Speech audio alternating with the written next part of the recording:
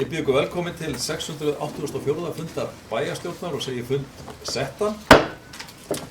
Það eru ein 12 mál á dagskrá. Það er fjárhagsáætlunin, síðan koma 5 fundargerðir til staðfestingar og 6 fundargerðir til kynningar. En fyrsta mál er fjárhagsáætlunin og ég gef bæjarstjóra Haraldi orðið, gjör svo vel.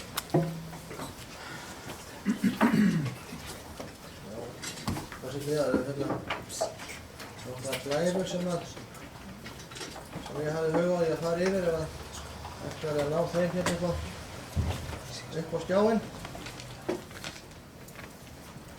Svo glærur upp á skjáinn?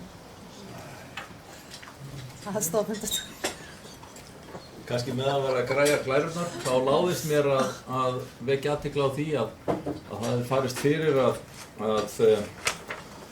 fundargerð skipulagsnefndar væri inni í dagskránni, en það var búið að kynna það með tölvupóstum og þannig að það eru í raun 13 mál á dagskrá og þá einnig fleiri fundargerð til staðfestingar.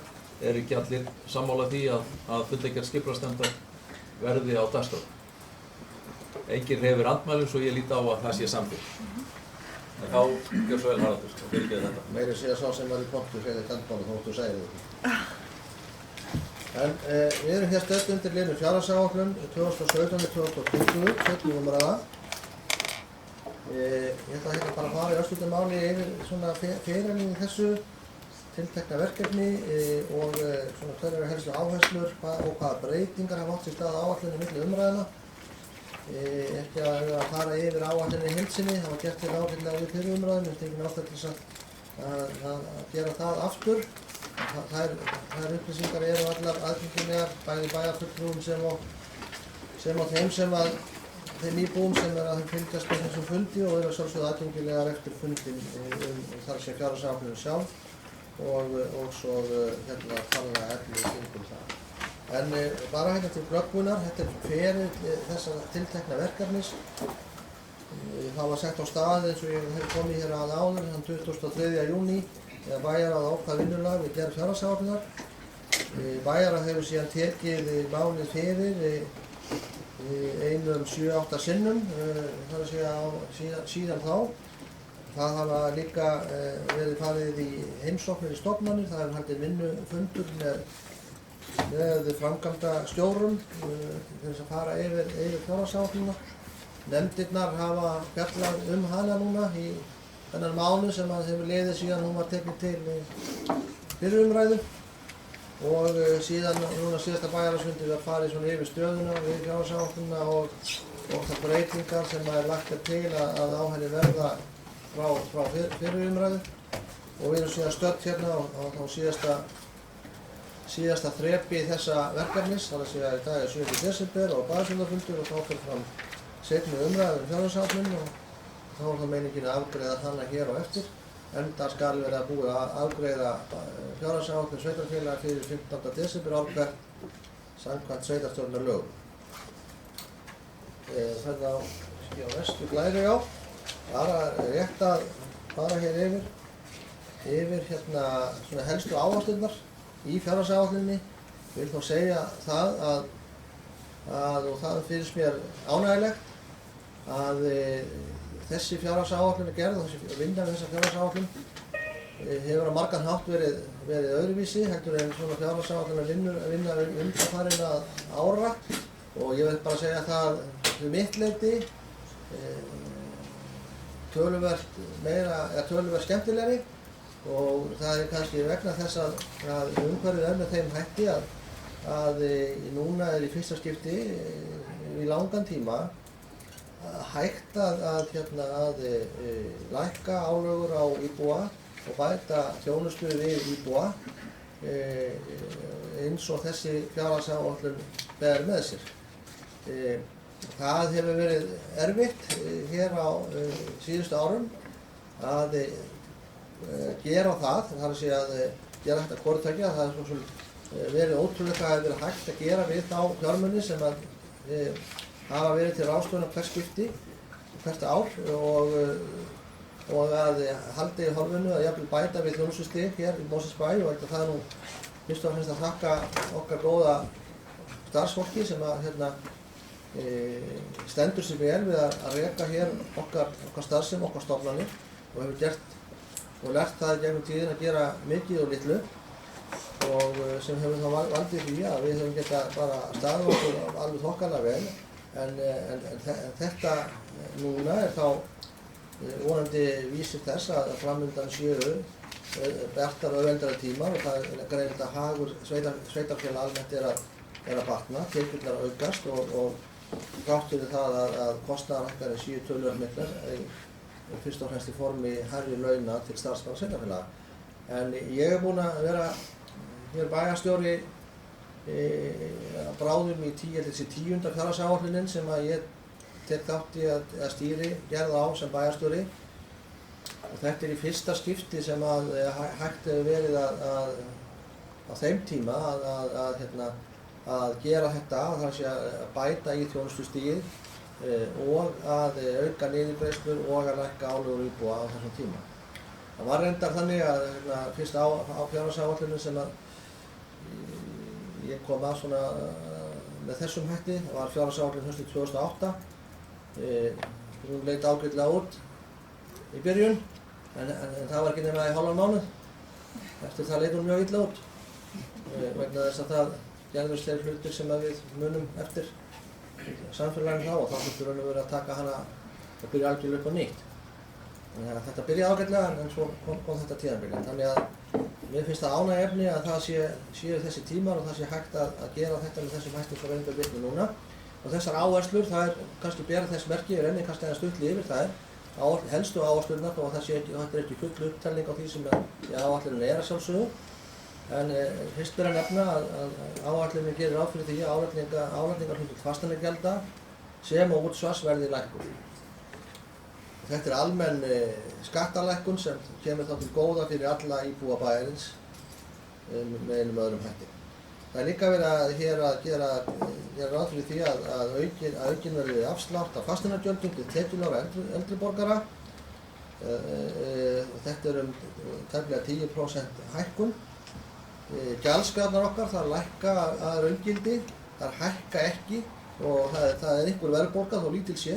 Þannig að gjaldskrárnar eru að lækka á raungildi frá árunum 2016 til 2017.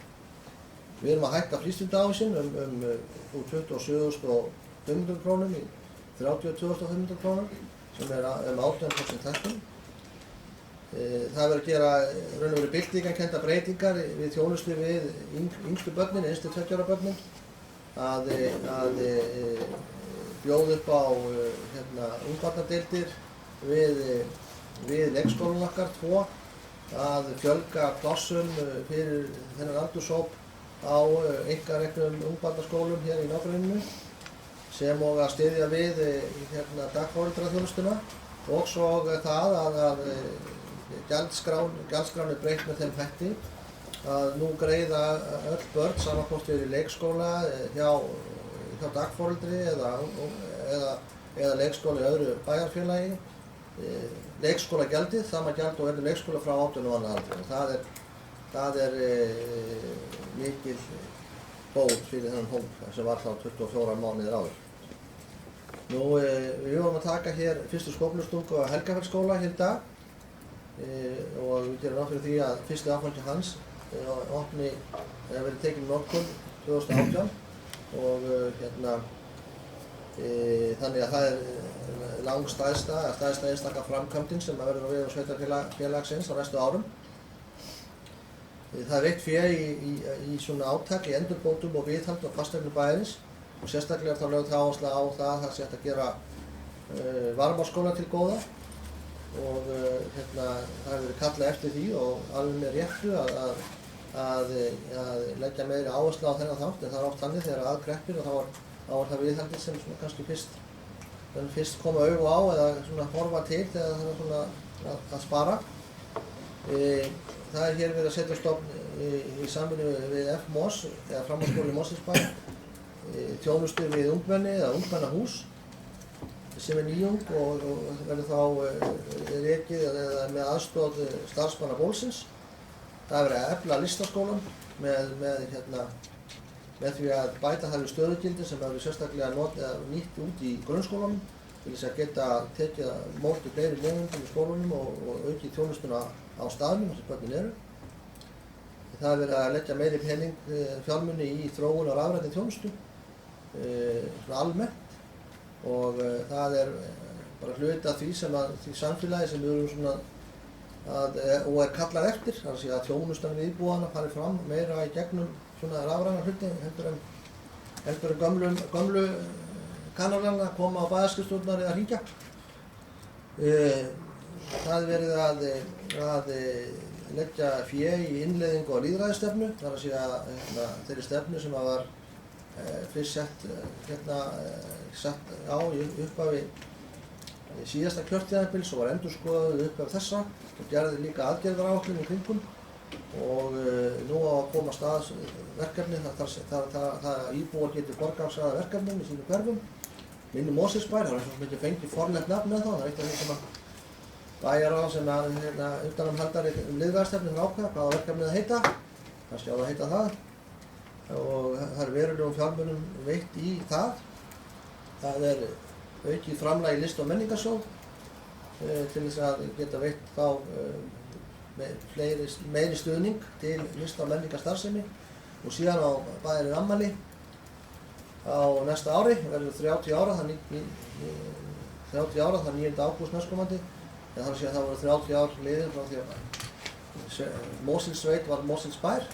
Það er að segja að nafnið Mosfellssveit var Mosfellsbær, mér finnst þetta ennþá vera Mosfellssveit, svona þeim skilningi, en að bærinn það er það 30 ár liðin frá því að hann fékk kaupstaðarréttindi fyrirgefið. Þannig að þetta er svona nokkur atriði sem að koma fram í þessari fjárhagsáætlun og eru öll til bóta og einnig annan hátt fyrir íbúa bæjarfélagsins og það er vel.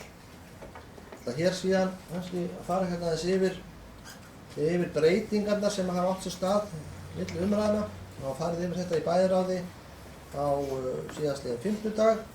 Það renna yfir þetta hér. Það var ákveðið á síðasta bæjarstjórnarfundi að breyta útsvarsprósentunni í staðinn fyrir að hafa hana 14,52% yfir 14,48%. Það lækkar tekjur bæjarins 14,4 milljónir. Það er búið að taka tillit til þess í talnaborki í fjárhagsáætluninni. Það kom líka fram að þegar fjárhagsáætlunin var lögð fram til fyrri umræðu þá var ekki komin fram áætlun frá Jöfnunarsjóði tekjur þaðan og nú er hún komin og það liggur fyrir að áætlaðar tekjur frá Jöfnunarsjóði hækka töluvert. Útgjaldajöfnunarframlagið hækkar 16,6 milljónir. Grunnskólaframlagið hækkar 5,4 milljónir. Framlagið fyrir sérþarfir fatlaðra nemenda hækkar 10 milljónir og framlagið vegna jöfnun fasteignaskatta hækkar 3 milljónir. Síðan til þess að ná fram til markmiðum að afsláttur af fasteignagjöldum tekjuviðmiða eldri borgara gæti hækkað 10%, þá þurfti að bæta þar við 2 milljónum inn í þann pott og það liggur líka fyrir þá hér á gögnum málsins og fundarins tafla með þá hvernig það skiptist milli tekjuflokka og slíkt. Ég gat athygli á því fyrir bæjarfulltrúa. Það er gert ráð fyrir að styrkir fjölskyldusviðs til ýmissa verkefna hækki úr 600.000 í 800.000 og hækki sem sagt 200.000 og að það er gert ráð fyrir því að framlag vegna sérstaks húsnæðisstuðnings verði 7 milljónum hærra en var gert ráð fyrir umræðu. Það er bara vegna þess að þegar var farið að skoða þann liðið nánar, þetta eru nýtt verkefni í sjálfum sér, eða ný nálgun á húsnæðismálum landsmanna, og það er þetta nýja lagaumhverfi, þá var það ljóst að þeir fjármunir sem var ætlað í það verkefni myndi ekki duga. Þannig að þarna er gert ráð fyrir 7 milljóna króna hækkun eins og var greitt frá á síðasta bæjarráðsfundi.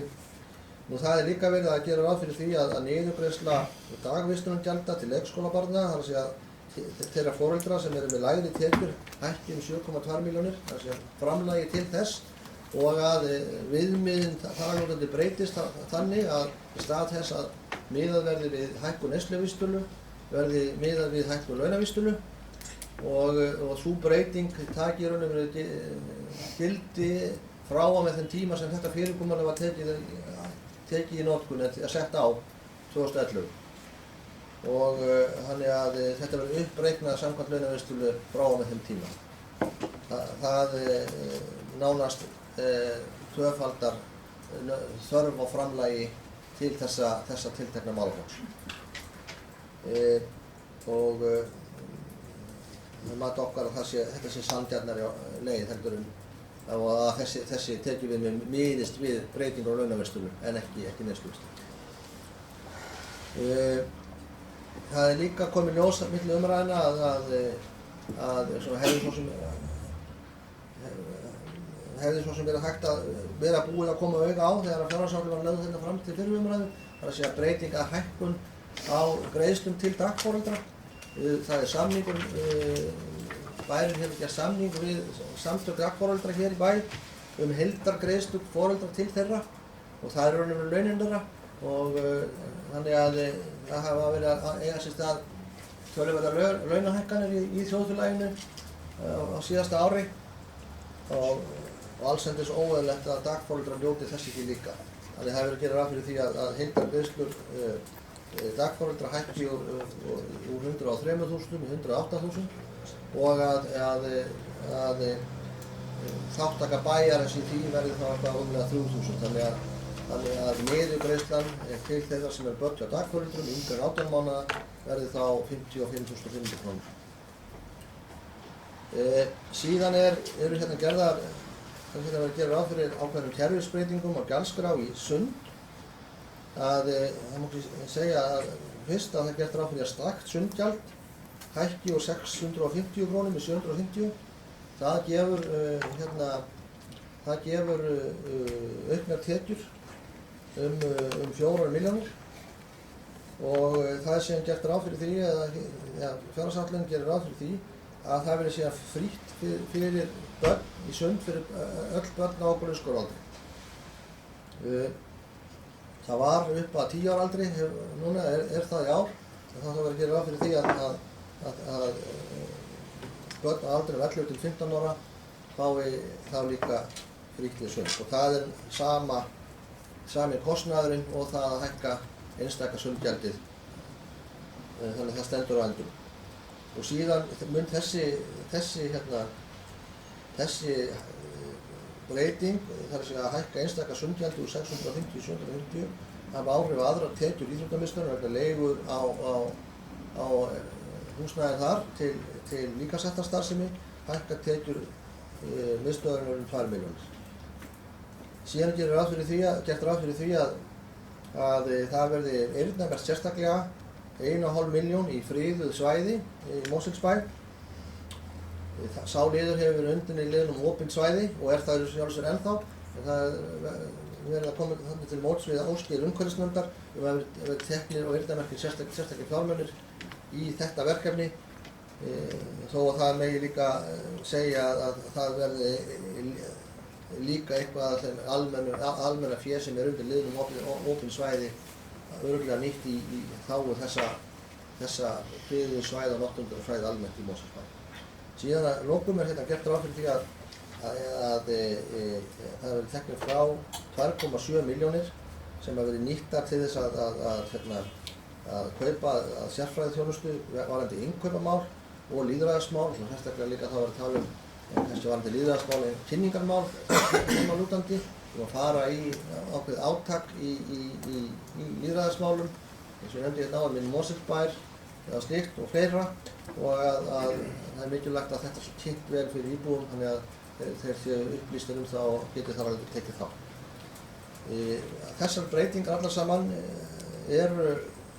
þær sömu til tekna og gjalda, þar að segja að breytingarnir gera ráð fyrir því að tekjur bæjarins aukist um 22,6 milljónir þegar að teknum tilliti til lækkunar útsvarsprósentunnar og gjöldin að samaskapi hækkun 22,6 milljónir. Þannig að þetta hefur ekki áhrif á rekstrarniðurstöðu rekstrarreikningin sinns eins og hann var lagður fram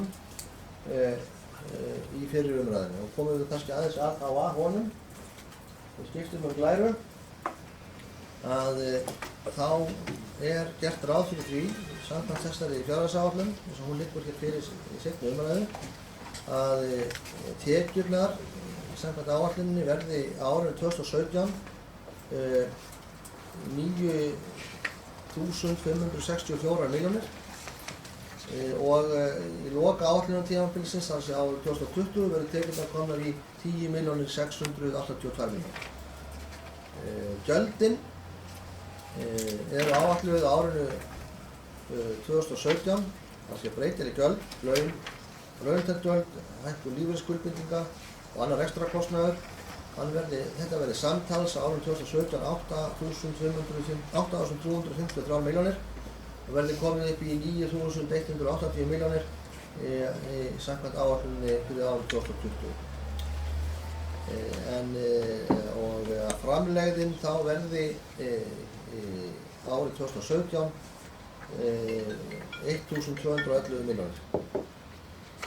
Samanborið við 1501 milljón áætlað 2020. Og að frádregnum afskriftum verði rekstrarniðurstaða ráðum fjárhagsliða jákvæð árið 2017 883 milljónir og verði komin upp í 1124 milljónir árið 2020. Og þegar búið að draga frá fjármagnsgjöld og tekjuskatt þá verði rekstrarniðurstaðan samkvæmt þessari áætlun jákvæð árið 2017 200 milljónir, rétt rúmar 200 milljónir 870.000. Og gert ráð fyrir því að niðurstaðan verði jákvæð árið 2020 556 milljónir og 974.000. Ég vil taka það fram hérna að áætlunin fyrir árið 2017, þannig að fyrir næsta ár skuldbindandi, hinn stefnumarkandi og henn gefur ágætis og góða vísbendingar það hvað þá framundan á sveitarfélaginu á næstu árum og þá miðað við þær forsendur sem lagðar til grundvallar við áætlunina 2017. Þannig að líka kannski geta þess að vegna forsendna að það gert ráð fyrir því í þessari áætlun að hafa verið teknir frá fjármunir í launabreytingar hjá kennurum. Það var teknar frá 122 milljónir samkvæmt áætluninni.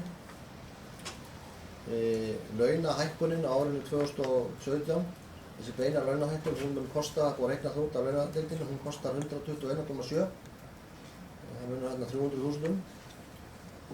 En þá ekki tekið tillit til eingreiðslunnar, þannig að það eingreiðsla sem á að greiðast 1. janúar sem þá væntanlega og ekkert væntanlega skaðabætur fyrir það til kennara fyrir það að þeir hafa verið samningslausir í ákveðinn tíma og ég mun leggja það til við bæjarráð og endurskoðendur og fjármálastjóra að sú launagreiðsla til árinu 2016. Enda höfum við gert ráð fyrir henni í áætluninni fyrir árið 2016. Og mér finnst það bara rökrétt, þetta er vegna þess árs, það er vegna þess að það er kjarasamningur og það verður að bæta það upp og mér finnst það algjörlega rökrétt að það sé fært með þeim hætti. Þannig að það munum verða til að bæjarstjóra hvað það varðar og þá í raun og veru gerir áætlunin 2017 algjörlega ráð fyrir því þessum kjarasamningin sem búið var að gera. Nú er hann til meðferðar hjá stéttarfélaginu og vinnuveitendum, hans sambandinu. Ég vona að báðir aðilar samþykki þann samning. Þetta er mikil kjarabót fyrir kennara þó að kennurum finnist örugglega mörgum hverjum hún ekki næg. En þarna er það bil 12% launahækkun, þetta er stuttur samningur til eins árs, það bil 12% launahækkun á einu ári, það er svona það bil 1% mánuði. Og það er náttúrulega ekki margir kjarasamningar í gegnum tíðina sem hafa verið gerðir sem innifela slíkar breytingar, hlutfallslega. En ég gerir ráð fyrir því að þó að að kennara lítur svo á og ég get alveg verið sammála því að kjarabaráttu þeirra sé ekki lokið eftir hennar samning, en ég held að þetta sé ákveðið ágætis skref í að bæta þá samninga.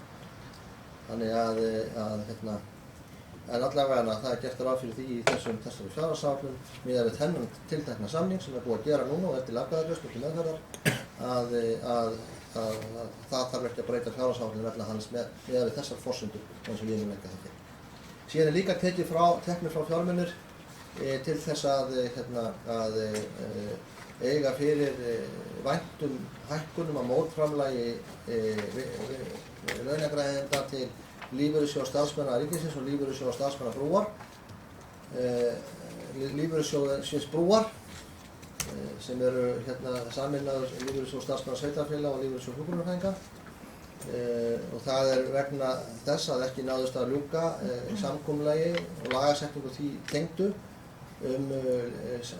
lífeyrisréttindi starfsmanna ríkisins og almannamarkaðnum og framlög ríkisins og sveitarfélaga inn í þessa sjóði. Ég bind nú líka vonir við það að í kjörnu Alþingi takist núna á þessu ágæta jólaþingi að koma þessum málum í lag og þá mun ekki koma til þessara útgjalda en fjárhagssáttmálinn gerir ráð fyrir þeim og það er ábyrgst að mínu mati að gera það með þeim hætti og ef það verður ekki ef það breytist og við þurfum ekki að leggja fram þetta aukna framlag þá mun afgangur sveitarsjóðs miðað við það tiltekna mál lagast rúmar 100 milljónir. Það er þá rúmar 300 í staðinn fyrir 200. Ef að þeim peningu verður geymt í eitthvað annað sem er svo sem einhverjum kann að þykja eftirsóknarvert. Og svo vil ég líka vekja athygli á því að það er gert ráð fyrir því í þessari áætlun og það er ekki verið breytt áætlunum verðlag, það sé að það er gert ráð fyrir þjóðhagsspánni sem var í gildi og var miðað við þegar áætlun var lögð fram til fyrri umræðu, það sé að verðlag hækkaði árið 2017 um 3,9%. Því hefur ekki verið breytt og það er sameiginlegt mat okkar fjármálastjóra, það sé engin ástæða til þess. Ný verðlagsspá segir 2,5% eitthvað svoleiðis. Það myndi þýða kringum 100 milljónir minna í verðbætur miðað við gömlu spána sem líka myndi þá laga afkomu bæjarsjóðs þá tölu en það lagar hins vegar ekki þá tölu sem mestu máli skipta, það sé að hvað mikið er eftir í kassanum, hvað veltur hér frá rekstur er hátt, hvað hægt hafa að nýta af því sem eftir er í að greiða framkvæmdir og eða afborganir eða niðurgreiðslu skulda. Þannig það er ekki verið leggja til breytingar á því. Og það er þá bara varúð á sjónarmið. Það er ekki komin ríkisstjórn, það er búið að vera að mynda hana í 2 mánuði og maður veit svo sem hvernig það fer, kannski það bara kjósa aftur. Án sem ég sé að spá neitt fyrir það, en þannig höfum við ekki gengið þetta ennþá og það er svona óvissara ástandi hvað varðar sem stjórnun á ríkisfjármálum finnst mér á svona því sem er framöndanlega miðað við það hvað við höfum haft. Það er að segja það er engin í sjálfsögðu stjórnaði mjög mikið þessa dagana. Þannig að ég held að það sé ekkert óvarlegt að gera ráð fyrir því þarna þar sem að það er alveg hægt og engin ástæða til að breyta því með okkar mati. Síðan fylgir að lokum, ég ætla svo sem ekki að fara yfir það í þessum glærum yfir málaflokkana. Þetta er náttúrulega stórir málaflokkar og skatttekjurnar eru þarna tæpir 7,6 milljarðar, það sem fyrir fræðslumál er rúmur 4 milljarðar.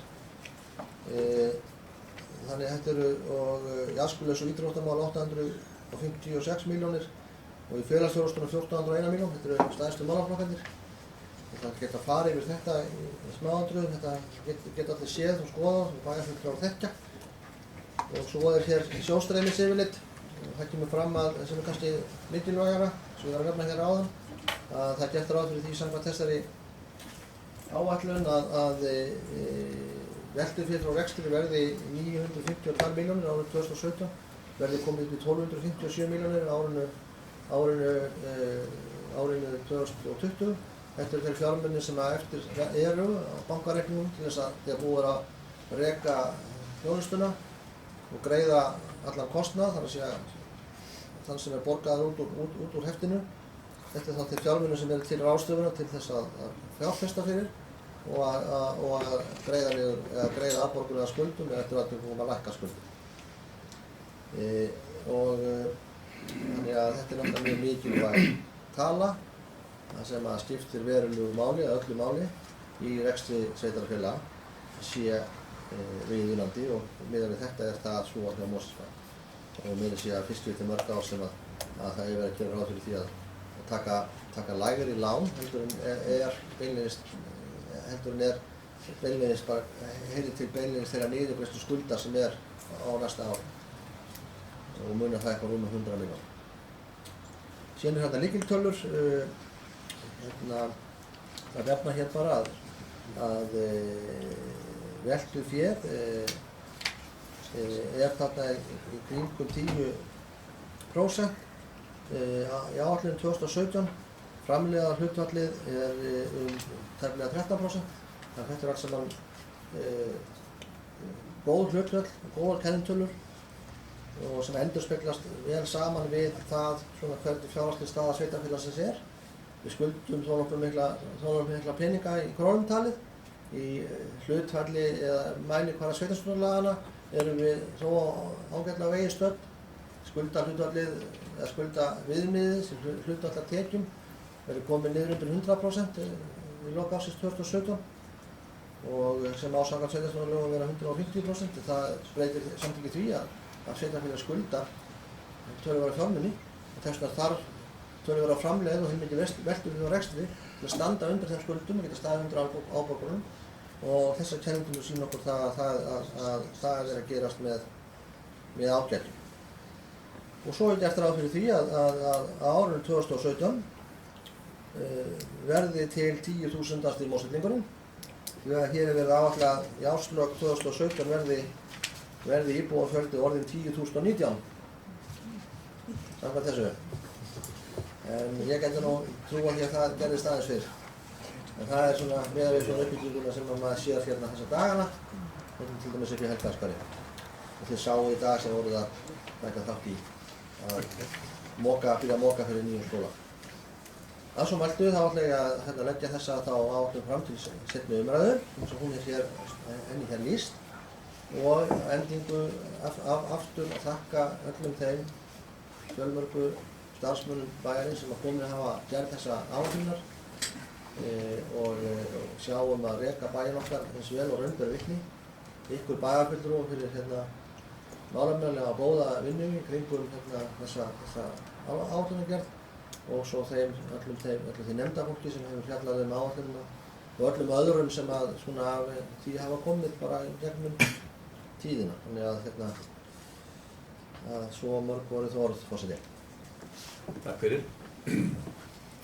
Já, og áður lengra haldið þá því að taka undir orð bæjarstjóra þakkir til allra sem að þessari vinnu hafa komið og þetta er mikil vinna og fyrir hana ber að þakka. En annars hefur þið, hversu vel? Hefur það þakka að tegja þetta hérna yfir? Já, mín vegna.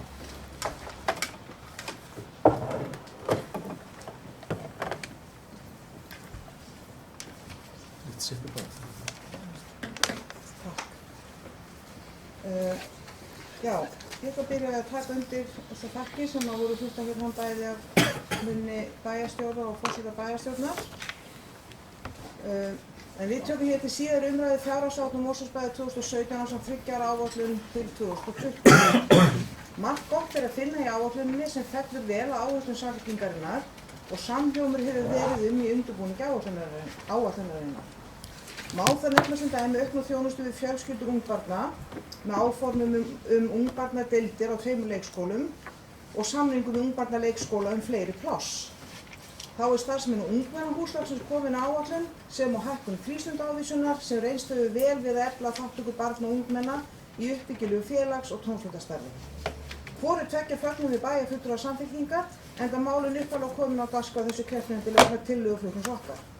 Ávísunin sem rætt hér hækkar fer úr að ég held 27.000 krónur til 32.500 en því ekki að neita að upphæð frístundaávísunarinnar verður þó áfram mun lægri en hann nágranna okkar, Reykjavíkurborg, en þar á bæði verður frístundaávísun hækkuð á næsta ári úr 35.000 í 50.000 krónur. Svo það ljóst að það eru mörg og ögrandi verkefni framundan í því að vinna bættum aðbúnaði barnafjölskyldna í Mosfellsbæ.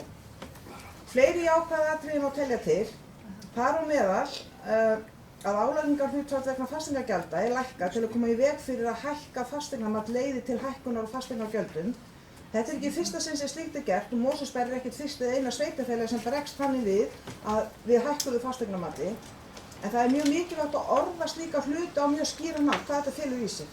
Þannig vil ég segja hér að það mátti skilja orð bæjarstjóri í bæjarblaðinu okkar daginn þannig að greiðslur húseiganda myndu lækka 12.000 að meðaltal á ári frá því sem nú er. Og með leyfi forseta þá kannski að ég sé að ég fæ uppbótur hérna, ég kannski fæ bara að lesa akkurat þessa setningu. Þessar aðgerðir, með leyfi forseta, þessar aðgerðir lækka greiðslur heimilanna 12.000 krónur á ári að meðaltali, stendur hér.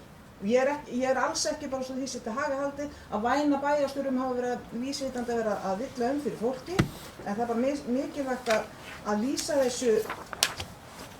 þessu þannig að sko, þessar aðgerðir gerir það verkum að greiðslur húseiganda hækka ekki 12.000 krónur á ári að meðaltali sem þær annars væntanlega hefðu gert ef sama hlutfallstala hefði verið notuð áfram eftir þessa miklu hækkun fasteignamatsins.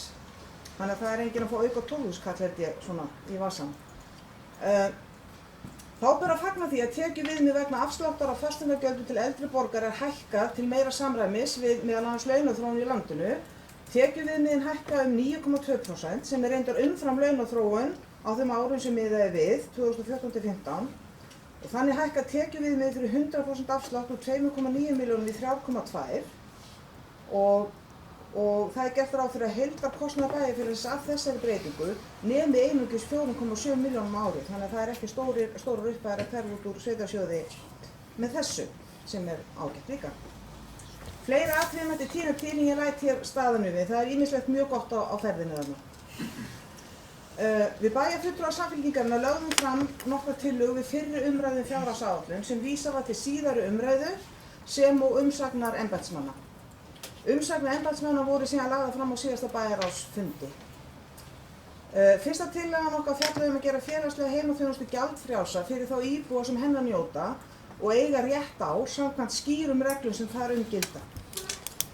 Tekjur af þessari þjónustu voru einungis 4,8 milljónir á yfirstandandi ári en þeir sem njóta óskertra tekjutrygginga frá Tryggingastofnun fá þessa þjónustu endurgjaldslaust nú þegar. Tekjutryggingin skerðist núna við 214.000 króna tekjur á mánuði. En áramót verður breytingar á kerfinu og fyrrgreind upphæð eða tekjumörk til skerðingar munu þá hækka í 280.000 krónur. Það sjá það allir að skerðingarþröskuldurinn er mjög lágur og seint verður það fólk sem fer upp fyrir þann þröskuld talið hátekjufólk. Þó þessi upphæð í reikningum Mosfellsbæjar sé ekki há eða 4,9 milljónir, þá hljóta allir að sjá að þessum skerðingamörkum að þá íbúa munar hana, þessa upphæð, sem þurfa að greiða. En það er kannski spurning hvað bæinn munar hana. Önnur tillagan, og ég þess að taka það fram að í þeim umsögnum sem okkur bárust þá var ekki tekið það var ekkert að skilja þannig að þeim væri tekið, veit ekki alveg hvernig ég orða það, að það væri verið að gefa ákvörðun að það væri hægt að koma þessu fyrir. Önnur tillagan okkar fjallaði að gert yrði ráð fyrir fjármunum til að hefja árinu 2017 vinnu við úrbótaverkefni sem kemur út úr skoðun og mati á skýrslum sérkennslu og sérfræði þjónustu frá árinu 2012. Í svari framkvæmdastjóra viðkomandi sviðs kemur fram að gert sé ráð fyrir þeim fjármunum nú þegar í fjárhagsáætlun sem er mjög gott. Mín spurning til framkvæmdastjóra bæjarfélagsins er hvar í fjárhagsáætlun sviðsins er gert ráð fyrir þessum kostnaði og hversu háa fjárhæð er að ræða, því það er upplýsingar skortir í umsögnum. Þriðja tillagan fjallaði að lækka leikskólagjöld í Mosfellsbæ en þau hafa verið yfir hærri hér í okkur góða bæinn í nágrannasveitarfélögunum. Tillagan gekk út á að þau yrðu að minnsta kosti svipuð í Kópavogi eða 30.000 krónur fyrir 8 stunda vistun og gerð var tillaga að lækka ekki fæðisgjald heldur einungis almenna gjaldið. Tilgangur tillögunnar var að gera leikskólagjöldin hagfelldari fyrir fjölskyldur ungra barna í Mosfellsbæ og bæinn þar af leiðandi betri búsetukosti fyrir barnafjölskyldur. Samkvæmt umsögn framkvæmdastjóra kostar þessi gjaldalækkun til barnafjölskyldna 18 til 19 milljónir á ársgrundvelli. Í samræmi við bókun okkar bæjarfulltrúa Samfylkingarinnar lækkun útsvars á síðasta bæjarstjórnarfundi þá lýsum við því enn og aftur yfir að þeim fjármunum væri betur varið í að bæta samfélagslega þjónustu í bænum í stað þess að meðal útsvarsgreiðandinn fái reiðufé sem dugi fyrir kaffibolla annan hvern mánuð á kaffihúsi. En reikna má með að lækkun útsvars þýði 120 krónur í vasa 300.000 króna mannsins, 240 krónur í vasa þess sem með 600.000 krónur á mánaðarlaun og heilar 800 krónur í vasa 2 milljóna króna mannsins, sem reynda gæti þá farið á kaffihús mánaðarlega fyrir ábúðan. Ef útsvar hefði ekki verið lækkað, þá hefði verið hægt að samþykkja þessar tillögur Samfylkingar lækkun leikskólagjalda, bæta við 4 til 5 milljónum við þær 14,4 milljónir sem að óbreytt útsvar gæfi í kassan til þess að gera leikskólagjöld í Mosfellsbæ hagfelldari fyrir fjölskyldur ungra barna. Fjórða og síðasta tillagan var að í grunnskólum bæjarins verði börnum boðið endurgjaldslaust upp á hafragraut í upphafi dags eins og gert víða. Óskað var eftir að embættismönnum yrði falið að kanna með hvaða hætti þessi þjónusta verið veitt annars staðar og falið að reikna út hvaða áhrif þessi aðgerð hefði á tekjur bæjarins. Í umsögn þeirri sem fyrir liggur eru umboðnar upplýsingar að hafa það með hvaða hætti slík þjónusta veitt annars staðar, eins og óskað var eftir.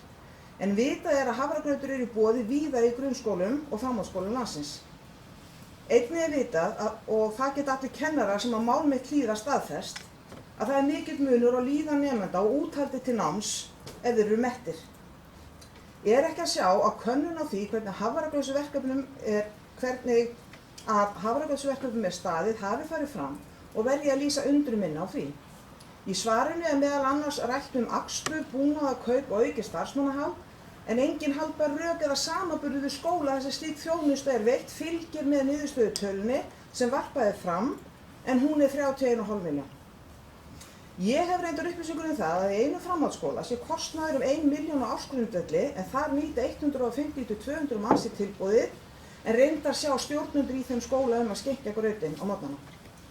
Og stór hluti kostnaðins þar skilst mér að liggja í einnota diskum sem notaðir í umræddum skóla. Ég legg alls ekki mat á hversu raunhæft að miða við þetta dæmi í aðstæðum í grunnskólum í Mosfellsbæ. Og það má vel vera að það sé alveg fullkomlega óraunhæft. En ég verð að lýsa bara út vonbrigðum mínum með að það ekki skuli hafa verið rýnt betur í þessa tillögu og aflað upplýsinga hvernig staðið að slíkum verkefnum annars staðar eins og óskað var eftir. Meirihluti Sjálfstæðismanna og Vinstri grænna ákvað að taka 14,4 milljónir út úr samfélagslegum verkefnum í bæjarfélaginu með lækkun útsvarsprósentu og telja þeir félagar greinilega að þeim fjármunum sé betur varið til dæmis í kaffibolla en að hlúa betur að ungum fjölskyldum með lægri leikskólagjöldum. Það verður að segjast eins og og sú afstaða hægri manna í Sjálfstæðisflokknum kemur svo sem ekkert óvart, en öðruvísi mér áður brá varðandi stefnumál Vinstri grænna. Að Vinstri græn skuli ganga þannig fram fyrir skjöldu og lækka skatt þannig að helst nýti þeir sem betur mega sín, þá bendi 120 krónur versus 800 krónur, eiginlega frásögu færandi. Reynda má nú segja að þessi lækkun á útsvari sé einungis táknræn aðgerð til þess að minna á hægri möntruna lægri skatta eða minna skattaábyrgð eins og sumir kalla það og brauðmálakenninguna því þessi lækkun hefur engin úrslita áhrif á afkomu bæjarbúa. Í fyrirliggjandi fjárhagsáætlun miðað við 3,9% hækkun verðlags á næsta ári sem í samræmi við þjóðhagsspá frá því í sumar. Ný þjóðhagsspá gerir ráð fyrir 2,4% hækkun verðlags. Gera má ráð fyrir því að þjóðhagsspá sem byggir á nýrri gögnum og nær í tíma sé nákvæmari en sú sem gerð fyrir nokkrum mánuðum síðan, eiginlega bara eins og veðurspá. Samkvæmt upplýsingum frá fjármálastjóra yrðu verðbætur 300 milljónir króna miðað við 3,9% hækkun verðlags líkt og gert í fyrirliggjandi áætlun. Ef miðað verður við 2,4% hækkun verðlags yrðu verðbætur 185 milljónir króna og myndi rekstrarafgangur A og B hluta hækka 115 milljónir en verslunarrekstri væri óbreytt. Þarna talsverður munur á rekstrarafgangi. Bæjarfulltrúar Samfylkingarinnar telja eðlilegt að miða við nýjustu þjóðhagsspá sem í tilfelli bæjarins þýðir, eins og áður sagði, að rekstrarafgangur myndi aukast 115 milljónir. Í ljósi þessa leggjum við fram eftirfarandi tillögu. Bæjarfulltrúar, og hún hljóðar svona tillagan, bæjarfulltrúar Samfylkingarinnar gera það að tillögu sinni að fjárhagsáætlun 2017 verði endurreiknuð í samræmi við endurskoðaða þjóðhagsspá og kostnaður við breytingartillögu Samfylkingarinnar reiknaðar inn í þá áætlun. Það er við lokið máli mínu bili. Hafsteinn, ertu til í að kynna þessu? Sigrún, hversu er?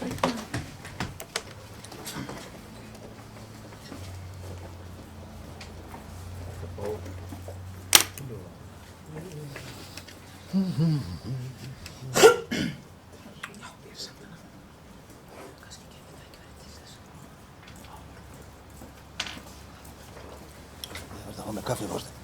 Það er leið. Já, ágæti forseti og aðrir viðstaddir. Mig langar að byrja á því að taka undir þakkir bæjarstjóra og fulltrúa S-lista til starfsmanna og þeirra sem að lagt hafa á sig alla þessa vinnu við gerð fjárhagsáætlunar. Mig langar líka að taka undir hvert orð fulltrúa S-lista í ræðunni sem var flutt áðan. Íbúahreyfingin gerði að sérstöku umræðuefni þessa lækkun á útsvari á síðasta fundi og má lesa bókun það í fundagerð. En eins og bæjarstjóri hefur rakið margt jákvætt í fjárhagsáætlun Mosfellsbæjar 2017. Ýmis þörf verkefni hafa einnig fengið brautagengi milli umræðna sem bara óvenjulegt. Þar á meðal nokkrar tillögur íbúahreyfingarinnar og erum við meiri hlutanum afar þakklát fyrir það. Íbúahreyfingin gerði fjárframlög til náttúruverndar að sérstöku umræðuefni við fyrstu umræðu fjárhagsáætlun 9. nóvember. Tildrög þess voru að nánast ómögulegt að greina hve miklu fé Mosfellsbær ver í verkefni sem heyra undir þann málaflokk. Bókhaldslykillinn náttúruvernd eða einhvers konar ígildi hans hvergi að finna í fjárhagsáætlun og ekki heldur hægt að greina slík verkefni undir öðrum bókhaldslyklum, undir öðrum skyldum bókhaldslyklum. Við hljótum að geta verið sammála að gegnsæi besta leiðin til að mæla afköst í hverju málaflokki fyrir sig og gildir þá náttúruvernd eins og aðra bókhaldsliði. Til að auka gegnsæi náttúruverndarmálum telur íbúahreyfingin mikilvægt að framvegis verði gerð grein fyrir ráðstöfun fjár í þágu náttúruverndar í fjárhagsáætlun Mosfellsbæjar og verður tillaga þess efnis lögð fram hér á eftir.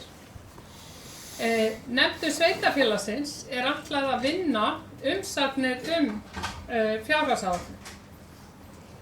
Samkvæmt samþykkt umhverfisnefndar á nefndin að hafa umsjón og eftirlit með náttúruvernd, skógrækt og landgræðslu samkvæmt náttúruverndarlögum og lögum landgræðslu. Ennfremur að fara yfir tillögu forstöðumanna af fjárhagsáætlun hvers árs, hvað varðar þá liði sem falla undir verksvið nefndarinnar og gæta þess í ákvörðunum sínum að halda áætlanir þegar að framkvæmdin kemur. Og ég spyr, hvernig á umhverfisnefnd að sinna því hlutverki þegar upplýsingar náttúruverndarverkefni umhverfissviðs vantar í fjárhagsáætlun? Fjallað var fjárhagsáætlun á fundi umhverfisnefndar 17. nóvember. Ég mæli eindregið með að bæjarfulltrúar skoði fylgigögnin sem þar voru til kynningar. ef meta ætti hver staða náttúruverndar í Mosfellsbæ á grundvelli þeirra, mætti ætla að málaflokkurinn væri munaðarlaus. Í þessu samhengi þó vert að benda á að athugasemdir íbúahreyfingarinnar eru tæknilegs eðlis og lúta að gegnsæi og framsetningu verkefna í fjárhagsáætlun, sem hvoru tveggja skiptir verulegu máli þegar kemur að því að útdeila fé. Það að ekki skuli vera hægt að lesa þá út úr fjárhagsáætlun hvaða verkefni verið að vinna að í þágu náttúruverndar þýðir þó ekki að Mosfellsbær sitji alfarið auðum höndum í umhverfismálum. Í fylgiskjali sem nefnist jarðvegsskipti og gatnagerð í fjárhagsáætlun 2017 og bæjarstjóri kynnt í bæjarráði 13. nóvember síðastliðinn gert ráð fyrir 8 milljónir króna í viðhald og endurbætur á göngustíg meðfram Varmá, en áin og bakkar hennar eru á náttúruminjaskrá. Framkvæmdir á svæðinu þurfa að vera í samræmi við náttúruverndarlög og eru þær að hluta til unnar í þeim tilgangi að vernda ána á bakkana auk þess að viðhalda og endurbæta göngustíginn. Þetta verkefni heyrir samt undir gatnagerð í fjárhagsáætlun. Og síðan sem sagt, íbúahreyfingin hefur lagt til að unnið verði leiðbeinandi handbók framkvæmdir á verndarsvæðum. Fordæmalaus uppbygging framundan í Mosfellsbæ og mikilvægt að náttúru Mosfellinga haldi verndar og verðgildi sínu. Þess vegna þessi tillaga. Umhverfisvið hefur tekið vel í hana og vonandi á hún eftir að hafa bætandi áhrif. Verkefnið lætur lítið yfir sér en leggur samt grunn að því að framkvæmdaaðilar átti sig á hvaða verðmæti þeir eru með í höndunum. Fleiri verkefni, svo sem aðgerðir til að draga úr vaxandi útbreiðslu lúpínu og skógarkerfis og kortlagning gróðurþekju og jarðvegsrofs á vatnsverndarsvæðum og á vatnasviði fallvatna í Mosfellsbæ eru meðal þess sem íbúahreyfingin hefur lagt til að ráðist verði í á næsta fjárhagsári. Einnig meiri kynningu og bætt aðgengi að friðlýstum svæðum og gerð fræðsluefnis til að vekja athygli á náttúruvernd. Umhverfisvið gaf út mjög vandaðan bækling í þágu vatnsverndar á árinu og mikilvægt að halda áfram á sömu braut og dreifa til íbúa. Í ljósi þess að Mosfellsbær hefur hug á því að byggja ferðaþjónustu og selja lóðir undir hótel heldur ekki seinna vænna að huga að stígagerð svo sem í kringum Úlfarsfell og náttúrulega stíginn við Varmá og fleiri stígarendar. Á sviði félagsþjónustu lagði íbúahreyfingin til að svigrúm fjölskyldusviðs til að veita styrki til hjálparsamtaka eins og Kvennaathvarfsins og Stígamóta yrði aukið annað árið í röð og sú tillaga nú hluti af fjárhagsáætlun og fyrir það ber að þakka. Mosfellsbær í samstarfi við lögreglustjóraembættið á höfuðborgarsvæðinu aðgerðir gegn heimilisofbeldi, verkefni nefnist Saman gegn ofbeldi og eru sveitarfélögin háð þjónustu samtakanna í því verkefni. Háskóli Ísland hefur líka gert úttekt á því í nokkrum sveitarfélögum og það hefur sýnt sig að það hefur reynst vel. Þess vegna aukið framlag.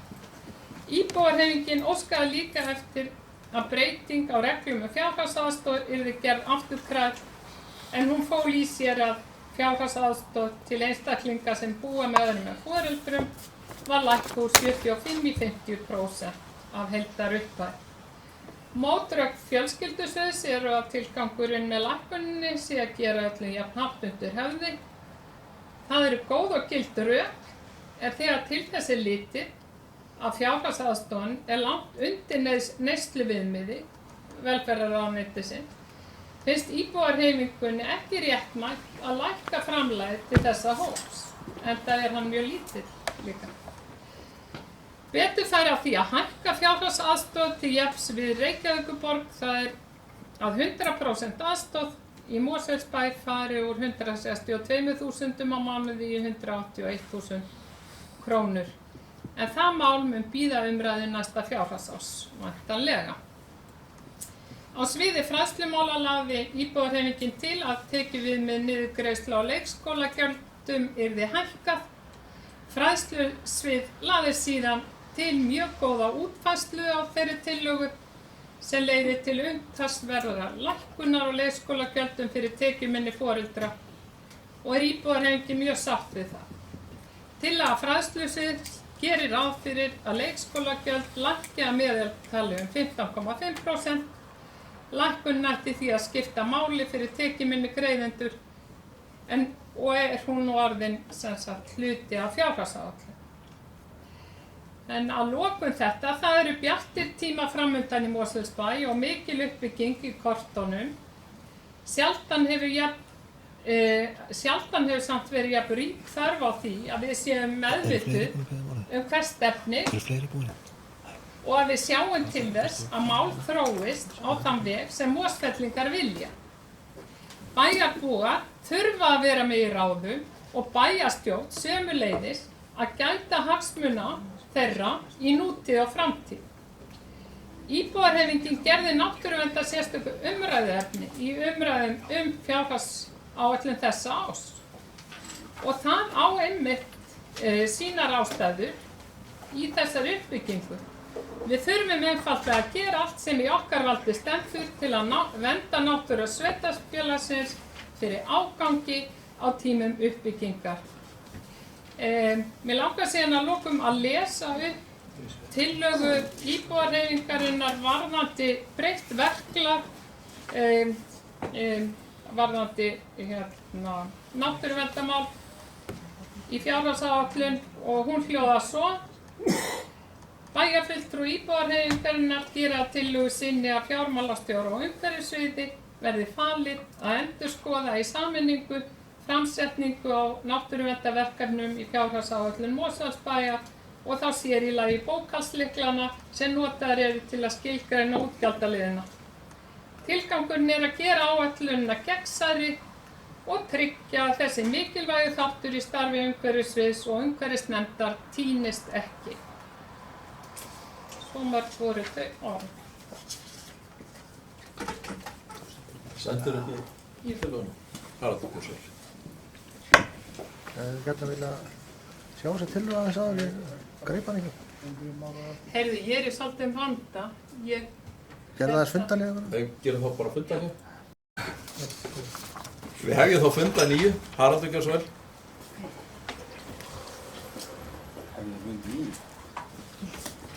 Forseti, það er kannski svona að bregðast við ekki í einhverjum smáatriðum í það sem hér hefur verið sagt. Þetta er svona kannski frekar almennt. Kannski fyrst að segja sko að hvað er vandasamt verkefni að koma saman fjárhagsáætlun fyrir sveitarfélag. Þetta er stór og viðamikill rekstur sem er mjög víðfeðmur og tekur á mjög, bara öllum helstu hliðum og sviðum samfélagsins. Það er bara þannig að sveitarfélög hafa það hlutverk. Sjá framkvæmdir og sjá mjög viðkvæma félagslega þjónustu og menntun og uppeldi barnanna okkar og svo framvegis. Þannig að það er heilmikið lögð á herðar sveitarfélagsins og bæjarfulltrúar þar með og starfsmenn sveitarfélaga að sjá þetta allt saman og reyna að gera það eftir bestu getu og þjóna samfélaginu sínu á sinn bestan hátt. Og það er líka verkefni að þessu tengdu að koma saman fjárhagsáætlun fyrir hvert ár.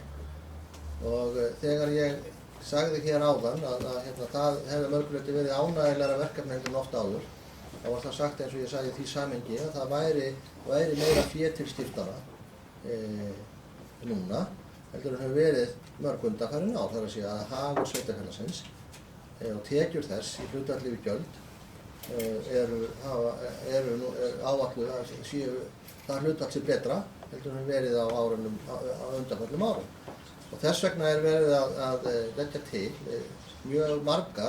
mörg atriði sem eru bætt þjónusta við íbúa sveitarfélagsins og líka lækkun á gjöldum og sköttum. Síðan er alltaf hægt að koma með nýjar tillögur sem að eru þá annarkvæmt útgjalda aukandi eða tekjuhamlandi. Og þessar tillögur sem að, sérstaklega þó tillögur Samfylkingarinnar eru þess eðlis að þær eru þannig, það má kannski segja kannski frekar tillögur sem íbúahreyfingin hefur meira svona einhverja hugleiðingar almennt stefnumörkun sveitarfélagsins, hvort það er að gera almennt meira í þessum málaflokki eða hinum, sem að svona mínum mati á meira heima bara inn í hinni svona daglegu eða öllu heldur reglulegu umræðum inn í fagnefndum bæjarins. Og það sem að, eins og ég hef svo seint reyndist á að segja, að vinna við fjárhagsáætlun er í raun og veru omgóandi verkefni, þar að segja það er verið að ræða stefnumörkun og áherslur sveitarfélagsins í nefndastarfinu, í bæjarráði, sem útvatna síðan í fjárhagsáætlun hvers árs. Þannig að þetta er svona, og það er voða auðvelt í sjálfum sér að koma með tillögur sem að auka kostnað að lækka tekjur og horfa svo kannski ekki alveg á heildina og því að það er nefnilega okkar verkefni líka og kannski fyrst og fremst að sjá til þess að þessi rekstur allur saman, þegar allt þetta tekjur og gjöld eru lögð saman, að þetta sé ábyrgt og til þess fallið að hagur sveitarfélagsins til lengri tíma litið geti vaxið og dafnað. Þannig að við getum smátt og smátt betri og faglegri þjónustu fyrir sem minnstan pening fyrir okkar þegna eða okkar íbúa. Þannig að þetta er svona kannski bara almennt þetta og þess vegna sko líka komur til dæmis í fyrruöfnarna mjög svona útgjaldamiklar tillögur sérstaklega frá Samfylkingunni ákveðin atriði sem að hefði líka alveg verið hægt að ræða fyrir ferlinu, því eins og ég fór í yfir ágætlega áðan og gerði líka á síðasta bæjarstjórnarfundi þegar þessi fjárhagsáætlun var rædd, að það var búið að vera mjög mörg innstig inn í þetta og fjárhagsáætlunin rædd oft í bæjarráði og sérstökum vinnufundum og svo framvegis og ég held að ég sem bæjarstjóri hafi leitast eins og ég framast get að upplýsa alla bæjarfulltrúa eða bæjarráðsmenn sem þá geta upplýst alla bæjarfulltrúa þar fyrirætlanir sem að menn hafa þá verið að velta fyrir sér breytingar á fjárhagsáætlun eins og hún var lögð fyrir fyrri umræðu og það breytingar sem að menn að velta fyrir sér varðandi seinni umræðu. Þannig að en þetta er alltaf bara, getur vel verið að, þetta er bara mín skoðun og að þetta var spurningum verklag og vinnulag en kannski og örugglega hafa einhverja aðra skoðun og það er bara allt í fína lagi, það er allir sjálfsögur leyfi til þess og slíkt. En síðan vildi ég nefna hér, að því það var að tala hér og vitna hér í blaðagrein sem að ég skrifaði áherslur í þessari fjárhagsáætlun, þar sem ég tala það að útgjöld yrðu miðað við þessar ákvarðanir bæjarstjórnar að meðaltali 12.000 krónur lægri á hverja fjölskyldu í sveitarfélaginu, eða hvert heimili í sveitarfélaginu en ef að þær ekki eru teknar. Ég sjálfsögðu stend 150% við því orð, þannig er það bara. Ef að álagningarhlutfall fasteignagjalda var ekki lækkuð eins og hér liggur fyrir að verði gert og að útsvarsprósentan verði ekki lækkuð eins og hér liggur fyrir að verði gert, þá myndi hvert heimili að meðaltali greiða 12.000 krónur meira í skatta á árinu 2017 en það gerir árinu 2016. Þannig að því verður ekki breytt, þannig er það bara. Og það er líka búið að gera lítið úr því að það sé verið að lækka útsvar. Það er örugglega hægt að stilla öllu upp í einhverja kaffibolla eða brauðsneiðar eða jafnvel sykurmola. En þessar tilteknu skattabreytingar, það er að segja á fasteignagjöldunum og á útsvarsprósentunum eða útsvarsgjöldunum eða útsvarinu, það er lækka tekjur sveitarfélagsins svona það bil á árinu 2017 svona cirka bara 35 milljónir. það er að segja svona tæpar 15 í útsvarið og rúmar 20 í fasteignagjöld.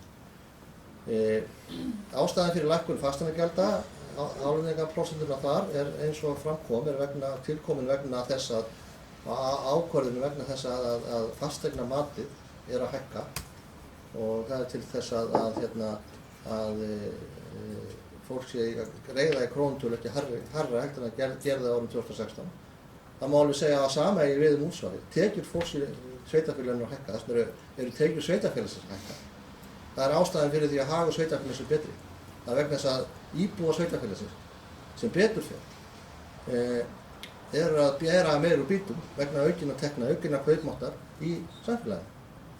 Og þá er sveitarfélag að taka ákvörðun það að taka örlítið minni skerf af þeim kjarabótum sem íbúarnir eru að fá. Það er alveg nákvæmlega sömu prinsipin sem að gilda það að breyta álagningarhlutfalli fasteignagjalda eins og að breyta álagningarhlutfalli útsvars. Alveg sama hvað hver segir. Og ég verður bara að segja það, mér finnst það hallærislegt að fara í einhverja pólitíska dilka, að draga fólk í einhverja pólitíska dilka, hvort mér vinstri grænir eða sjálfstæðismenn, það að reyna að skjalla eða koma einhverjum höggi á einhverja bæjarfulltrúa af því þeir eru þessum flokki, að þeir vilja fara þessa leið. Og það er kannski þess vegna sem mennum tekst ekki að mynda ríkisstjórn, samstarf málamiðlun. Og við ræðum, okkur ber gæfa til þess, sjálfstæðismönnum og vinstri grænum í þessum meirihluta, að vinna mjög þétt og vel saman og ræða hlutina og komast að sameiginlegri niðurstöðu. Það getur vel verið að einhverjir vinstri grænir í prinsipinu hefði ekki viljað skatta. Það getur vel verið að einhverjir sjálfstæðismenn í prinsipinu vildi ekki lækka leikskólagjöld. Og svo komast maður að þetta sameiginlegri niðurstöðu. Og þannig að mínu áliti á þjóðfélagið að ganga. Og þannig gerist þetta. Og vonandi eitthvað gott. Þannig að ég finnst þetta svona, ég finnst þetta hallærislegt, þannig að það er kannski bara mér sko. Síðan vorum við hérna að tala brauðsneiðar og slíkt og jafnvel kaffibolla. Félagsleg heimaþjónusta, hún kostar það sem að skjólstæðingar þegar manna borga að borga 34.000 krónur á mánuði fyrir að fá mjög mikla og góða þjónustu inn á sitt heimili. Það er ekki há tala, ekki miðað við það sem að sú þjónusta felur í sér. Það er að mínum mati réttlátt að fólk taki með einhverjum hætti þátt í svona og beri einhverja vitund það hvað svona þjónusta getur yfirleitt kosta og það sé náttúrulega bara að borga brota því sem það gerist. Og þannig höfum við litið á það, þess vegna erum við ekki að taka undir það að félagsleg heimaþjónusta verður gjaldfrí fyrir alla, en það er hún gjaldfrí fyrir þá sem að lægstu tekjurnar hafa. Það var hérna líka tillaga úrbótaverkefni sérkennslu. Hún var svolítið gildislaðin svo tillaga, hún svona gaf það í skyn að sérkennsla væri hugsanlega jafnvel örugglega í einhverjum ólestri, að henni var ekki vel sinnt í sveitarfélaginu. Ég veit svo til að það er búið að gera hér stefnumörkun hana fyrir nokkrum árum síðan sem er að mínum mati mjög positív, mínum mati metnaðarfull. Það er verið að yfirfara hana sjálfsögðu, eins og gert við aðra stefnumörkun hverju ári. Vonandi sýnir hún það að við þurfum og við séum á algjörlega réttri braut hvað þennan málaflokk varðar. Ég held að hún er örugglega að sýna það að minnstakosti að sveitarfélag Mosfellsbæjar er að leggja hlutfallslega meiri fé í þessa hluti heldur en mörg önnur sveitarfélög. En það má alltaf bæta sig og það er alltaf markmið okkar. En það þarf þá bara að taka á því þegar að ef hún kemur ljós að við séum allt niður okkur í sérkennslu sem ég efast að koma inn, þá þarf þá bara að taka á því þegar það ef og þegar það upplýsingar liggja fyrir. Og síðan hvað varðar peningana sem eru þá ætlaðir forseti, ég eiginlega erfitt með halda áfram. Já.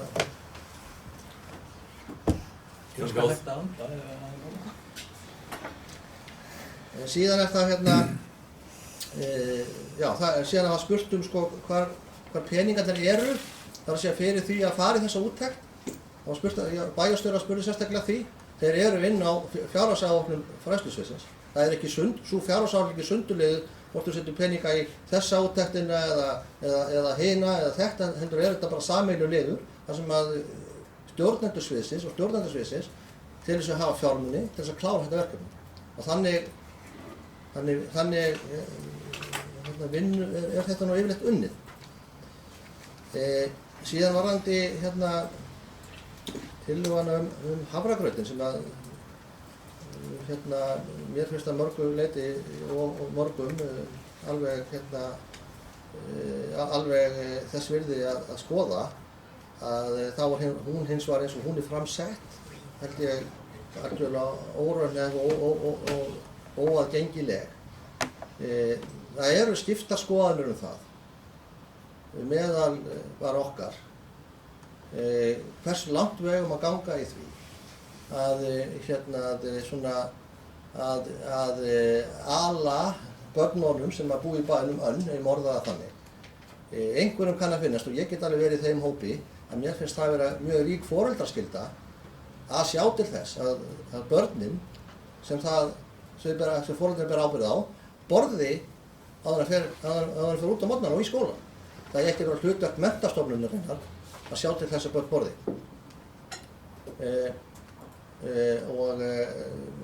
Það er einhverja þessara skoðun. Ég get alveg verið að það er líka. Aðrir á þeirri skoðun að þetta sé sjálfsögð og góð þjónusta, að það þurfi ekkert að vera stúsast í því heima hjá fólki að gefa fólki að borða, að krökkunum að borða á morgnana.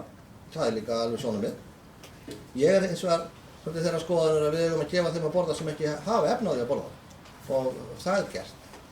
En mér finnst líka alveg komið til greina að þetta mál verði skoðað frekar með það fyrir augum að það sé að framkvæma það með einhverjum einfaldari og auðveldari hætti heldur en þessi tillaga beinlínis ber með sér, og ég gerir ráð fyrir að forsetinn muni bera upp einhverja svona málmeðferðar tillögu hvað þessa tillögu varðar sem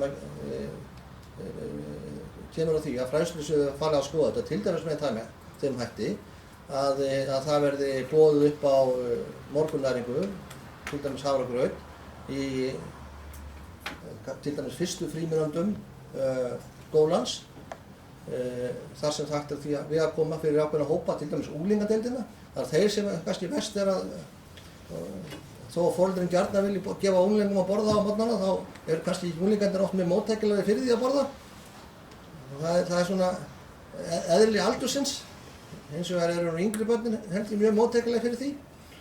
Þannig að mér finnst það alveg koma til greina, og ég held að fræðslusviðið væri bara ágætt í því að fara aðeins yfir það og skoða möguleika í þessu.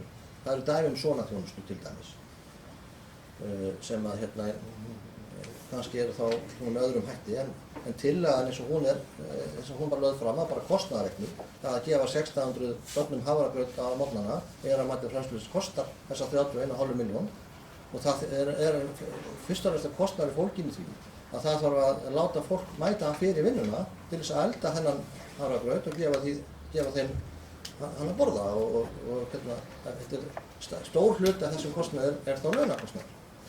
Hráefniskostnaðurinn er ekki tiltölulega lágur í þessu tilliti, og þess vegna væri kannski spurningin að reyna að gera þetta þannig að þar sem þörfin er mest að gera þetta með þessum hætti. Það var að tala um útsvarið, ég ætla í sjálfins ekkert að rökræða það í frekar, ég bara nefndi það hér áðan að það er okkar mati í meirihlutanum full ástæða til þess að allir þeir sem búa í þessu bæjarfélagi getur einum öðrum hætti notið góðs af því að hafa bæjarfélagsins betra. Það er hins vegar þannig að stærstu hluti af þeim fjármunum sem er verið að leggja í aukna þjónustu langstærsti hlutin er lagður í það að þjónusta barnafjölskyldur í bænum. Það var farið yfir það hérna ágætlega hérna á allir áherslurnar væru. Það er verið að stórauka þjónustuna fyrir yngstu börnin. Það kostar verulega fjármunum, rúmar 40 milljónir. Það er verið að auka fjármuni í skólana, í grunnskólana, í frístundaselin, í tæknimál í skólunum og svo mætti lengi telja. Það er verið að auka fé í viðhald byggingana, sérstaklega varmaskóla. Það er verið að hækka hérna frístundaávísunina. Það er verið að auka þjónustu við ungmenni. Þetta eru allt saman barnafjölskyldur og þetta eru töluvert stórir og miklir fjármunir og miklu stærra hlutfall heldur það að lækka beina skatta. Þannig að megin áhersla, eins og kemur fram í greinargerð bæjarstjóra, er að leggja áherslu á samfélagslega verkefni bæjarins eins og þjónustu við barnafólk og þjónustu við þá sem minna megast. Það er ekkert að breytast.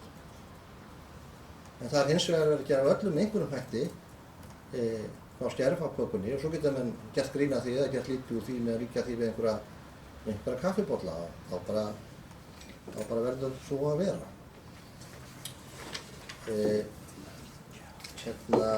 Aðeins þessar tillögur. Sko, þessi náttúruverndarmál og slíkt sko, sem ég nefndi hérna aðeins í upphafi, varðandi svona hugleiðingar eða tillögur eða ábendingar íbúahreyfingar, ég veit ekki alveg hvernig ég á að líta á þetta. Mér finnst þetta bara að vera mál og allt saman örugglega góður og gjaldavert mál og auðvitað sko eigum við og erum að huga vel að náttúrusvæðunum okkar, náttúruverndarsvæðunum og frílustursvæðunum, allt það. En þetta er svona atriði sem mér finnst bara eiga heima í nefndunum, umhverfisnefndinni sérstaklega, þetta er stefnumarkandi mál, aðferðafræðileg mál, ekki mál sem að beinist snúa því hvort að veiði þessari milljónum eða hinni í þetta verkefni eða annað. Þannig lít ég nú á það. Síðan tillaga bæjarfulltrúa Samfylkingarinnar að það verði endurreiknað verðlag áætlunarinnar. Ég fór nú ágætlega yfir það í kynningum minni hér áðan að ég og bæjarstjóri leggjum það ekki til og það er Og fjármálastjóri væntanlega. Ég? Sem bæjarstjóri. Ég og fjármálastjóri, sagði ég. Ætlaði ég að segja. Ég er ekki orðinn fjármálastjóri ennþá. Það verður það sjálfsagt aldrei.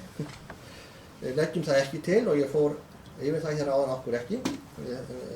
Það hefur engin áhrif á sjóðstreymi sveitarfélagsins og mínu mati það á engin áhrif á það hvort að við ákveðum að eyða einhvern peningum meiri hitt eða þetta. Mér finnst óvissan í landsmálunum vera slík að það sé engin ástæða til þess að fara að breyta einhverjum reiknuðum stærðum í fjárhagsáætlun. Þetta er reiknustærð, þetta eru verðbætur sem að þá myndu verða lægri eða herri eftir því hver verðlagsspáin er. Það hefur jú áhrif á niðurstöðu tölu rekstrarreikningsins en það hefur engin áhrif á sjóðstreymisáætlun og þar af leiðandi engin áhrif á veltuþjóð og rekstri eða hvað við höfum að fjármunum til þess að byggja eða borga niður skuldir eða greiða afborgun af skuldum. Þú getur ekkert borga meira skuldum niður með því að lækka verðbólguspannu. Hins vegar verða skuldirnar lægri ef að verðbólgan verður lægri og það er gott. Vonandi verður hún lægri. Ég bara trúi því og vil það. En við leggjum það ekki til og mælum ekki með því.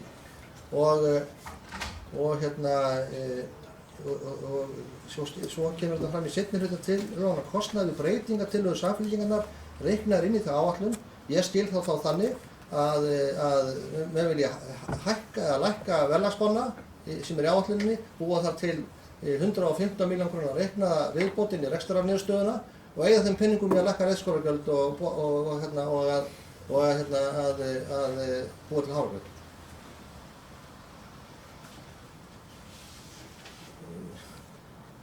Þessi peningar kom ekki inn á bankabók bæjarins, þó myndu fara við verðbólgunni í 0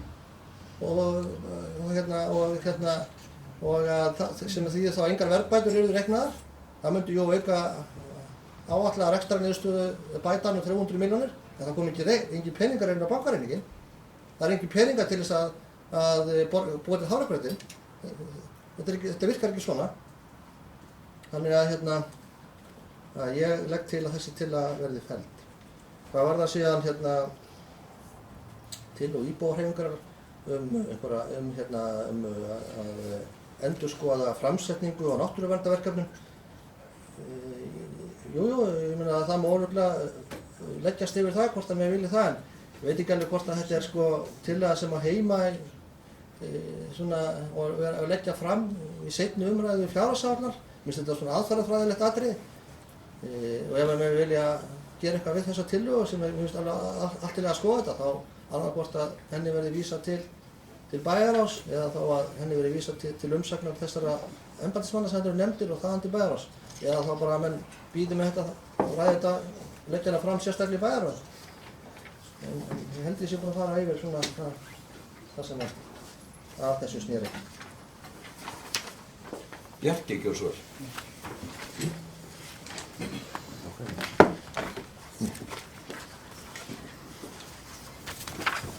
Já, forseti og ágætu bæjarfulltrúar. Við erum að ræða fjárhagsáætlun Mosfellsbæjar 2017 til 2020. Ég vil nú byrja á því að þakka öllu því góða fólki sem hefur komið að þessari áætlunargerð sem hefur komið sem sagt á lokapunktinn. Þetta er ákveðið ferli sem þegar komið hér fram og tekur svona stóra hluta á árinu. Við erum sem sagt komið hér að loka punktunum í því máli. Og það er búið að nefna hér ýmis mál sem að ég held að allir bæjarfulltrúar geti verið sammála að séu til bóta. Það er komið fram að það reyndist vera fjárhagsleg svigrúm til þess að gera ýmislegt. Það er búið að nefna frístandaávísun hún hækki 18%. Það er búið að nefna ungmennahús eða þá starfsemi sem mun nú vera í fram hér í framhaldsskóla Mosfellsbæjar og þjónustu við yngstu börnin. Tónlistarkennsluna líka sem er dálítið nýtt svona sem ég held að sé mjög til bóta sem færist að einhverju leyti inn í grunnskólana. Þannig að það mun þá væntanlega vera þannig að fleiri nemendur komist þá í tónlistarnám. Það er nú búið að nefna líka útsvarslækkunina sem er vísu samþykkt og er ekki sem sagt hér til atkvæða þannig lagað, ekki sérstaklega fyrir. Það var með ákveðin lækkun og hún var sem sagt samþykkt. Hún er ekki mikil, en það er svona verið rætt það að hefði verið hægt að gera annað við þessa peninga. Það er auðvitað rétt. Þetta er ekki mikið margt í kaffibollum þessu uppfæð. Það er hægt að reikna að það er alltaf hægt að leika sér tölum að rétta að til dæmis lækka leikskólagjöld. Það hefur líka verið nefnt hér. Eftir því sem ég hef sýnst á Mosfellsbær svona í miðjum hópi sveitarfélaga hér á höfuðborgarsvæðinu hvað varðar leikskólagjöld. Það er annað ár í röð sem er ekki hækkað fyrir gefi, en það má segja að leikskólagjöldin hafi lækkað að raungildi. Það er þetta að reikna saman þessa litlu útsvarshækkun, lækkun fyrir gefi og sem dreifist á alla útsvarsgreiðendur í Mosfellsbæ og reikna þá út að það hefði verið að lækka leikskólagjöld svo mikið. Og kom þetta fram áðan. Ég vil í þessu sambandi nefna stefnumál þess flokks sem ég stend fyrir sem snýst gjaldfrjálsan leikskóla, til ástæðu til að nefna það. Það er pínlítið önnur umræða sem heldur en kannski við erum að ræða núna hækkun. Heldur er það þá svo umræða sem að verður þá að gerast á landsvísu samtali sveitarfélaga og ríkisins það að fyrsta skólastigið leikskólastigi verði alfarið gjaldfrjálst. Það verði litið á það sem það vissulega skólastig og það eigi að vera gjaldfrjálst eins og grunnskólastig og framhaldsskólastig. Miður hefur þessi umræða ekki verið mikið í gegnunni undanförnu. Þetta ágætt bara að nota tækifærið að hrifja það upp þó að það sé sjálfur sér ekki til umræðu beitt hér, en það eitthvað sem mjög áhafur umræða bara á landsvísu og það tengist auðvitað samspil í sveitarfélaga og ríkisins og fjárframlega þar á milli. Við veitum eitt sveitarfélag sem hefur gert þetta, getur verið sér fleiri Skeiða og Gnúpverjahreppi,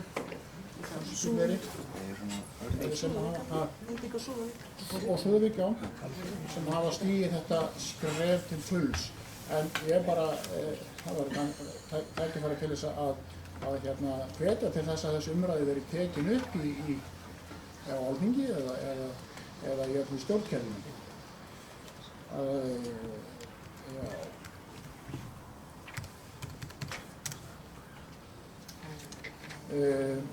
Það rétt að nefna hér að hér stór verkefni fyrirhuguð, það var síðast í dag sem verið að taka fyrstu skóflu, stungurnar eiginlega, hópur ungra nemenda sem kom á Brúalandi og svo bæjarfulltrúar sem voru að taka þarna við stóra skóflustungur. Þetta auðvitað mjög viðamikið, bara nefni það hér. Síðan vil ég nefna hér líka það sem hér rætt hér áðan að bæjarfulltrúa íbúarhreyfingar náttúruvernd. Fyrst ætla ég að nefna það að það samkvæmt tillögu í fjárhagsáætluninni gert ráð fyrir að það verði veitt sérstaklega fjármagni í lið sem myndi þá bera titilinn friðlýst svæði. Það liður sem heitir opin svæði og ef ég rétt að það er 40 milljónir í þeim lið, það auðvitað mjög víðfeðmur málaflokkur og fjárfrekur.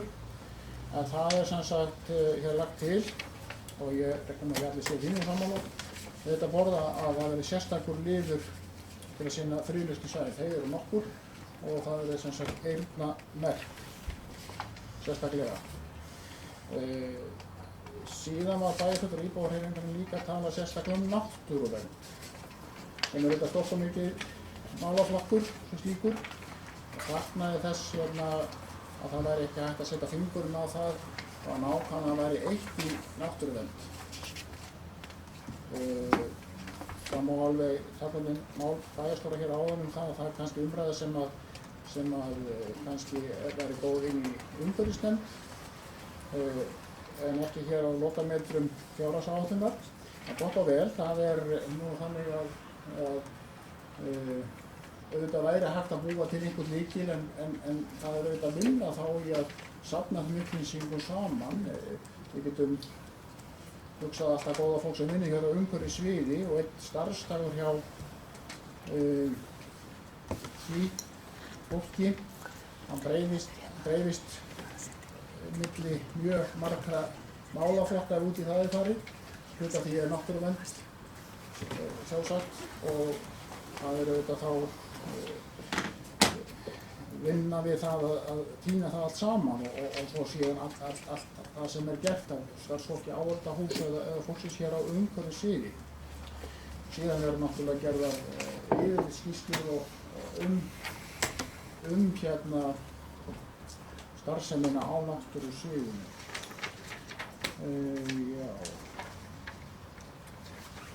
Já, ég held að ég sé nú ekki með fleira að sinni. Ég vil bara ítreka þakkir mínar til þeirra sem koma að þessari áætlunargerð.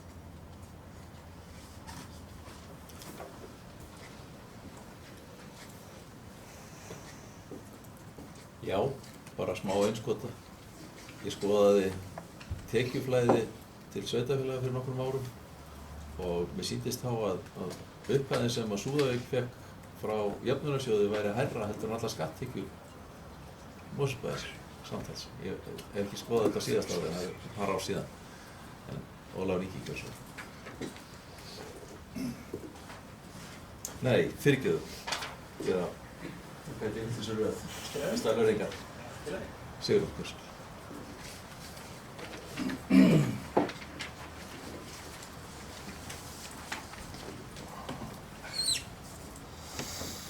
Já, ágæti forseti Ólafur Ingi hefur náttúrulega alveg mátt koma hérna fram á undan mér.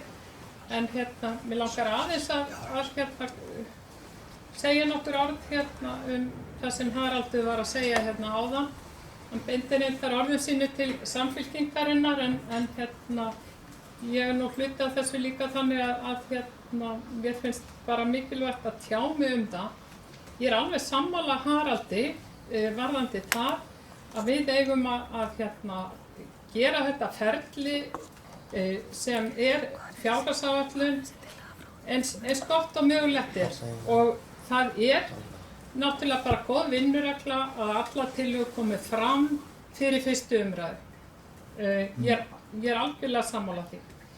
Og ef að það krefjast þess að sveitafélagi þurfi að reiða fram háum upphæð, þá finnst mér það bara alveg sjálfsagt mál. En svona mál, þau má ekki samt bera á borð þegar að ferlið hafið. Við þurfum að hafa þetta bara á hreinu strax í upphafi, svona ætlum við að gera þetta næsta haust varðandi fjárhagsáætlun og það þarf þá að liggja fyrir með löngum fyrirvara vegna þess að í rauninni það sem að Haraldur var að segja áðan, það breytir hefðum sem að hafa verið hérna. Það stjórnmálaflokkarnir hafa verið jafnvel að leggja fram tillögur dýr verkefni við aðra umræðu og það eftir því sem að mér skilst lögum samkvæmt líka bara leyfilegt. En mér finnst alveg sjálfsagt að laga þetta ferli og gera það öðruvísi. Mér langar líka að segja varðandi útsvarið að ég sótti aðalfund samtaka sveitarfélaga á höfuðborgarsvæðinu í síðustu viku og þar einmitt steig framkvæmdastjóri Sambands íslenskra sveitarfélaga í pontu. Ég var á aðalfundi samtaka sveitarfélaga á höfuðborgarsvæðinu og þar steig framkvæmdastjóri Sambands íslenskra sveitarfélaga í pontu og hann sagði í rauninni bara nákvæmlega það sama og ég hafði sagt þegar að Haraldur kynnti þessa tillögu að lækkun útsvars að það væri ekki sannfærandi að sveitarfélög væri að lækka útsvar og leið að krefjast þess að fá hærri framlög frá ríkinu. Það væri bara ekki sannfærandi pólitík. Og hann mælti gegn því að sveitarfélög væri af því á þessum viðkvæma tímapunkti þegar þau eru að krefjast þess að fá hærri framlög frá ríkinu. Þannig að ég held að það hugsa fleiri svona en ég. Mér langaði líka að tala hafragrautin.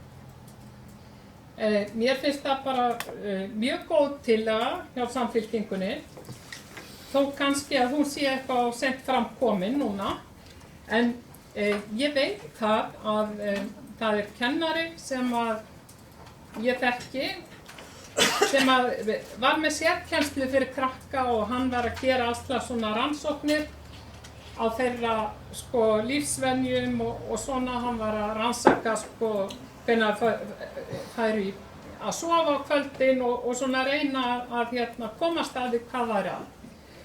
Og eitt af því sem að hann komst að var að þessi börn voru mörg hver, þau mættu án þess að borða morgunmat í skóla.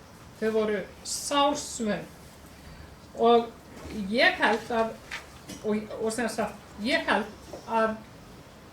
þess vegna ættum við að gera allt sem í okkar valdi stendur til þess að verða við þessari tillögu. Vegna þess að þetta skiptir máli fyrir allt skólastarf, að börnin séu södd. Og þetta hefur svo mikil margföldunar áhrif að börnin séu södd í skólanum. Þess vegna held ég að það sé vel þess virði að skoða þetta og það er hægt að skoða til dæmis þau eru hæstánægð í Hagaskóla held ég sem við erum með hafragraut á morgnana og það hefur vakið mikla lukku og ég held að við ætlum að leggja það á okkur líka að reyna að finna rúm fyrir það.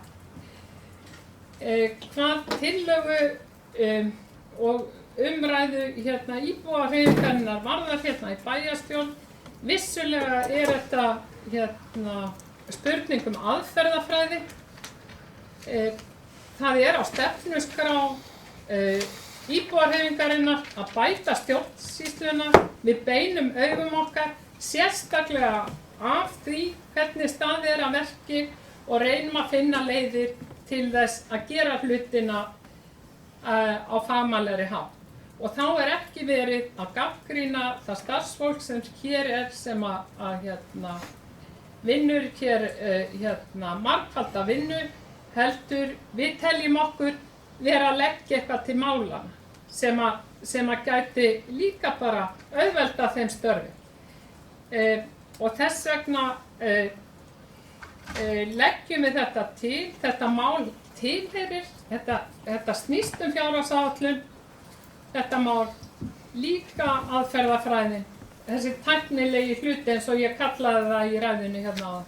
Þetta snýst aðferðafræði. Í fyrra lögðum við til svipaða tillögu varðandi stjórnsýsluna og henni var þá vísað áfram til fjárhagsáætlunar 2017 sem sagt þessara fjárhagsáætlun sem við erum að gera núna.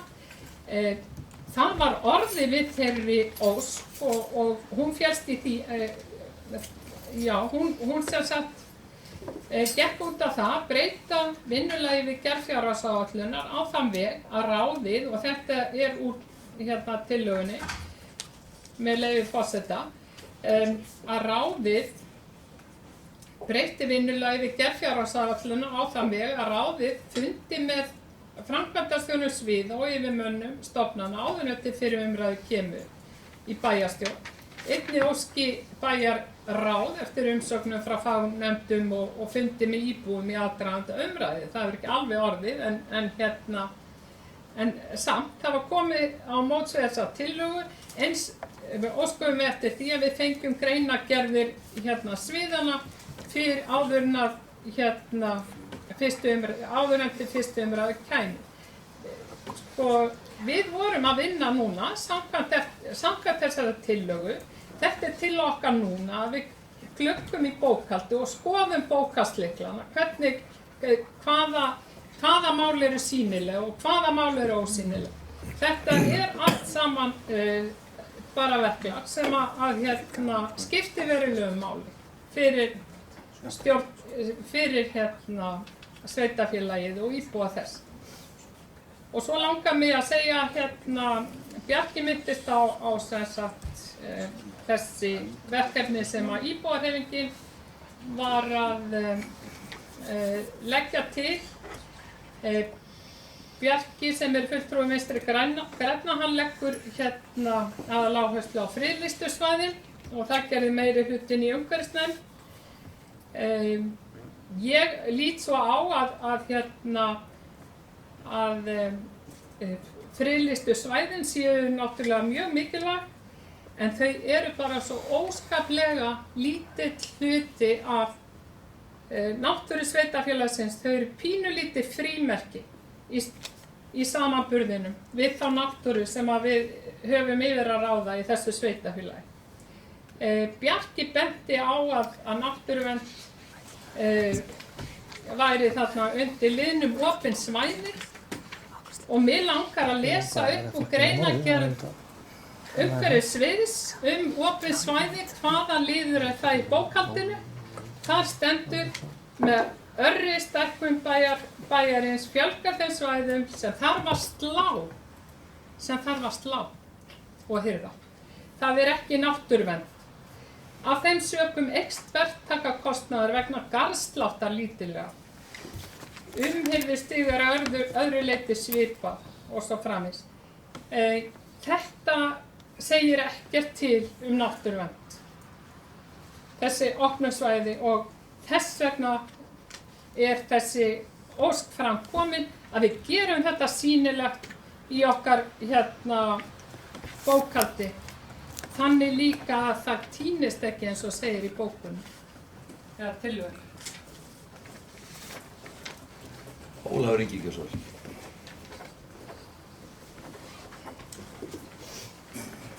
Forseti, bæjarfulltrúar og áhorfendur. Þannig að byrja að taka upp til þess þakkir sem hafa verið svona þeir sem á undan hér hafa komið til starfsfólks sem hefur unnið vel að þessari fjárhagsáætlun nú sem endranær.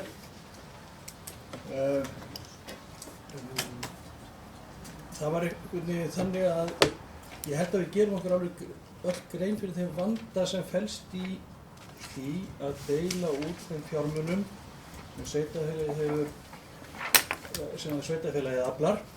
Þetta er vandaverk og þetta er kannski ekkert óeðlilegt að okkur greina á það með hvað hætti það er gert. Ég veit líka að við höfum hér inni, við höfum mismunandi sýn á það hvernig við forgangsröðum. En það lá, mér fannst hérna í orðum bæjarstjóra hér áðan að þá talaði hann eins og mér fannst hann beina því einhver til okkar fulltrúa Samfylkingarinnar að við tölum það að auka útgjöld og lækka tekjur. Við höfum ekki komið með neina tillögu það að lækka tekjur. Þær hafa allar komið frá meirihlutanum. Lækka leikskólagjöld. Það er alveg tekjur. Varðandi lækkun og útsvari sem hér hefur verið farið yfir,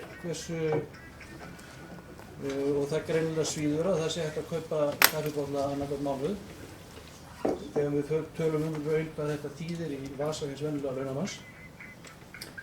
En það er ekki síður það sem að bæjarfulltrúi Sigrún Pálsdóttir minntist á hér áðan sem mér finnst líka skipta verulegu máli, og það er trúverðugleiki okkar. Það er trúverðugleiki okkar. Við höfum verið og sveitarfélögin hafa verið að kvarta yfir óréttmætri skiptingu kostnaðar hlutdeildar ríkis og sveitarfélaga í málefnum fatlaðra og grunnskóla.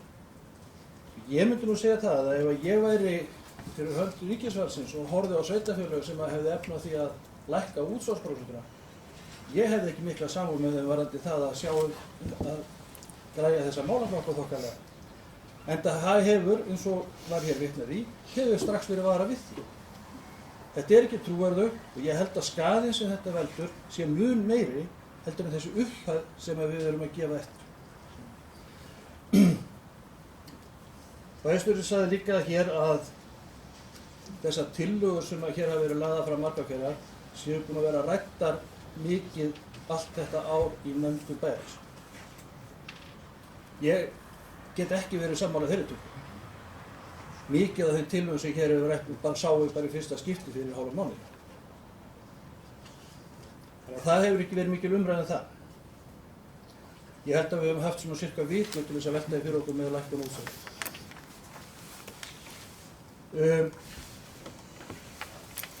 Við höfum talað um hvað þessi lækkun útsvari getur gert. Við getum gert gjaldfrjálsa félagslega þjónustu. Við höfum líka talað um það að þröskuldurinn sem að greiðendur þurfa að fara, eða þeir sem að fara yfir ákveðin þröskuldur, hvað hann er lág. Því miður þá liggur ekkert fyrir neinn greining á því hvað þessir hópar eru með sem borga fyrir þjónustunum. Það væri náttúrulega æskilegt, þá vissum við kannski hvaða tekjubíl þarna er. En ég held að þessar tekjuuppæðir sem þarna eru og þeir þröskuldar, við erum öll örugglega saman um það þeir eru lágir. Allavega ég held að enginn hér inni myndi vilja sætta sig að vera á þeim kjörum.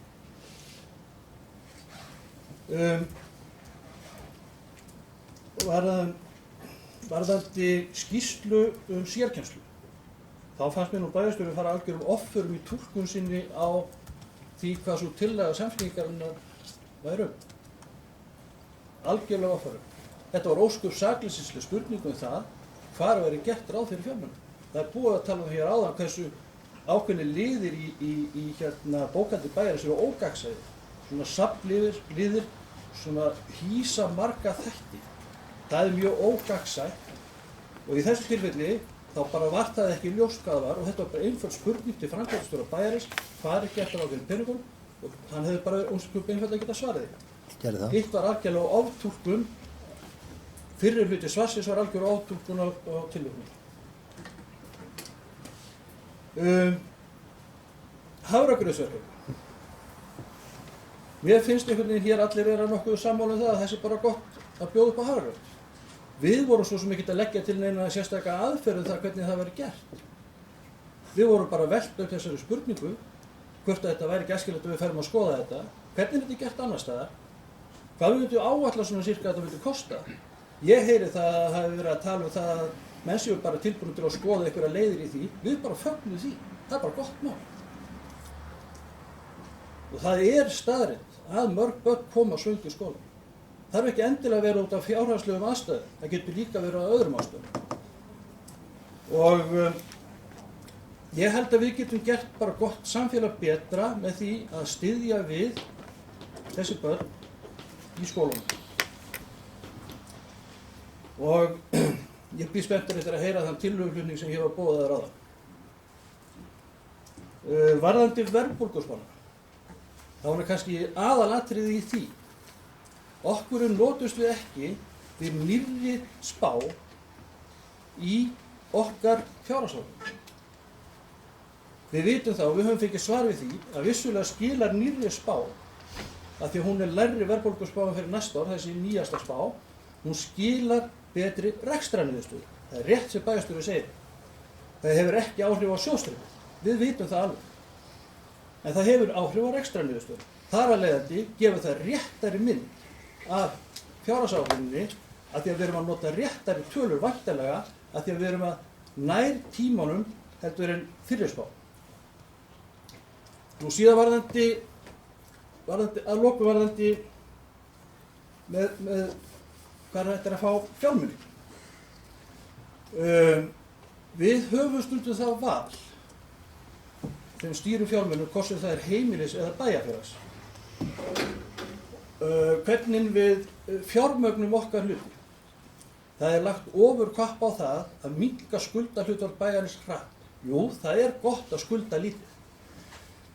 En ef við lítum á þetta sem heimilishald, og við getum séð það þegar ungt fólk er að byrja í búskap og eignast börn og svo framvegis, þá þarf það stærra húsnæði. Því að það er að vaxa, fjölskyldan er að vaxa. Svona venjulega þá fer fólk og tekur lán til þess að fjármagna þann vöxt, alveg eins og bæjarfélagi er að vaxa mikið núna, og það er ekkert óeðlilegt að skulda. Síðan borgar þú hjaðnar þessi skuld niður, þá minnka útgjöldin þegar börnin vaxa úr grasi og svo framvegis, og þá getum við ráðið þetta. Þannig að lykilhlutverki í því er meðal annars, og það er valkvætt. Viljum við lækka skuldir eins hratt eins og við erum að gera, og þar alveg myndi ég segja ekki veita eins góða þjónustu eins og við gætum gert, eða viljum við borga hratt niður skuldir, borga hægar niður skuldir og veita meiri þjónustu. Og ég ætla kannski að nefna það því að ég ætla að sleppa því. Takk fyrir. Bjarki, gjör svo vel.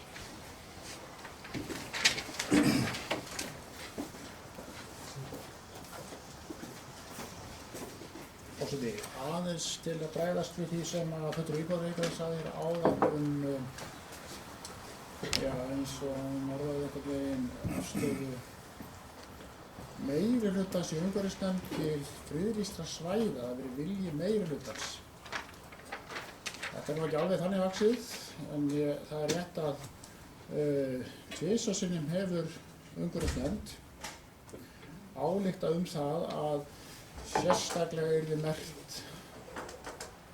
niður eða frátekið eða tryggt fjármagn til að sinna friðlýstum svæðum.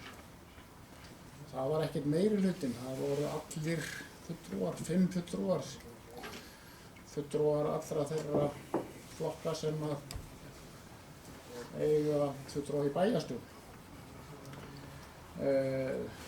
Bæjarfulltrúi Íbúðarreykjavíkur kom líka inn á það stærð friðlýstra svæða og þau var nú kannski ekki það stór, ég veit ekki alveg hvernig það skilja það, en sko friðlýst svæði bara á öllu landinu og öllum heiminni fara ekki eftir stærð, þeir fara eftir þeim yndisstundum sem að íbúar og gestir þeirra njóta á þessu svæði. Það getur verið lítið og það getur verið stórt. En ég vildi sérstaklega álykta, þetta var ekki rétt sem að bæjarfulltrúinn fór með hér áðan, það hafi verið sérstakur vilji meirihlutans í því að taka friðlýst svæði. Þetta var eindreginn vilji, eða það er tvisvar sem ályktað á fundum umhverfisnefndar. Haraldur Björnsson. Forseti. Ég myndi að reyna að vera eitthvað stuttorður. Þetta er örugglega farið að verða einhver endurtekning eins og oft vil verða í þessari umræðu. Við talaðum ekki fjárhagsáætlun. Hver ver sitt bú. Eðli málsins samkvæmt er það þannig að fólki líst nú kannski best á það. Það tillögur sem það sjálft hefur borið fram bursið frá því hvar það stendur og hvernig í hvaða flokki er og hvernig formlega heitin er í bæjarstjórninni. Og það er bara kannski mannlegt eðli og eðlilegt. En bara þessum tækniatriði af framsetninguna á fjárhagsáætlun og greinagerðunum. Þannig að það sé ekki misskilningur það að greinagerðirnar sem eru frá framkvæmdastjóranum þar fjalla fyrst og fremst þær breytingar sem er að vera að gera á áætluninni frá einu ári til annars. Þetta er ekki ársskýrsla eða lýsing á starfseminni eða hvað er verið að gera á þessu og hinu sviðin með einhverju nákvæmni, heldur tilraun til að lýsa þeim breytingum sem að áætlun ársins 2016 er að verða áætlunni sem að áætlun 2016 frá áætlun 2017 frá árinu 2016. Þannig að þegar talað breytingar á einhverjum slætti til að mynda, því að var til að vitna sérstaklega í það, þá er að vekja athygli á því að það þarf að eyða meira fé í að slá bæinn vegna þess að hann er að stækka. Og ekki verið að greina frá því smáatriðum hvað er verið að gera almennt. Það er ekki eðli greinagerða við með fjárhagsáætlun. Þú fyrst og fremst verið að útskýra hvaða breytingar verða á einstökum liðum ef það að ræða frá einni áætlun til annarra. Þannig að ég reyni að skýra þetta. Mönnum er líka tíðrætt hérna eitthvað ógagnsæi eða bókhaldi eða framsetning áætlunum sé ekki nógu gegnsæi eða það sé ekki að greina út einstakar liði. Við erum reyndar, þetta sveitarfélag er bara að gera þetta eins og lög og reglur kveða á eins og bókhalds líkla uppsetning sveitarfélag á að vera. Mér finnst alveg, ef mér vilja ræða eitthvað að það sé hægt að verkefna, búa til einhvern verkbókhald, þetta er eitthvað innan bókhaldsins, þá er það bara einhver önnur umræða og það er að búa til einhverjar víddir í bókhaldskerfunum sem þá þýða það kalla fram einhvers konar verkbókhald og þá þarf líka væntanlega að tímagreina, þá þurfa starfsmenn sveitarfélags að tímagreina og færa það hvað er að eyða miklum tíma. Hvenær Tómas umhverfisstjóri er að spekulera í bringunum upp frá, eða hvenær hann er að spekulera í Varmá, eða hvenær Jóhanna er að gera, vinna í undirbúningi Helgaholtsskóla eða eitthvað slíkt sko. Þetta er meira en að segja það, ég bara veit athygli á því. En það gera sum fyrirtæki þetta, en það gera þeim fyrirtæki þetta sem eru að selja út vinnu sín. Þau færa verkbókar.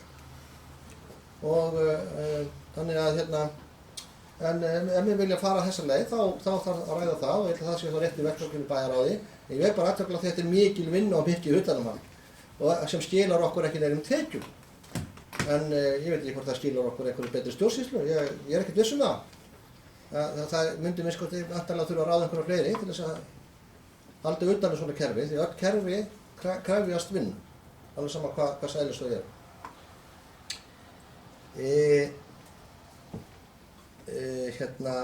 Varðandi það sko tillögurnar hvernig það eru ræddar og svo framvegis. Ég tek algjörlega undir það og algjörlega rétt hjá Ólaf Inga að útsvarstillagan hún var ekki rædd, hún kom bara fram í aðdraganda bæjarstjórnar fundarins sem var haldinn á milli umræðna. Og það er raunverulega eina tillagan sem ekki hefur verið rædd með minnst á með einum hætti. Ég sagði ekki að þessar tillögur allar saman við til umfjöllar með einhverjum miklum þunga í nefndum bæjarins. Ég sagði að allar þessar tillögur hefðu með einum og öðrum hætti komið til tals. Og hérna, ég held ég hafi líka farið ágætlega yfir það hérna á bæjarráðsfundinum að það væri verið að velja hérna úr tillögur sem að svona meira og minna flestir bæjarfulltrúar í hvaða flokki sem þeir væru hefðu sýnt áhuga á að framkvæma. Enda hef ég ekki heyrt neinn mótmæli við þeim. Til þess að bara sem dæmi, ungmennahús til að Samfylkingarinnar kom hérna fyrir 2 árum að skoða þann möguleika. Það búið að koma því á koppinn með einum öðrum hætti. All framboð hafa sýnt áhuga á frístundaáherslunum með einum öðrum hætti líka. Menn hafa verið að tala um hvað eldri borgarar, tekjulegur eldri borgarar eru að borga fasteignagjöld. Ungbarnaþjónusta hefur verið rædd hér á öllum flokkum. Þannig að það sem að ég átti við og sagði hvort kannski betur yfir á bæjarráðsfundunum að það var verið að draga fram þau atriði sem að gæti verið sátt að framkvæmd. Og allir hefðu með einum öðrum hætti sýnt áhuga. En það þýðir ekki það að það hefði verið rætt það með einhverjum systematikum sem hætti í þessari nefnd eða hinni, en þetta svona gegnum sneitt í umræðinu komið fram. Þannig var leitast við að leggja fram fjárhagsáætlunina í fyrri umræðu.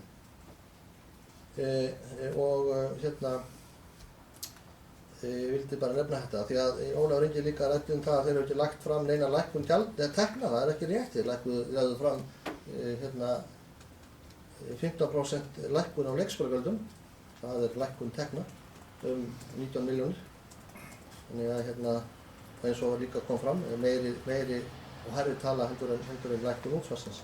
Og talandi aðeins það, og það að framkvæmdastjóri Samband íslenskra sveitarfélaga hefði stigið á stokk og sagt að það var ekki gott að sveitarfélög væri að lækka útsvar, eða hefði útsvarspóstur ekki í botni. Það alveg sjónarmið út af fyrir sig. Það eru sum sveitarfélög sem hafa mjög lægri útsvarspóstur en Reykjavík, sem hafa það í botni. Það hins vegar þannig að það eru 2 megin skattstofnar samkvæmt lögum sem sveitarfélög hafa til tekjuöflunar. Það eru útsvar og fasteignagjöld. Í báðum þessum tilfellum eru hámörk á því hvað þú mátt leggja á mikið, hátt hlutfall af þínum tekjum með þínum eignum sem skattstofn. Það hins vegar ekki lágmörk. Það hins vegar lágmark varðandi útsvarið og það menn hafði verið tíðrætt það. En hámark fasteignaskatta það bil helmingi hærra. Það það bil helmingi hærra heldur en sá álagningarstofn sem Mosfellsbær er að nota. Og ef það er eitthvað veikleikamerki gagnvart ríkinu og samtalinu það tekjuskiptingu ríkis og sveitarfélaga að lækka útsvarið með þessum hætti, þá held ég með þetta að snúa sér á fasteignagjöldum og setja þau í botn. Ef það er tilgangur okkar hér og við viljum það að við innheimtum skatta af öllum þeim mætti sem við getum og þannig séu við best öll gagnvart ríkishaldinu, þá skulum við fara með fasteignagjöldin í botn. Það þýðir helmingshækkun á útgjöldum heimilana eða sköttum heimilana fyrir fasteignagjöld. Þannig ég held að menn verður nú að átta sig á þessu að skattaumhverfið er svona. Og í mínum huga snýst það ekkert það hvort það er líka hægt að hækka tekjuskattinn, það er ekki mörk á því. Ríkið getur að hækka þennan tekjuskatt eins og í listir og það eru sumir flokkar sem vilja það. Ég er ekki sammála því. Ég er ekki talsmaður hárra skatta. Ég er hins vegar talsmaður sanngjarna skatta. Og þegar við höfum tækifæri til þess að gera þetta með þessum hætti, þá er rétt að það sé gert. Þannig að ég vildi nú bara koma þess á framfæri varðandi þetta tiltekna mál, forseti.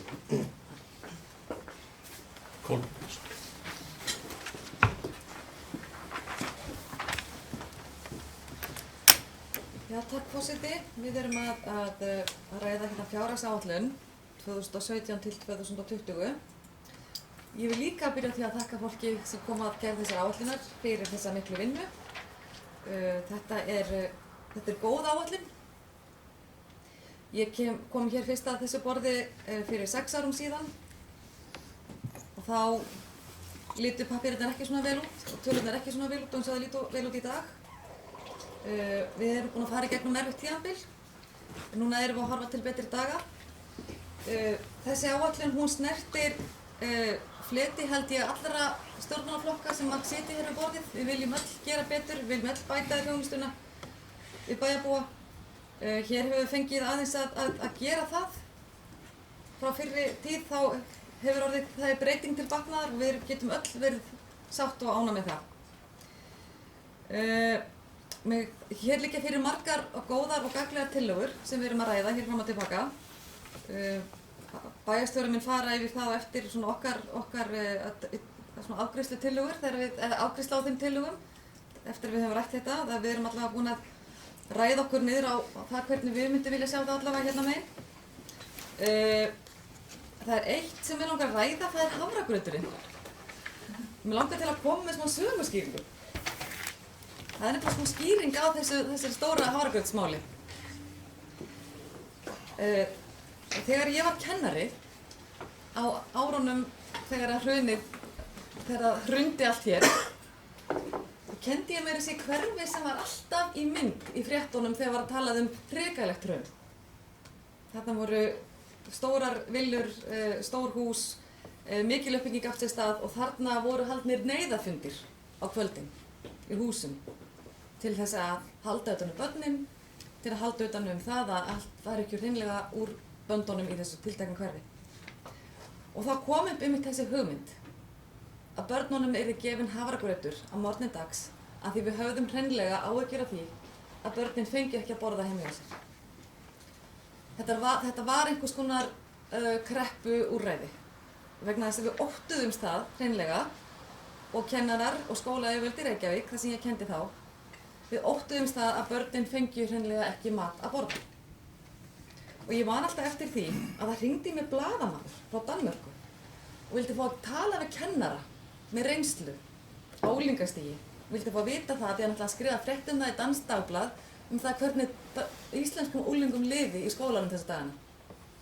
Þetta var sennilega í nóvember 2008.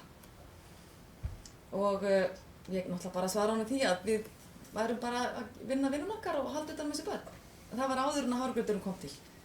Ég hugsa oft eftir á, ég vildi að þessi blaðamaður hefði hringt í mig svona 2 árum seinna. Það hefði ég getað sagt honum örugglega eitthvað. En það gekk á ýmsu. Þannig mér fannst hafragrauturinn var huggun. Og það var gríðarlega svona einhvern veginn, mér fannst gott að sjá unglingana sitja við borða á morgnana og borða hafragraut. Þá vissi ég að það væri ekki svona. Og þetta var alveg svona. Við vorum hrædd um það að börnin fengi ekki mat. Eins og ég er hrifin þessari tillögu og hrifin af því að við gefum börnunum okkar hollan og góðan mat að borða. Það held ég og ég tek undir orð bæjarstjóra um það að auðvitað er þetta á ábyrgð foreldrana að börnin borði áður en fara í skólann. En ég er alveg tilbúin til að skoða það hvort við eigum að veita þessa þjónustu og hvernig við útfærum það. En ég vildi bara koma með smá söguskýringu að því ég var hreinlega svo ein líka af þeim sem barðist fyrir því að þetta yrði gert. Og það var engin ánægja með þetta vegna þess að þetta var vesen. En við gerðum þetta og þetta virkaði og börnin fengu að borða og allir voru glaðir. En ég vil bara svona lokum taka fram að þessar tillögur sem hafa komið hér fram og fulltrúi Vinstri grænna í bæjarstjórn svona fengið að kenna á því hér við borðið að þetta eru þessar tillögur allar niðurstöðu samtals sem við höfum átt öll og talað okkur niður á þessar hvernig þetta lítur út okkar megin. Og þetta eru málamiðlanir og þannig einhvern veginn held ég að hlutirnir gangi fyrir sig. Ég er ekkert rosalega góð í pólitík, en ég held ég sé rosalega góð í því að vilja bænum mínum allt er besta. Þannig að það er svona niðurstaðan í okkar pappírum og ég held að við séum örugglega innst inni kannski öll sammála því. En þetta var það sem mér langaði bara til að koma fram með þessa söguskýringu og hafragrautin. Þannig að takk fyrir mig, forseti. Sigrún, svo vel.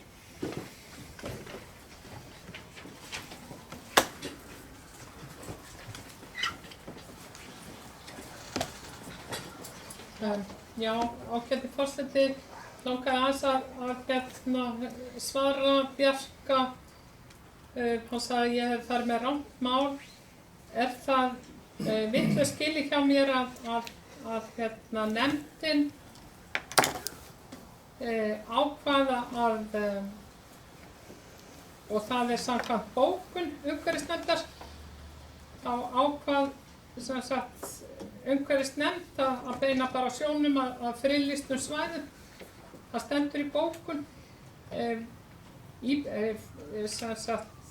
Fulltrúi íbúðarhreyfingarinnar tók undir það en lagði jafnframt til að farið væri í önnur náttúruverndarverkefni.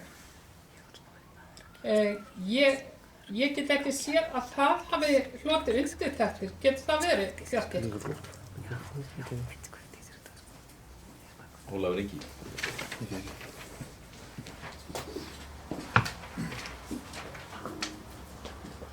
Bæjarstjóri skal reyna að vera stuttorðaður heldur en bæjarstjóri. Það ætlaði að vera stuttorður hérna, mér ætlaði að vera langorður. Afsakið. Jú, hver finnst, eins og bæjarstjóri sagði þá, finnst nú hver sinn fífull fagur og víst er það að okkur finnst tillögur okkar góðar. En við höfum líka tekið undir tillögur meirihlutans og hælti mörgum, sem er í nokkuð löngu máli og það gerir Bæjarfundur og annars Sigríður, og hælti mörgum tillögur, þetta eru það góða margar hverjar og við ætlum ekkert að taka það af þeim tillöguflytjendum. Nú varðandi að hér hafi verið unnar tillögur mikið í samstarfi, jú, eitthvað hefur verið unnið í samstarfi, en stundum hefur það nú samt á tilfinningunni að meirihlutin ákveður nú bara hvað hann ætlar að hleypa í gegn og hvað ekki. Allavega nú svona er það mín tilfinning fyrir og það sé svona dálítið ákveðið áður en þessi fundur er. Án þess að það sem rætt neitt sérstaklega, allavega ekki við okkur í minnihlutunum, nema þegar að hleypa tillögum í gegn. Ég ætla ekki að gera athugasemdir við útskýringar bæjarstjórnarvarðandi gagnsæi á bókhaldsreikningum. Mér fannst það bara skýra okkur vel, en það var svo sem ekki neitt. Það er ákveðið ógagnsæi þegar það tekið svona saman en ég hef alveg skilningu af því að það er af hverju það er. Og varðandi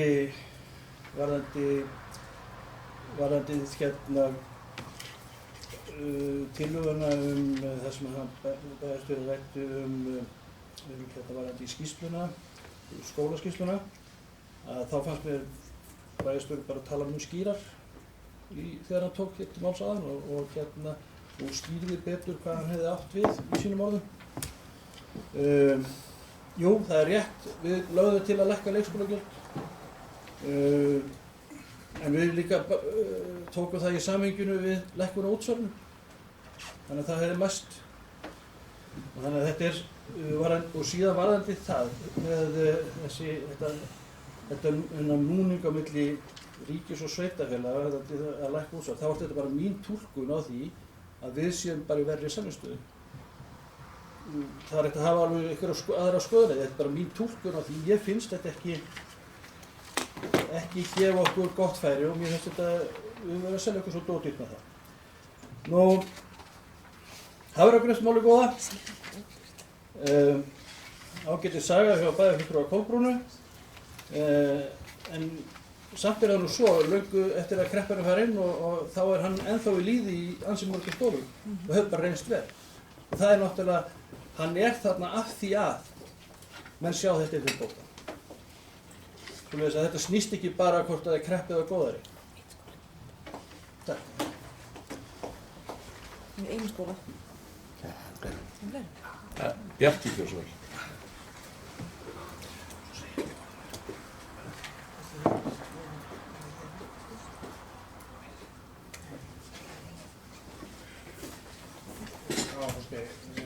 Ég ætla að svara bæjarfulltrúa íbúðarhreyfingarinnar þar sem hún vísaði fundargerð umhverfisnefndar frá 17. nóvember þar sem einnig var að ræða þessa áætlun eins og reglugerð ráð fyrir að færa fyrir allar nefndir. Þetta var þannig já, ég get með leyfi forseta að lesa niðurstöðuna hérna hluta til. Það er að framkvæmdastjóri umhverfisins kynnti drauga fjárhagsáætlun fyrir þennan málaflokk 11 eins og heitir, umhverfisnefnd, umræður og fyrirspurnir. Næst er hér að lesa í fundargerðinni að umhverfisnefnd ítrekar fyrri bókun sína að frekara fjármagni verði veitt til friðarasvæði Mosfellsbæ. Þetta var það sem ég kom inn á áðan, umhverfisnefnd, að sjálfsögðu öll þá. Það var það sem ég var að leiðrétta hér áðan, að það eins og kom fram í máli bæjarfulltrúa íbúðarhreyfingarinnar þetta hefði verið meirihluti. Það var ekki þannig. Síðan er hér næst til að taka í fundargerðinni kemur bókun fulltrúa M-lista. Bókun. Ekki sjálfur sem tillaga, það er bókun. Og hún snýst náttúruvernd og hérna sem fulltrúa M-lista í umhverfisnefnd segir meðal annars lýsir undrun sinni yfir því að fjárhagsáætlun sé ekki gert ráð fyrir að veita fjármagn til aukin náttúruvernd. Þetta voru umræður eins og nú í tíðkast þegar bókun er lagðar fram, en meira nú ekki þetta sagt hér í fundargerðinni. Enda var þetta bókun eins og kemur hér, bókun fulltrúa M-lista. En bara ég ítreka það að það var meiri hlutinn á þessum fundi er nefndin í heild að ítreka fyrri bókun sína, það var það sem ég sagði áðan, að tvisvar sinnum hefur nefndin ályktað eða samþykkt, öll nefndin, 5 manns og öllum flokkum samþykkt þetta með fjármagn til friðarasvæða og það er það sem er nú að verða að veruleika núna samkvæmt þessu tillögu í fjárhagsáætlun, sérstaklega liður verið eyrnamerktir friðlýstum svæðum. Sigrún Björnsson.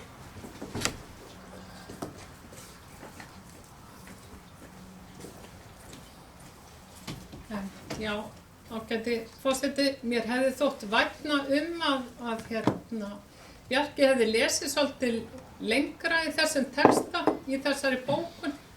Það má sjá það að þetta eru tillögur sem eru undir þessari bók og það hefði verið ágætt og hefði lesið það líka, Bjarki.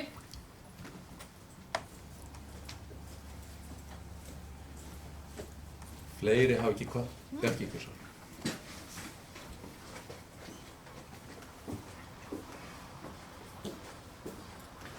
Það er alveg rétt að nefndarfulltrúi íbúðarhreyfingarinnar legði hér ýmislegt til og ég hef ekki lesið það hérna og lagði það til að yrði veitt árlegu fjármagn í náttúruvernd og síðan er það útlistað nánar.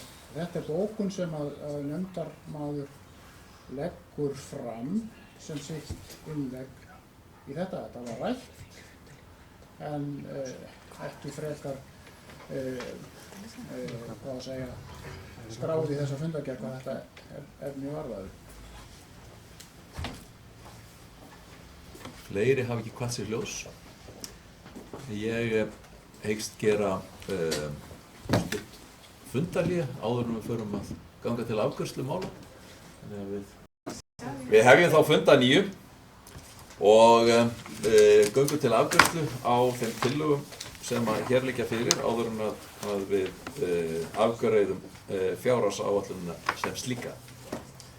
Það liggja hér fyrir 5 tillögur frá Samfylkingunni og 7 tillögur frá íbúðarhreyfingunni. Fyrsta tillaga Samfylkingarinnar gengur út á það, óska eftir að ég lesa þær í heild sinni, gengur út á að félagsleg heimaþjónusta verði veitt endurgjaldslaust. Er einhver sem óskar eftir að hún sé lesin til enda? Ef ekki, þá er hún borin upp. Þeir sem að samþykkja þessa tillögu Samfylkingarinnar, gjörðu svo gefa merki. Á móti, Hún er felld með 6 atkvæðum gegn 3. Þá tökum við fyrir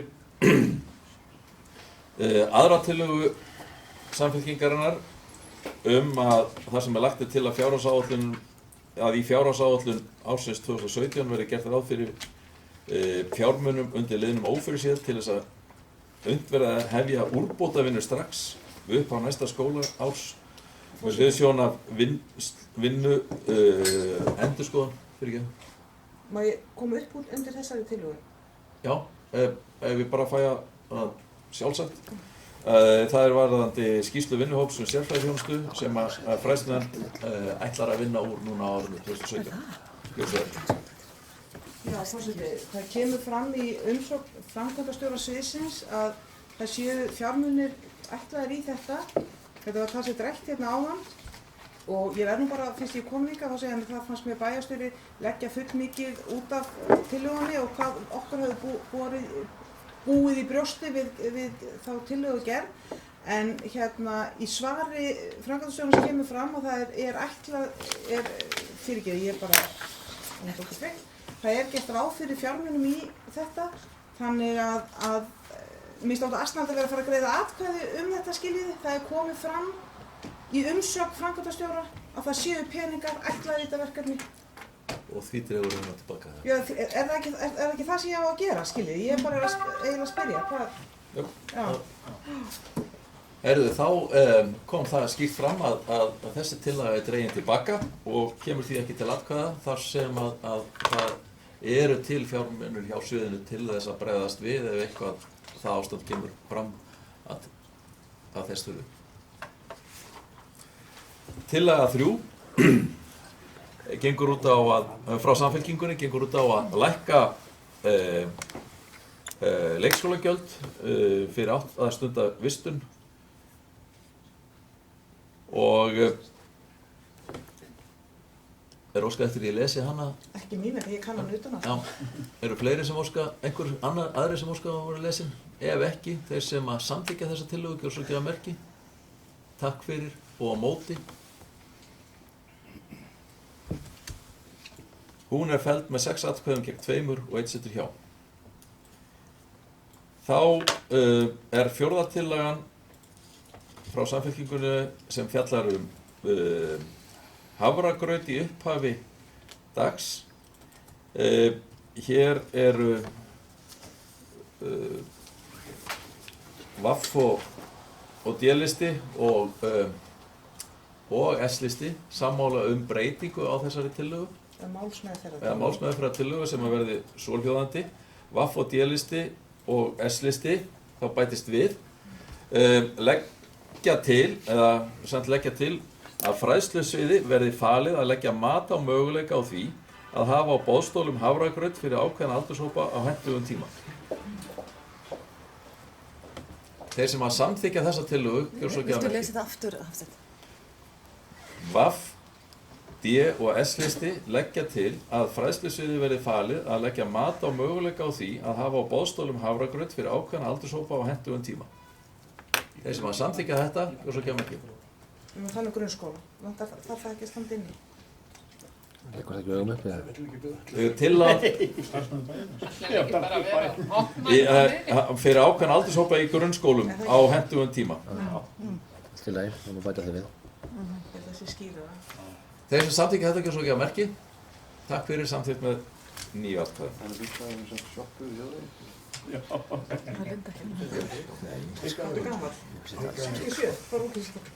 Þá er það 5. tillagan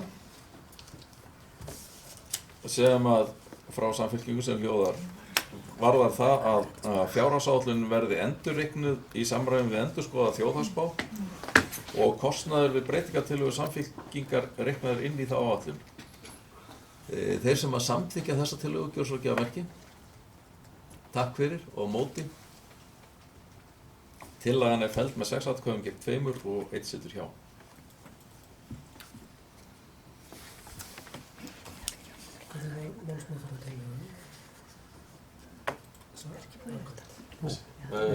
Þessi var samþykkt með 9 atkvæðum. Þá tökum við fyrir Ekki með hann að ráða með formi sinni? þessa.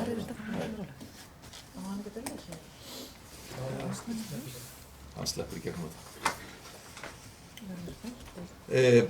Þá komum við að tillögu íbúarhreyfingarinnar. Fyrsta tillagan gengur út á að svigrúm fjölskyldusviðs til styrkveitinga verði aukið. Tillöguflytjandi dregur þessa tillögu tilbaka þar sem að í fyrirliggjandi tillögu að fjárhagsáætlun gert ráð fyrir auknu fjármagni til styrkveitinga á fjölskyldusviði.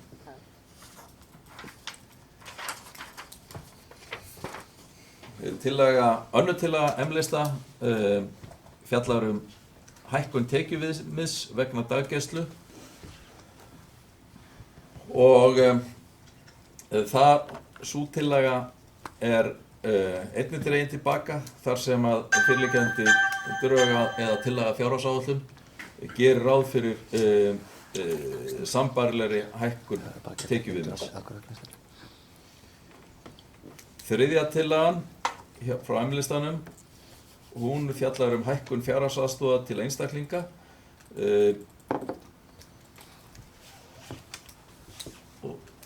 og hún til atkvæða. Eitthvað sem óskar eftir að hún verði lesin? Já, takk.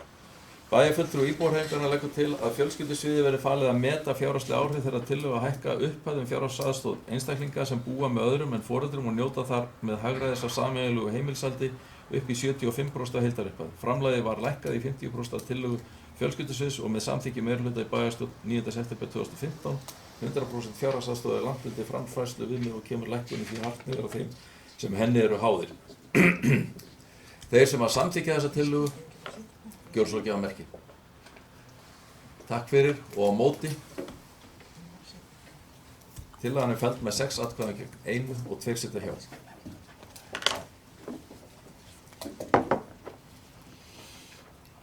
Fjórða tillaga M-lista fjallar útgáfa handbókar framkvæmdir á náttúrusvæðum.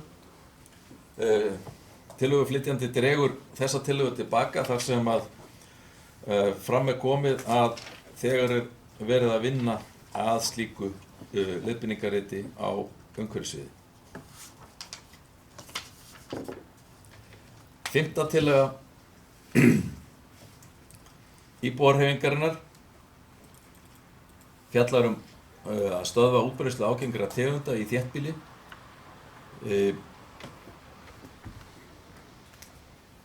Þar þegar verið að vinna að þessu verkefni og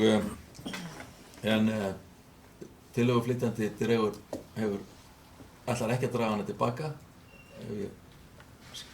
Og ég gera grein fyrir því. Já, ef þú vilt að ég lesi tillögun í heild sinni. Já, takk.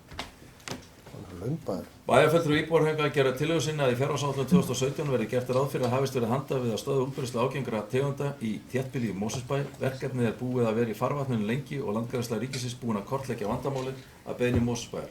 Tilgangurinn að fegra umhverfi Mosfellsbæjar og vinna gegn einsleitni og fækkun plöntutegund í Mosfellsbæ. Hún svohljóðandi. En í umsögn sem að fylgir við þetta sem að var sendið bæjarfulltrúa þá kemur fram að þegar hafi verið hafist handa við þetta verkefni. Já, látum þar við sitja. Ég dreg hana tilbaka. Tillöguflytjandi dregur tillöguna tilbaka.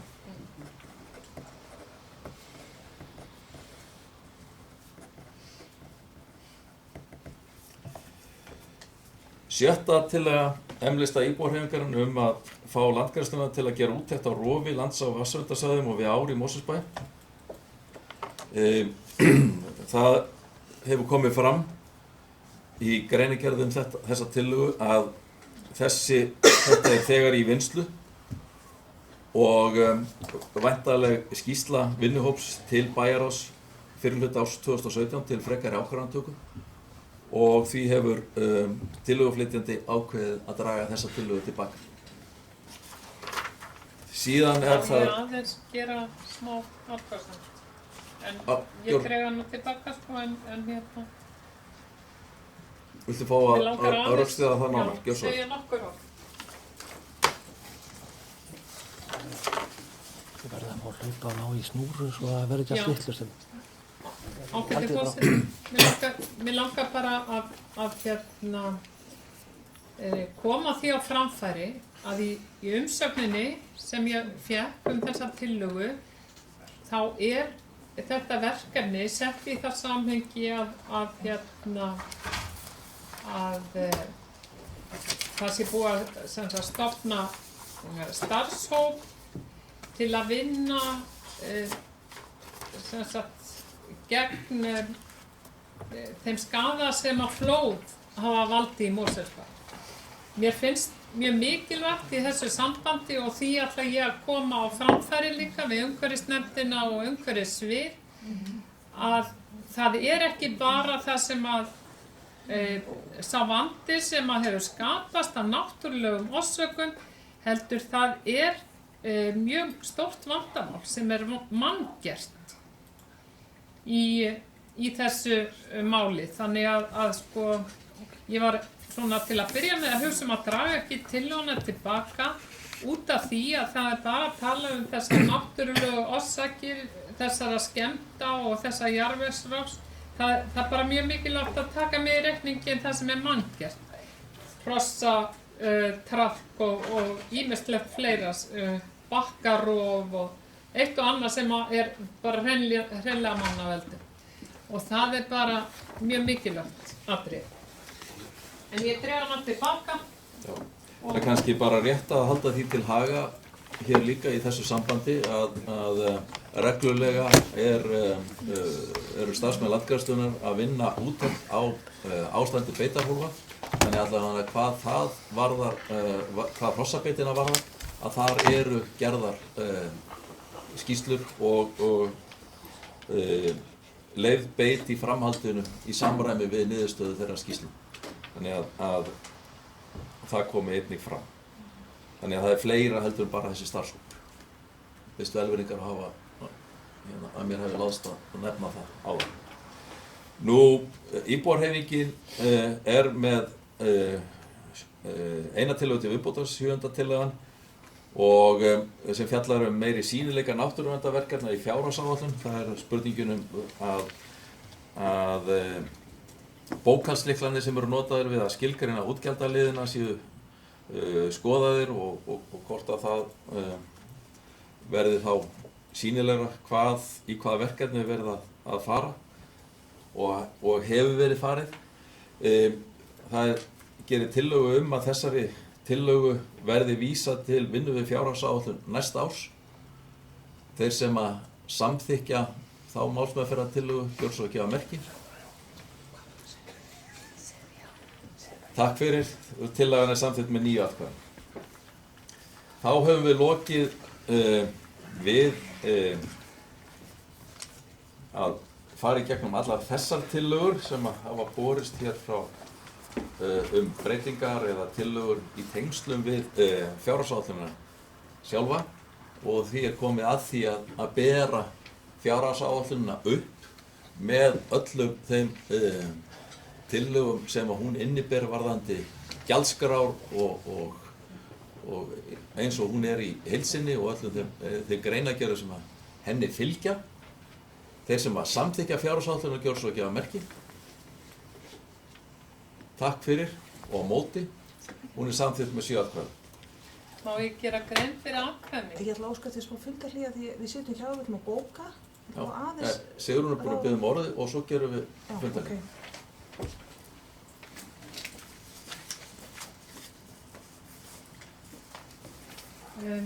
Já, mér langar að gera grein fyrir atkvæði mínu. Ég samþykki þessa fjárhagsáætlun og þetta eru rökin fyrir því. Íbúahreyfingin hefur ákveðið að samþykkja fjárhagsáætlun Mosfellsbæjar 2017-2020. Áætlunin meirihlutans en hún gefur vísbendingu betri tíð og blóm í haga í Mosfellsbæ, auk þess sem komið hefur verið til móts við tillögur íbúahreyfingarinnar í mikilvægum málum á milli umræðna. Við gerum fundarhlé. Takk. Aðeins að kíkja bara yfir. Við hefum þá fund að 9. Anna Sigríður, gjörðu svo vel. Takk fyrir. Viltu ekki fá bara það sem þetta hérna? Þetta kemur þetta. Forseti, ég ætla að fá að lesa hérna bókun við hjásetu okkar bæjarfulltrúa Samfylkingarinnar við afgreiðslu fjárhagsáætlunar og bókunin hljóðar svona. Í fjárhagsáætlun ársins 2017 sem afgreidd er nú úr bæjarstjórn eftir seinni umræðu er ýmislegt sem er til hagsbóta fyrir íbúa Mosfellsbæjar og sammæli ríkir innan bæjarstjórnar. Samfylkingin lagði fram nokkrar tillögur við fyrri umræðu sem því miður fengu flestar litlar sem engar undirtektir. Þó skal því haldið til haga að málsmeðferð tillaga kom fram eina tillöguna sem Samfylkingin gat sætt sig við og greiddi atkvæði með henni. Undirritaðir bæjarfulltrúar telja lækkun útsvarsprósentu misráðna. Hún bætir stöðu almennra bæjarbúa ekki að neinu marki eins og kom fram í bókun okkar við ákvörðun lækkunin á sínum tíma og er neikvæð fyrir bæjarsjóð. Lækkun útsvars á sama tíma og ýmis brýn verkefni kalla á fjármagn eins og til dæmis að bæta hag barnafjölskyldna samanber tillögur Samfylkingarinnar við seinni umræðu fjárhagsáætlunar er ósamrýmanleg pólitísku erindi jafnaðarmanna. Af þeim orsökum sitja bæjarfulltrúar Samfylkingarinnar hjá við afgreiðslu fjárhagsáætlunar. Anna Sigríður Guðmundsdóttir og Ólafur Ingi Óskarsson.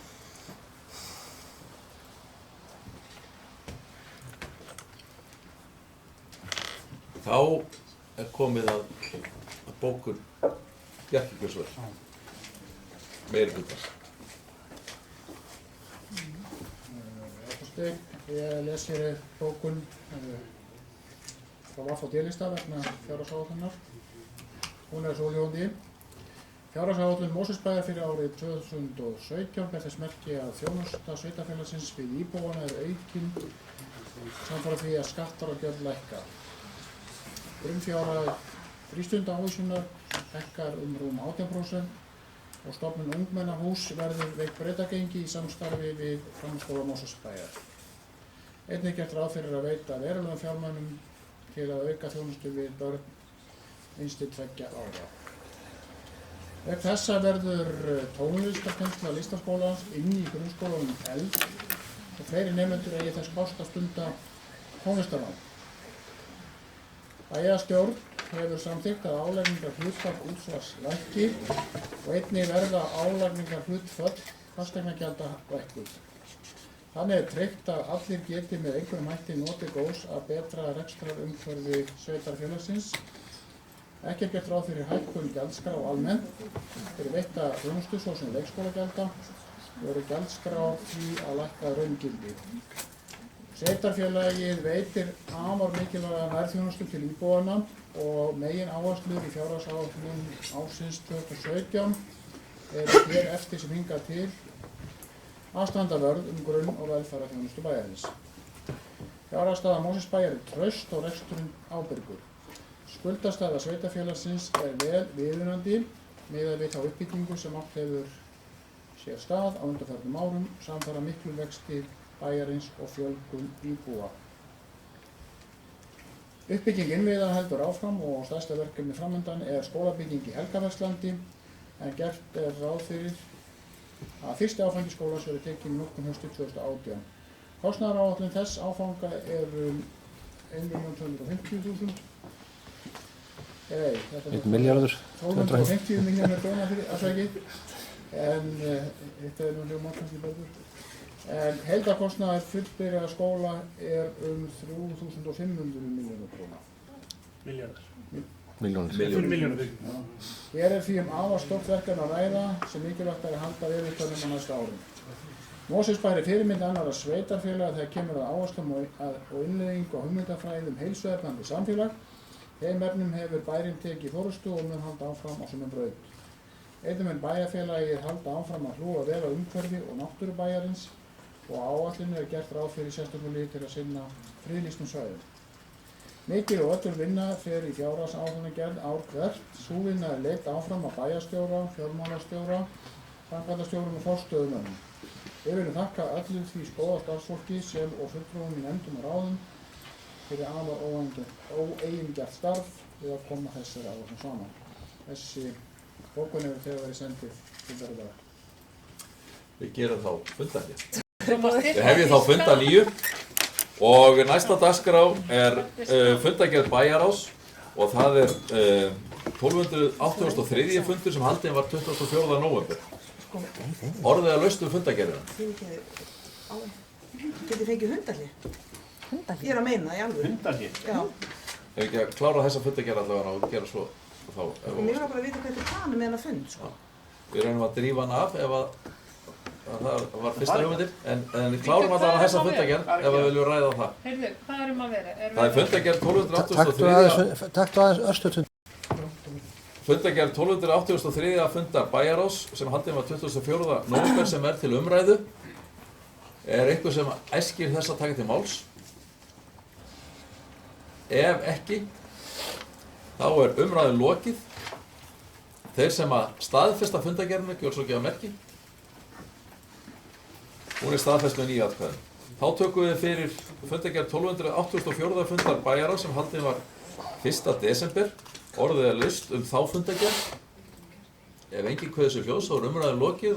Þessi staðfesta fundagerðina, gjör svo gefa merki. Takk fyrir, hún staðfest með 9 atkvæðum. Því næst tökur við fundagerð 330. fundar fræðslunefndar sem haldin var 30. nóvember. Orðið laust þá fundagerð. Sigrún, gjör svo vel.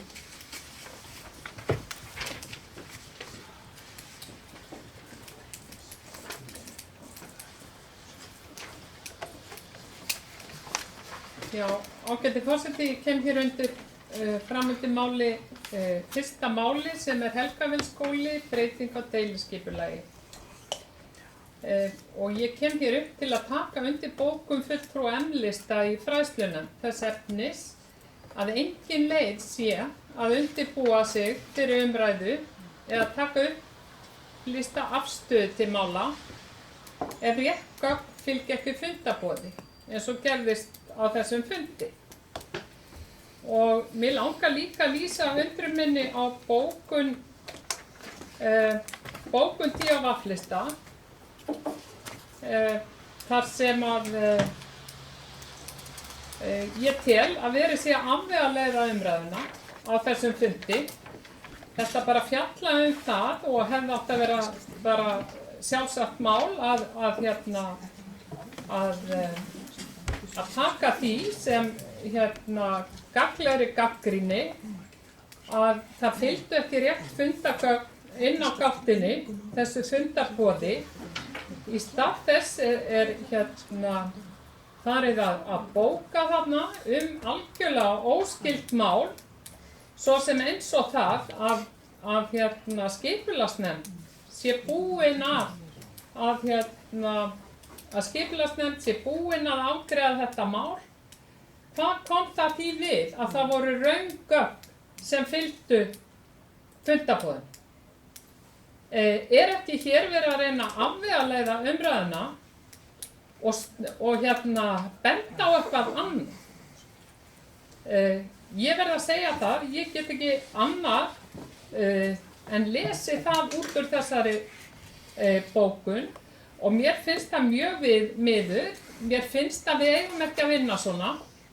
Mér finnst þetta slæmur pólitískur kúltúr ef ég má sletta hérna. Og mér finnst alveg fyrsta ástæða til að bara biðja fulltrúa íbúðarhreyfingarinnar í þessari nefnd afsökunar á því sem gerðist á þessum fundi, vegna þess að það var ýmislegt fleira en þetta sem ég ætla ekki að fara að rekja hérna. Það var látið veðri vaka, hún bara bæri ábyrgð á þessu sjálf og hún væri hinn seki í málinu. Og það finnst mér algjörlega fyrir neðan allar heldur. Kolbrún. Stóra þá það var. Ekki meður. Forseti, mér langar líka til að tjá mig aðeins varðandi þennan mál nr. 1 í fundargerð fræðslunefndar. Ég mjög undrandi á þessari frásögn fulltrúa íbúðarhreyfingarinnar, af því að það var nú ekki þannig sem að þetta var lagt fyrir fundinn. Það er náttúrulega bara þannig að þarna voru sem sagt þarna var deiliskipulag til kynningar fyrir fræðslunefnd. Það er því miður að þá fylgdi eldri uppdráttur sem fylgdi fundarboðinu. Þannig að, en eins og fram kom, þá var þetta búið að fara fyrir skipulagsnefnd. Og þetta var eingöngu kynnt fræðslunefndinni og þannig að umræðan um deiliskipulagið fór að sjálfsögðu fram í skipulagsnefndinni, þar sem það á heima. En það er ekki því að heilsa, ég held allavega að þarna sé verið að oftúlka eitthvað það að þetta hefur verið hennar kenna, hennar sök. Það sem við ræddum þarna var að sjálfsögðu það að fulltrúi íbúahreyfingarinnar í skipulagsnefnd er búinn að fjalla málið í þeirri nefnd. Fræðslunefndin fjallar innviðina og það sem snýr að fræðslunefndinni. Skipulagsnefndin teikningar og annað slíkt. Og ég held að upplifun fulltrúa íbúahreyfingarinnar hafi verið einhvers konar oftúlkun. Auðvitað er þetta bara upplifun og það er alltaf mjög slæmt búin að upplifa þetta þannig. En við reyndum að koma því til skila, eins og hægt var, að þetta væri eingöngu lagt fram nánast til kynningar, þessi breyting á deiliskipulagi á skólalóð Helgafellsskóla.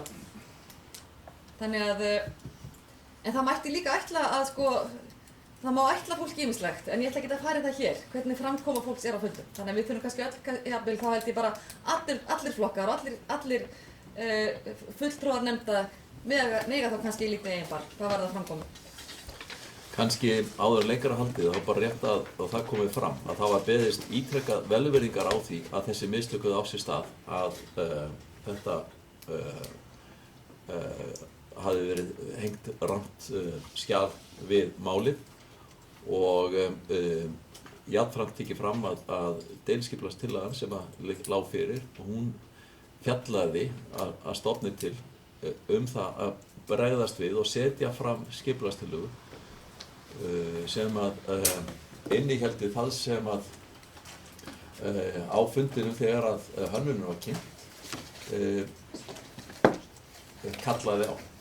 Það er breytingar sem að sú hönnun á skólanum kallaði á breytingar á deiliskipulagi. En þetta áframheldur umræðan, annars ekki svo vel.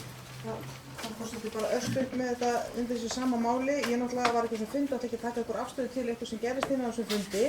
En sem sagt, fræðslunefnd var send þessi deiliskipulagsbreytingartillaga til kynningar. Og ég hygg að það hafi verið talið eðlilegt þar sem fræðslunefndin hefur þessa yfirsýn og yfirumsjón með þessu máli að allar breytingar farið þangað inn og séu ræddar þar þannig að allir séu á sömu blaðsíðu. Þannig skildi ég og ég held ég hinn fulltrúi samfylkingarinnar ástæðan fyrir því að þessu var vísað þarna inn til kynningar. Og það virðist að það er ekki bókað sérstaklega um deiliskipulagið sjálft þarna, þannig að það virðist allt hafa bara verið í eðlilegum farvegi varðandi þá umræðu, en einhverja umræðu hlýtur fræðslunefndin hafa tekið þetta mál. En mér langar til að segja, og nú ætla ég bara að vona að það komi ekki einhver hér á eftir og sækja að vera að ráðast að einhverjum sem ekki geta hafa málfrelsi hér inn á þessum fundi, en það er bara allt of algengt að það er misbrestur á gögnum á fundum, bara því miður, og þið vita það eins og ég. Og auðvitað það er endalaust alltaf hægt að tala mannleg mistök, þið vitið, en við erum líka við höfum rætt að það þurfa að taka á þessum ferlum þannig að við séum með rétt gögn tímanlega. Að leið og fundabók komi að þá séu öll gögn með og það sé einhver sem er ábyrgur fyrir þau séu rétt vegna þess að tíma okkar allir er náttúrulega líka verðmætur og það er náttúrulega ekki gott að við erum að verja tíma í að skoða undirbúningu fundi með röng gögn í höndum.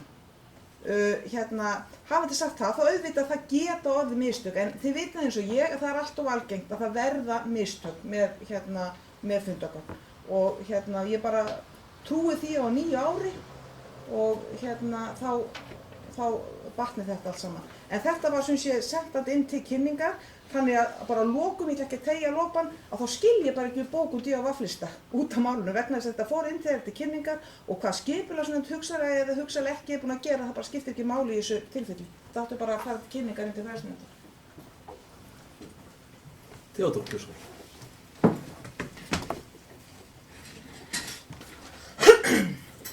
Forseti, bæjarfulltrúar.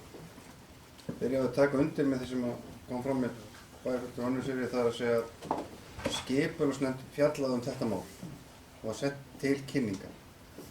og það hvernig skipulagið er uppbyggt er afgreitt í skipulagsnefnd. Og þess vegna skil ég ekki, og kannski eins og Kolbrún kom líka inn á, að skuli vera átök skipulagsmáli sjálf.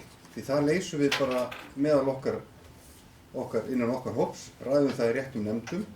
Þannig að án þess að vita nákvæmlega hvað fram, þá virðist skipulagshlutin hafa farið í umræðu sem er afgreiddur annars staðar. Og þess vegna verðum við að passa hvernig við verjum tímanum okkar að við tökum á málum þar sem á að taka á þau. Já, þess vegna held ég samt sem áður að báðar bókarinnar séu mögulega rangar, en seinni mögulega viðburður fyrri. Það er að segja, ég held að fulltrúi íbúðarhreyfingar mögulega sé að tala skipulagstillöguna, en hann fulltrúi þeir sömur íbúðarhreyfingar afgreitt hana með okkur í skipulagsnefnd. Þar af leiðandi átti tillagan ekkert að fara til umfjöllunar í fræðslunefnd, öðru leyti því að skólastarfið er í öruggum höndum þar. Takk. Sigrún, gjörðu svo vel.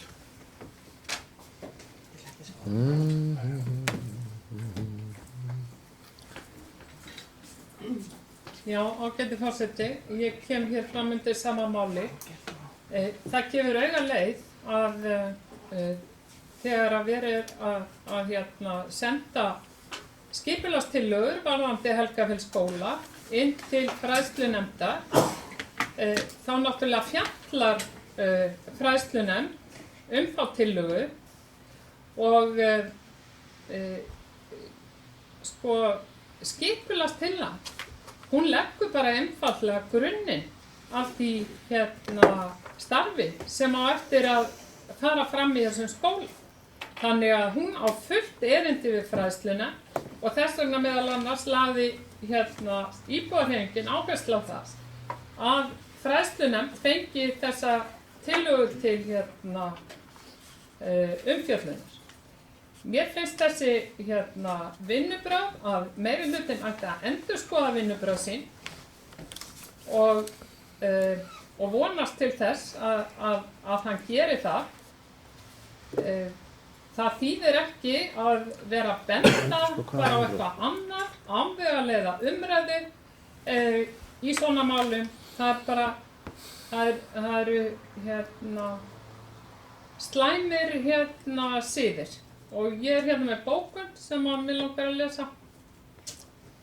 Bæjarfulltrúi íbúðarhreyfingarinnar tekur undir bókun M-lista í fræðslunefnd þess efnis að engin leið sé að undirbúa sig fyrir umræðu eða taka upplýsta afstöðu til mála ef rétt gögn fylgja ekki fundarboði eins og gerðist í þessu máli. Andsvar D.O.V.-lista við bókunni hefur síðan að því virðist þann tilgang helstan að afvegaleiða umræðuna. Í fyrstu setningu er látið í veðri vaka að það skipti ekki máli að það séu röng-gögn sem liggja fyrir fundinu. Það sé hvort sem er búið að samþykkja rétta deiliskipulagstillögu í skipulagsnefnd sem fulltrúi M-lista fékk síðan að heyra að hann hefði átt að skoða með íbúðarhreyfingunni fyrir fræðslunefndarfundi. Hvernig má það vera? Skiptir ekki máli með hvaða gögn fræðslunefnd vinnur á fundum? Bæjarfulltrúi íbúðarhreyfingarinnar mælist til þess að hinn góða og gegna kona og fulltrúi M-lista í fræðslunefnd, Hildur Margrétardóttir, verði beðið afsökunar á þeirri framkomu sem hún mátti á fundinu og að rétt gögn verði kynnt fyrir fræðslunefnd hið fyrsta.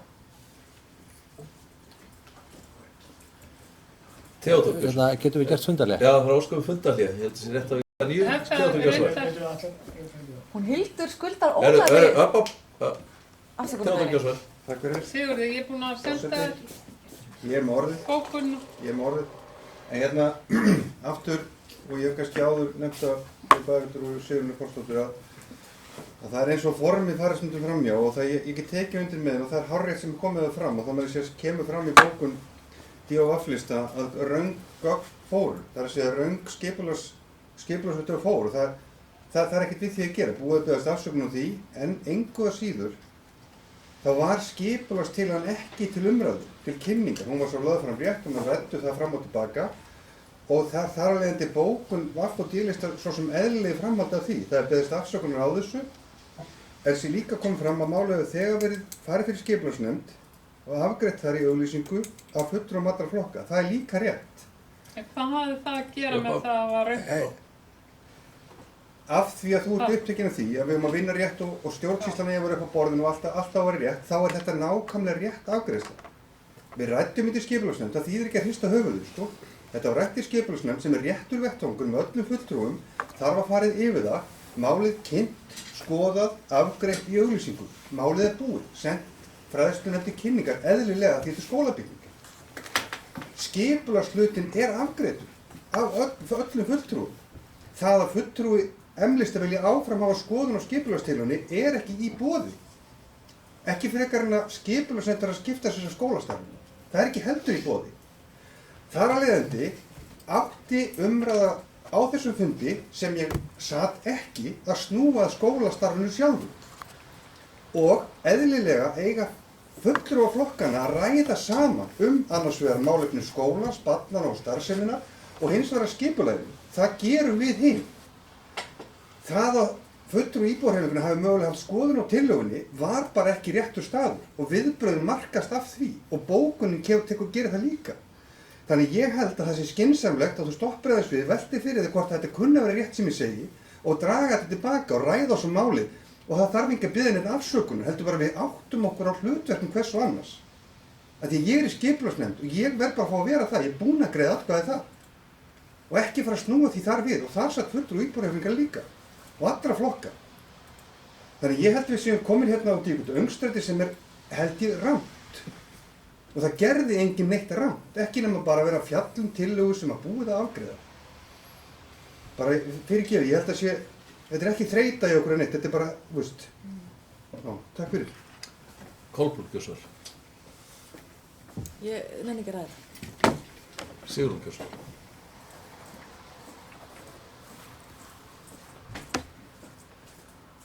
Já, ágæti forseti. Sko, ég held að það sem að þú ert að reyna að segja, Theodór, er það að í rauninni hefði deiliskipulagstillagan ekki átt að koma fyrir nefndin. Sko, þetta mál, þetta sérstaka mál sem að meirihlutinn bókaði andsvar við, það stýrist það að það voru bara ekki rétt gögn sem að fólk hafi fengið fyrir fundi. Og það kemur skipulagsnefnd nákvæmlega ekkert við. Við vitum það. Þannig að ég fordæmi það að það skuli notuð sem rök í málinu að skipulagsnefndin hefði verið áður fjallað þetta. Á fræðslunefnd að samþykkja bara blindandi þar sem að skipulagsnefnd hefur ákveðið eða hvað. En enga síður, ég vil stytta þessa umræðu og ég er tilbúin til að stytta þessa bókun. Og hún hljóðar svo, bæjarfulltrúi íbúahreyfingarinnar tekur bókun fulltrúa M-lista í fræðslunefnd, þess efnis að enginn lesi að undirbúa sig fyrir umræðu, eða taka upplýsta afstöðu til mála ef rétt gögn fylgja ekki fundarboði eins og gerðist í þessu máli. Svona á það hljóð. Theodór Gjörsvar. Forseti, ég er þakkláttur fyrir það að Sigrún dragi aðeins úr bókuninni en ég hef þó verið sáttar við hann og þetta hætta við hann á grunni þeirra raka sem ég er að reyna að koma með hér. Og ég sagði ekki að það væri minn skilningu að þetta ætti ekki að fara fyrir fræðslunum. Það sagði ég aldrei. En það kemur fram að lögð fram tillaga að breyting á deiliskipulagi fyrir Lóða Helgaholtsskóla. Bæjarstjórn vísar tillögu til kynningar í fræðslunefnd. Það er við ákváðum það, þetta vald hér, að vísa tillögunni til kynningar í fræðslunefnd. Það gerðum við. Ekki til afgreiðslu, ekki til samþykkis, bara til kynningar. Eðlilega vegna þessi stór framkvæmd skólabygging, það skiptir máli að fulltrúi fræðslunefnd viti nákvæmlega öll skref málsins, alveg eins og þú og við öll, og sérstaklega þú hefur verið að vekja máls á að við séum upplýst það sem er í gangi. Það átti ekki að fara fram atkvæðagreiðsla, skoðun endilega á henni, heldur bara að fólk fylgist með, bara í ljósi upplýsinga, lýðræðis og hvað við köllum allt. afgreiðsla málsins, henni var lokið. Það urðu mistök sem minnst á hér, það kom rangt plagg með og búið beðast afsökunar á því. Flóknar verkefnið ekki. Afgreiðsla, samþykki átti ekki að fara fram. Hvorki að fulltrúum D, S, VAF, né ykkarlista í borðhengarnum. Þannig ég held að sé gáfulegt að draga tilvörun tilbaka, skoða hugsin og koma þá kannski aftur með það síðar ef að niðurstaðin verður ekki svo saman ég er að segja hér. Og ég get alveg sem íbúarhefingur og hluta þetta erindi. Þetta er bara rétt. Takk. Fleiri hafa ekki hvað sér ljós. Umræðum er lokið. Þeir sem að staðfesta fundargerð fræðslunar og gefa merki. Takk fyrir og hún er staðfest með 9 atkvæðum. Þá tökum við fyrir fundargerð 202. fundar menningarmálanefndar sem haldinn var 29. nóvember. Orðið er laust. Ólafur Ingi Gíslason. Menningarmálanefnd.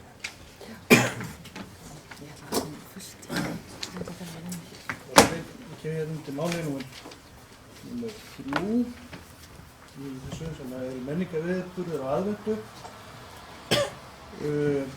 Þar sem að undir þeim lið var lögð fram tillaga að íbúar í Mosfellsbæ héldu upp á 13. og 13.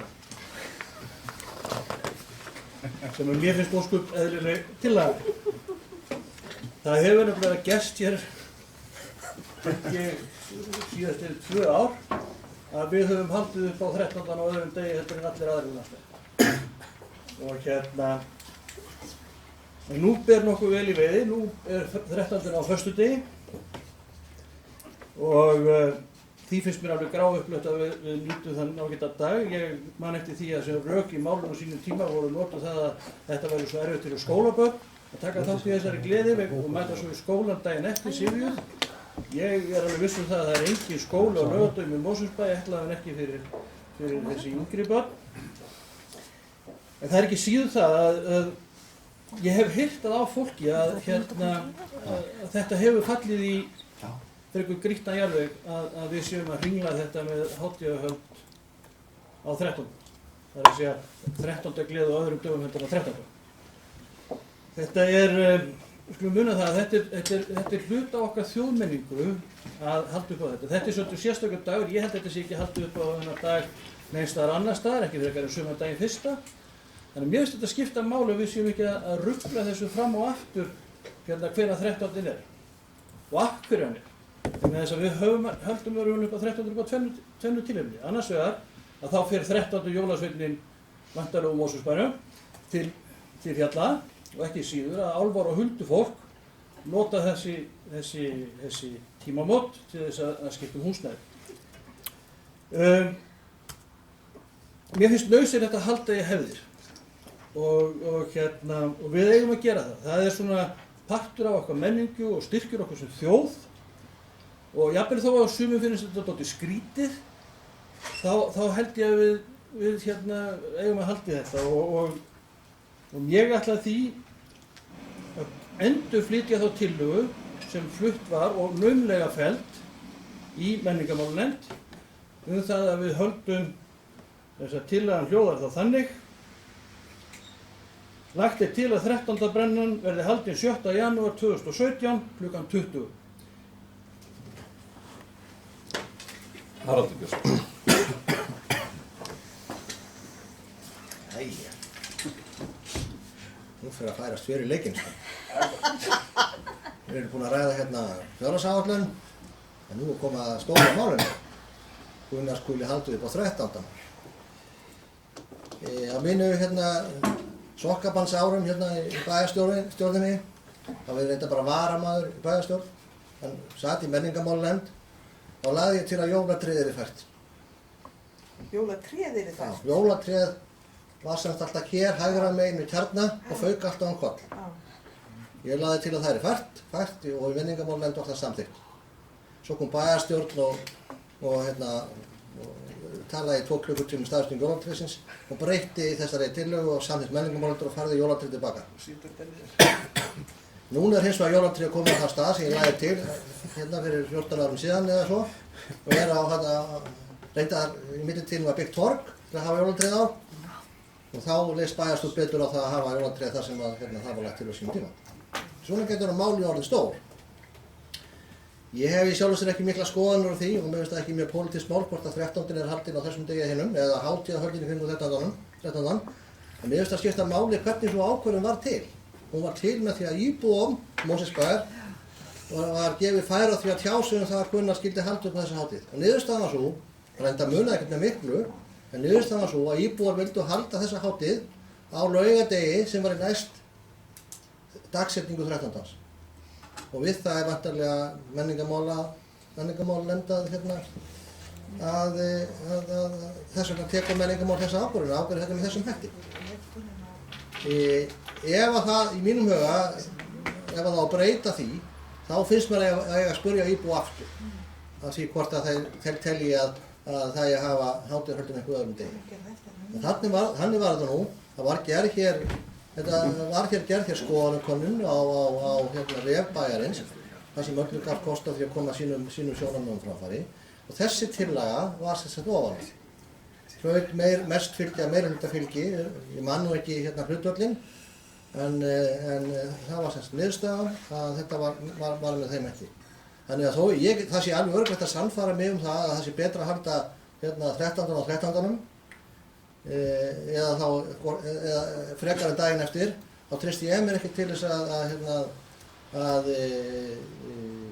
samþykkja þessa tillögu öðruvísi en það að málið þá farið aftur í þann farveg sem það fór og íbúarnir sem spurður aftur á því hvort að þetta hafi ekki verið góð reynsla af þessari breytingu. Þannig að já, þetta er kannski bara mín aðstæða. Eigum við að gera fundarhlé og koma samtalið Björnsson, Ólafur Ingi Björnsson. Já, ég ætla ekki að ræða stóra jólatréðmálið. Það er nú kannski þannig að nú var vitnað í skoðanakönnun sem var gerð hér á vef bæjarins og ef ég man rétt að þá var nú niðurstaðan ekkert mjög afgerandi. En hins vegar með áreiðanleika þeirra skoðanakönnuna sem eitthvað tæki til að taka mark á, þá held ég að ég geti fengið þá er hún svona svipað áreiðanlega eins og ég myndi gera skoðanakönnun í leið 15 hérna á leið frá Hlemmu hingað upp yfir. Þetta var reynda gert tvisvar. Já, ég veit það. En ég bara, dreg stórlega í efa þegar það svona opna skoðanakannanir eru, eins og hér var gert á netinu, á heimasíðu bæjarins og fara að taka það sem einhvern heilagan samfélag. Nei, takk. En það má alveg gera hins vegar, en ég finnst bara hins vegar eðlilegt að því að það verið að hafa 13. á 13. Ég hef ekki fengið neinn rök fyrir því okkur að má það ekki vera það.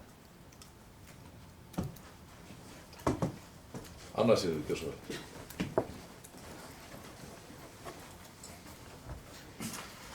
Já, það var kannski ekki, forseti, það var kannski ekki komin inn óvart að ég styð það að 13. sé alltaf haldinn á 13. en ég er þjóðleg kona og komin aftur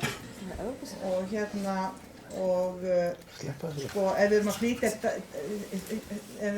einhverja heimferðardaga, hvað þá með uppsetningardag þegar Jesús fór heim, eigum að flytja hann þannig að hann sé á laugardegi, veit það ekki, en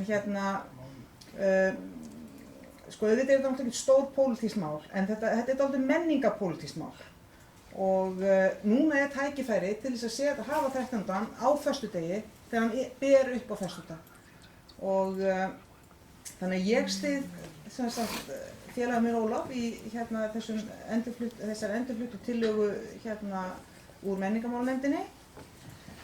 En mér langar, sko ég veit, það er kannski verið að fá þessu kunna mig þakkir fyrir að minnast á það sem ég ætla að gera núna, en að því við vorum að tala um framkvæmd funda, þá veit ég til þess að á þessu menningarmálafundi, og það er bara eiginlega spurning hvort þetta var löglegur fundur, á þessu menningarmálafundi satt einn varamaður sjálfstæðismanna og greiddi atkvæði, en aðalmaðurinn í nefndinni satt líka fundi. Reyndar má aðalmaður ekki boða varamann nema hann sé sannarlega fjarverandi, en aðalmaðurinn satt fundinn líka en tók sem sagt ekki þátt í atkvæðagreiðslu, það gerði varamaðurinn. Þannig að spurningin er kannski hvort er að ræða ólöglegan fund menningarmálanefndar sem á að vera lokaður eins og aðrir nefndarfundir fyrir öðrum en þeim 5 fulltrúum sem að sitja fundinn og svo embættismönnum sem að þar eru.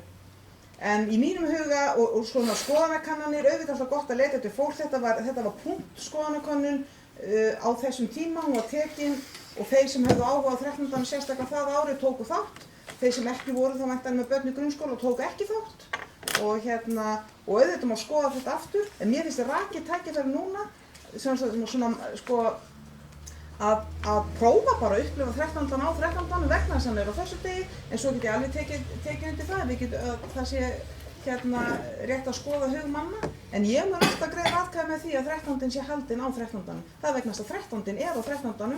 og þá er rétt að halda brennu og bjóða þeim að vera sem vera vilja og fara sem fara vilja, mér og mínum að meina lausu og syngja eitthvað skemmtilegt, en já, ég styð þessa tillögu.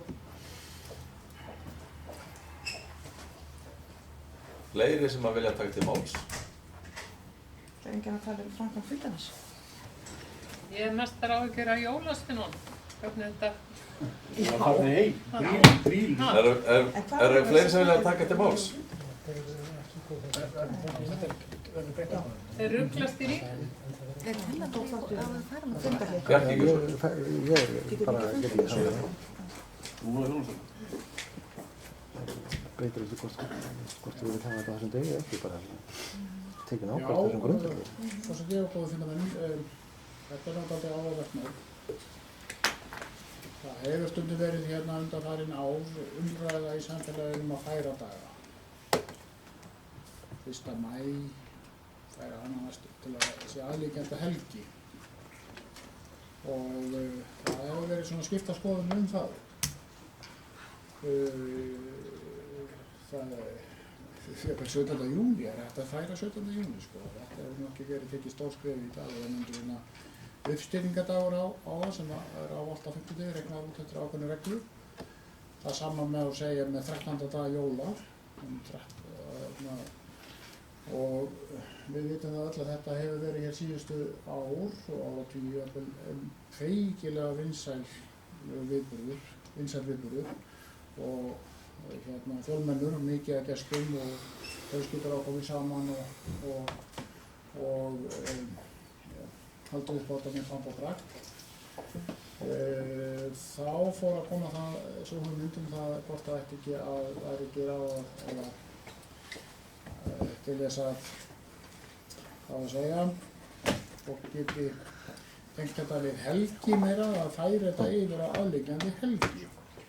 Og það var náttúrulega eins og bæjarstjóri talaði hérna áðan að eftir að hafi farið fram skoðanakönnun á netinu, hversu miklu munaði það hérna, getur verið að muna miklu, ég þekki það ekki en það var svona niðurstaða og síðan hefur þetta verið þarna, en svo passum við til núna eins og hér hefur verið sagt að 13. var á föstudegi og þá var þetta sem sagt fulltrúa tillaga í menningarmálanefnd frá fulltrúaslista að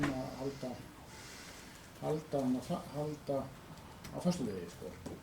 Og þá kemur sem sagt til sjónarmiði að halda í þessa hefð eða heldur í þessa samþykkt og breyta ekki þó að það væri sem sagt frumdaginn eftir. Ég skal ekki segja hvað er rétt, ég hef nú frekar verið íhaldssamur á allavega aðra daga en ég hef svona verið með í þessu málum. En nú er hér uppsiglingu atkvæðagreiðsla og þannig var nú í þessari atkvæðagreiðslu í menningarmálanefnd.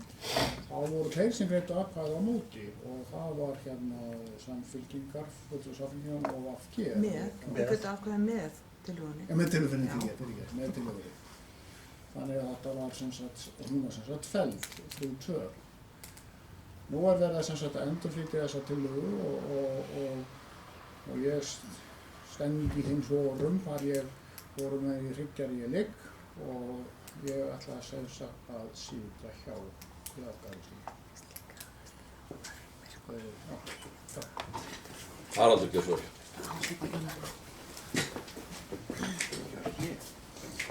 Forseti, bara svo ég skilja þess að ég var að segja hérna áðan. Jólatrés aðskiptir svo sem engum máli, en mér finnst þetta bara að vera þannig að Nú hefur menningarmálanefnd lagt í grundvallar ákveðna aðferðafræði við þessa ákvörðun. Hún ræði það til á sínum tíma að það yrði gerð skoðun á könnun meðal bæjarbúa hvernig þeir vildu hafa þessa hátíð. Og við hér í bæjarstjórn samþykktum það og það yrði lagt til grundvallar. Á þeim forsendum var þetta gert með þessum hætti. Eins og ég sagði, það er alveg að samfara mig, ég get alveg persónulega haft einhver aðra skoðun á málunum. En mér finnst ég vera bara búin að afsala mér valdi í þessu ákveðna tilefni. Afsala mér því valdi að hafa á þessu þessa skoðun, þar sem við fórum þá leið og bæjarstjórn samþykkti það að leita álits bæjarbúa og að álit bæjarbúa myndi ráða því hvernig þetta er gert. Mér finnst bara alveg ástæða til þess að það verður síðan rætt í framhaldinu í menningarmálin, hvort að ég þá að hugsanlega að bera þetta aftur til bæjarbúa, byrja hvort reynslana sem við yrði, en mér finnst ekki, ég treysti mér ekki til þess að breyta þessu á þessum forsendum. Ég mun greiða atkvæði gegn þessari tillögu. En ég tek það líka fram að þetta er ekki stór pólitískt mál með engum hætti og ef einhver aðrir flokksfélagi mínir eða í meirihlutanum vilja hafa aðra skoðun, þá er það bara þannig. Fleiri sem æskja þess að taka til máls. Þú varst búinn að óska eftir fundarhlé og er einhver sem vill ræða málin áður en við gerum fundarhlé? Ekki, þá gjör svo vel.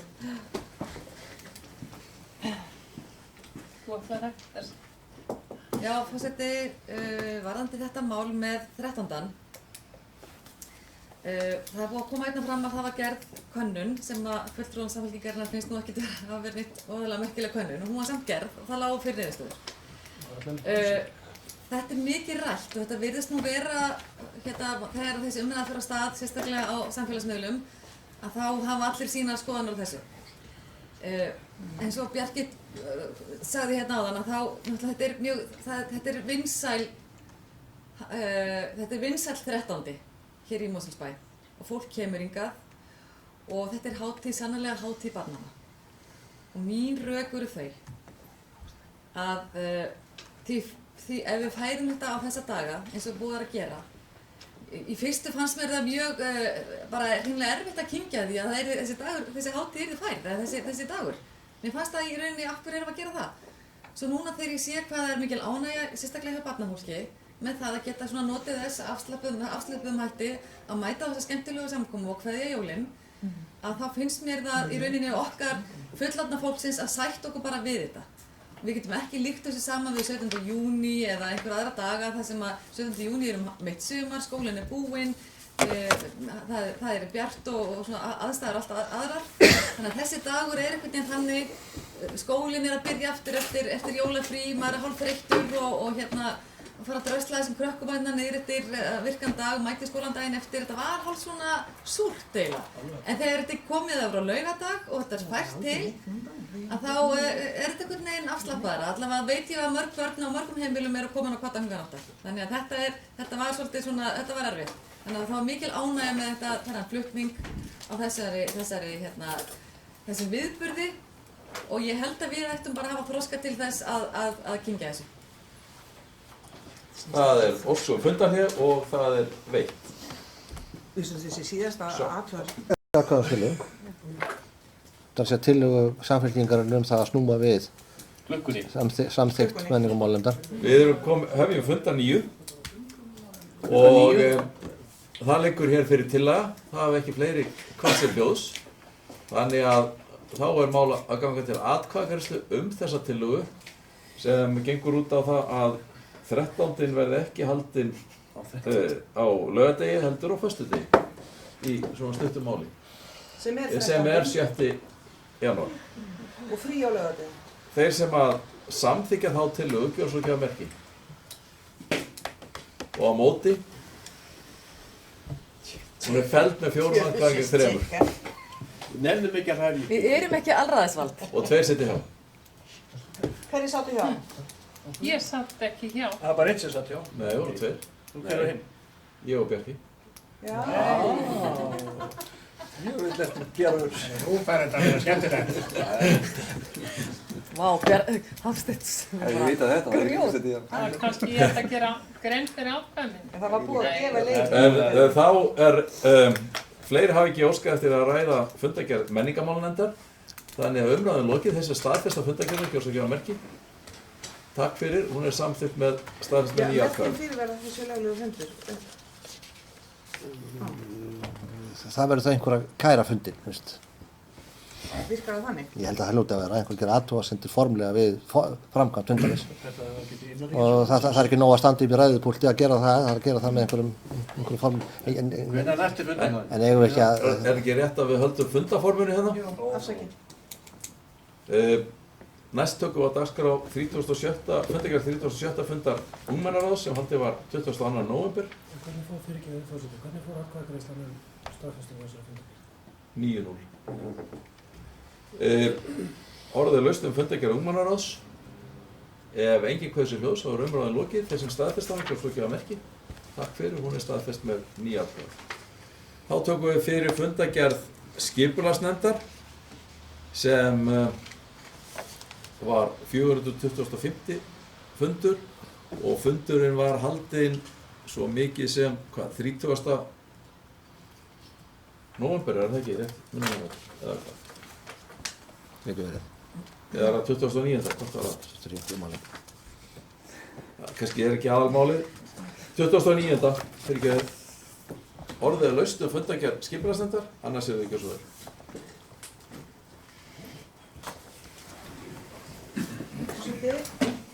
Ég kem hérna upp undir 3. máli, óskun skipulagningu lóðar í landi Sólheim og Hólmsheiði. Öðru máli fyrirgefið, já. Hérna... Allt öðru máli. Já. Sko, við náttúrulega vitum að þetta mál snýst er komið til vegna Óskar Símans að fá lóð undir gagnaver. Og lóð og svo viðbótar lóð til þess að eiga einhvern tímann í handræðanum í framtíðinni. Ég skil ekki alveg sko bókun nefndarinnar sjálfrar í þessu máli. Hún hljóðar þannig afgreiðsla nefndarinnar. Nefndin samþykkir að fela skipulagsfulltrúa nánari úrvinnslu málsins, skoða möguleika á staðsetningu nýrra atvinnusvæða og stofna nýtt málsnúmer fyrir það. Nú eiginlega fyrsta spurning, og ég kannski á bara að spyrja einna spurningar og víkja svo í punkt að fá svar við henni. Því að sko, þýðir þessi afgreiðsla nefndarinnar að skipulagsfulltrúa var falin nánari úrvinnsla málsins, það er umsóknar Símans þetta land, eða þýðir þessi afgreiðsla nefndarinnar að þetta er nánari úrvinnsla málsins, vísar það til annar atvinnusvæða eða til þess vísar þessi nánari úrvinnsla málsins í þessu tilfelli. Því mér skilst að lungina umræðu fundarins hafi, eða stór hluti hafi snúist þetta að finna önnur atvinnusvæði og svo bóka bæði fulltrúa S-lista og fulltrúa M-lista ýmsa meinbugi á því að setja þetta, að ganga til samninga við þetta fyrirtæki og setja gagnaver þarna á þessum stað og allra síst þetta að útvega þetta mikla umfram landsvæði undir einhverja framtíðar músík. En mér finnst ég bara áttum ekki alveg á þessu, svo kemur bókum affót D-lista, þá minnast þau ekkert á Sólheimalandið, heldur tala bara að það sé rædd staða atvinnulóða. Þegar málið sem til umræðu ósk Símans lóð undir gagnaveri. Þannig mér finnst þetta, og ég veit að menn eru orðnir dálítið þreyttir, en ég bara verða að fá botn í þetta, því ég skil ekki alveg þessi afgreiðslu. Ég óskaði eftir að fá að koma það aftur í pontu því ég er búin að fá skýringu frá skipulagsnefndar fulltrúa hérna inni, til hvers þessi afgreiðsla er að vísa. Sigrún, ég held að við erum bara að klára þetta þannig að segja svara beint upp á framhald umræðuna. Þannig að Theodór komi og svo þannig að við fá umræðan fari ekki á dreif. Theodór, gjör svo vel. Forseti, bæjarfulltrúar, ég vil kannski byrja á svolítið að taka undir með önnuseyri varðandi álið, þar að segja það er ákveðin svona óskiljanleiki í því sem má segja að maður lesta og ekkert því að ég sjálf að segja að það kemur hins vegar til okkar með þessu heiti og með þeim gögnum sem því fylgja. Það er að segja að það skýrir umræðan. Það var helling svo mikil umræðan eins og við sjáum þá flestum öllum öðrum málum frestað, þannig að við eyddum miklum tíma að þetta mál, einmitt og bókanir bæði M-lista og S-lista eru bara mjög lýsandi þeirra afstöðu til málsins og má segja að það má segja eiginlega það leið langur tími þá hvernig ákvörðan tekin þessar bókanir. Það er að segja hvort við erum að, það sem kannski vorum helstar að var það að til þess að þessi lóð, jafnt sem aðrar mögulegar lóðir undir atvinnuuppbyggingu, þurfa mögulega að koma undir eða til kasta svæðaskipulagsnefndar. Þannig að það sem að í sjálfu sér gerða verkum við vorum dálítið föst þarna var að við fengum, hvað ég segja, ég þarf að ná eyrum. Já, það er að segja við og það var ekki hægt einhvern veginn að horfa fram með því málið kom upp undir númerinu gagnaver sími, skilur, þannig að í staðin fyrir að ræða lóðina sem slíka og þá tengdust auðvitað gagnaverinu og auðvitað hafa menn óskað eftir því þetta fyrirtæki og það eru kannski fleiri líka sem áhuga á lóðinni en við vorum föst í gagnaversumræðinni, það er að segja hávaðan, stærðin, umfangið og allt saman og þar leiðandi komið þessar bókan, eins og erum við að fara þarna og bókun okkur kannski segir, eða D.O.F.-lista sem þarna hún fjallar í sjálfu sér það að við erum í sjálfu sér að segja, heyrðu, þetta farið frá okkur, við erum búin að svolítið að missa þetta í heitið, gagnaver og við ætlum ekki að gera það. Það er að segja, við ætlum að fá heildar skipulag eða skoðun sviðsins okkar á því hvaða möguleikar í stöðunni okkar fyrir atvinnulóð, meðal annars þess og fleiri. Það er að segja, og ég geti ekki svarað þessu betur en það gerist allavega ekkert núna, þessar bókanir eru lýsandi og báðar, eða allavega þrjár, bara ágætlega góðar. Tvær þeirra fjalla bara gagnaverið og það er áhyggjur sem að fulltrúar M og S-lista hafa af þeim og okkar bókun er svona viðbrögð við því það sem við erum að segja, við þurfum að skoða þetta í stærra samhengi. Og það er í sjálfu sem að segja, við erum kannski komið, við erum bara núllpunkt. Það er að segja, það er ekkert farið frá okkur, það er engin hætt á ferðum, við ætlum að skoða þetta heildrænt aftur og þá kemur fyrir nefndina og þá betur undirbúið með þeim upplýsingum sem allir vilja fá. Hins vegar vildu fulltrúar S og M-lista í lokin samt sem áður koma þessum bókunum að í staðin fyrir að hafa stöktan text hvert við vorum komin, ef ég má kannski orða þetta eitthvað niður svona. Þannig að við fórum hring, stóran og góðan hring, en við erum í sjálfu sér á núllinu aftur og við þurfum að búið til númer atvinnu uppbyggingu í bænum öllum. Þar með þessa lóð mögulega í kringum okkur þar sem við þurfum stóru orkufrek fyrirtæki, höfum við stöðu fyrir þau. Þannig að ef það kemur til kasta svæðaskipulags þá ekki bara út af þessu. En við erum, má segja að fundunum fórum við, eða allir fundunum í þetta, var í sjálfu sér mjög hollt fyrir alla og okkur líka ekkert síður en fulltrúar M og S-lista vildu koma þessu bókunum að sem ég skil mæta vel af því hvernig málið kom inn. En við fórum bara hring og erum staddur á sama stað aftur eða stöddu öll sömul.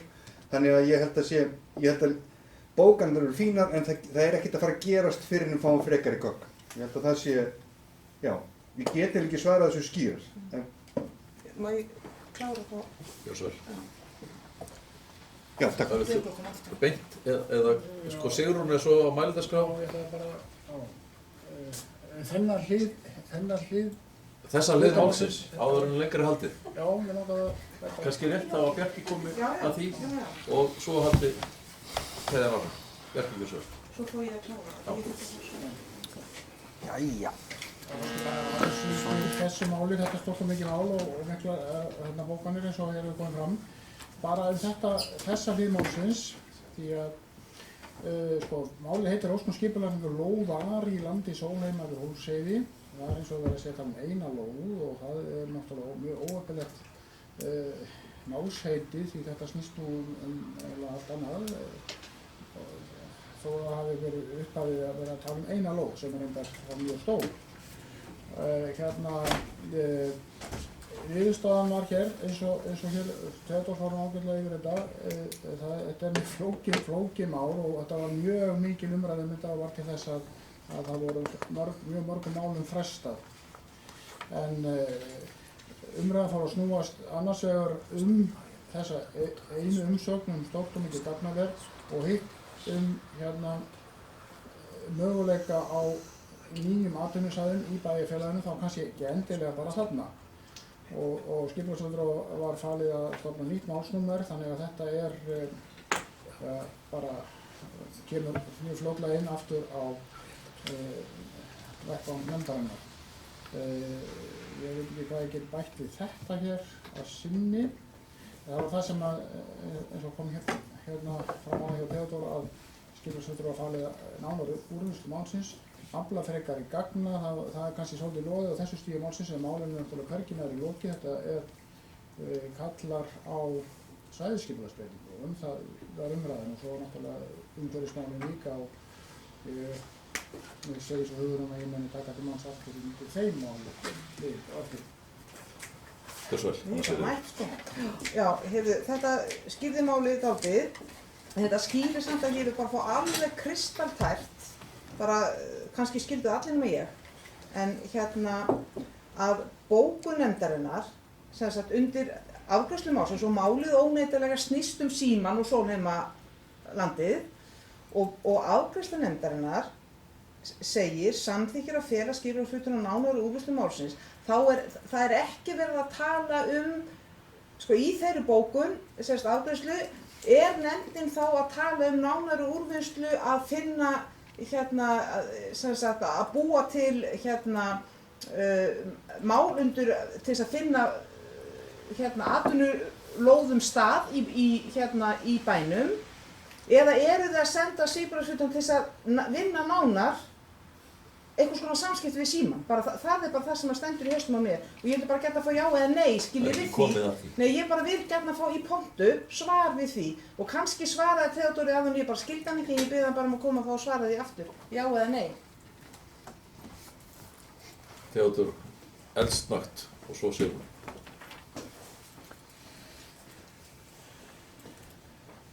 Já eða nei, það er sem sagt, svarið við spurningunni er sem sagt, ef þú ert að spyrja Símann, skilurðu og gagnaverið. Málið það. Þá er svarið nei. Já, ok, þá það komið bara. Já. Sigrún Gjörsson. Já, nei.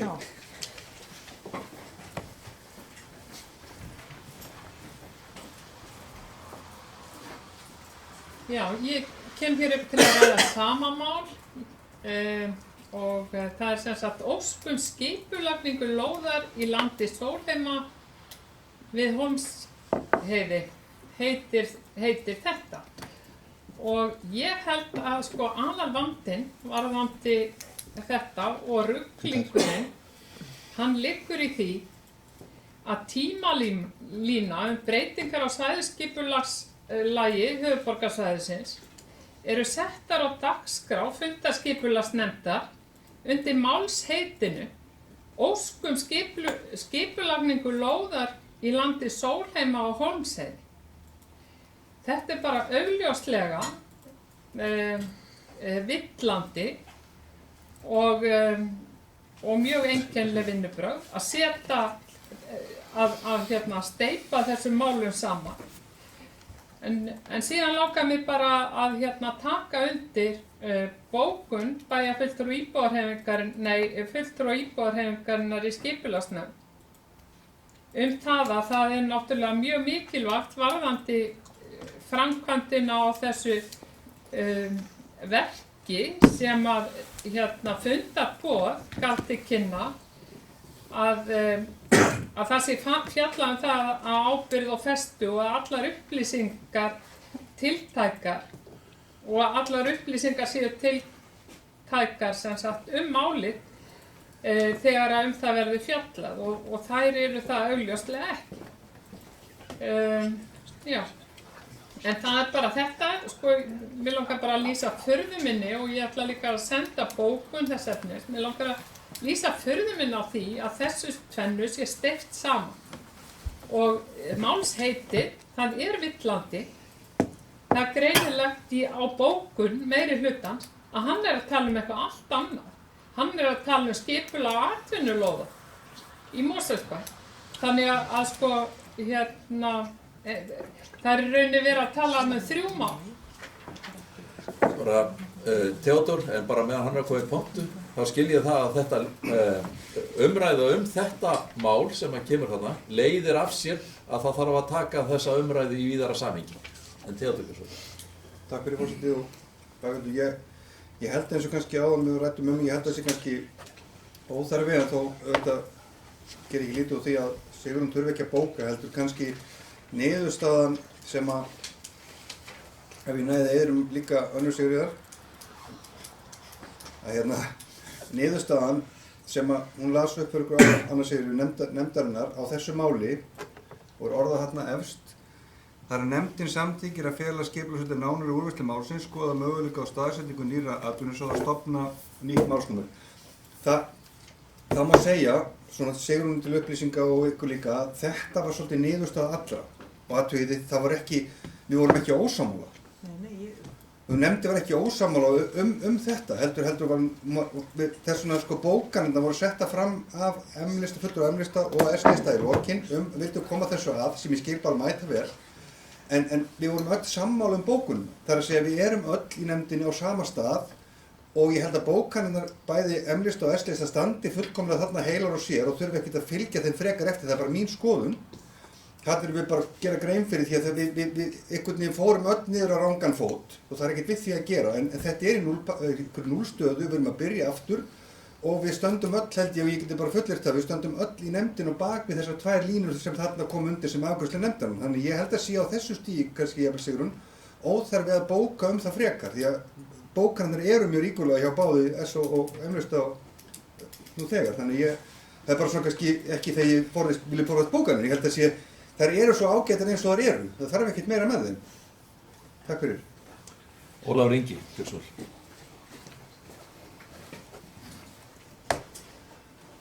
Forseti, bæjarfulltrúi Theodór talaði með menn hefur kannski stokkið upp og rauka fætti. Mér sýnist það sé dálítið í þessu máli. Ég ætli sjálfur sér ekkert ekki að fjalla þetta mál. Ég veit að þetta verður að koma inn aftur til okkar. Þó ætli ég að nota tækifæri og taka undir bókun fulltrúa Samfylkingarinnar í nefndinni. En ég hjó hins vegar eftir því hjá bæjarfulltrúa Theodór hér áðan þegar hann talaði sem sagt að skoða möguleika á staðsetningu nýrra atvinnusvæða að þá nefndi hann líka það sem myndu kalla á breytingu á svæðaskipulagi. Þess vegna spyr ég bara beinna spurningar. Er eingöngu verið að huga að lóðum undir atvinnulóðum sem eru þá utan vaxtarmarka? Er ekki verið að skoða neina lóðir þá sem eru bara þegar innan skipulags? Það er að kalla ekki á breytingar á svæðaskipulagi. Bjarki, Björnsvöld.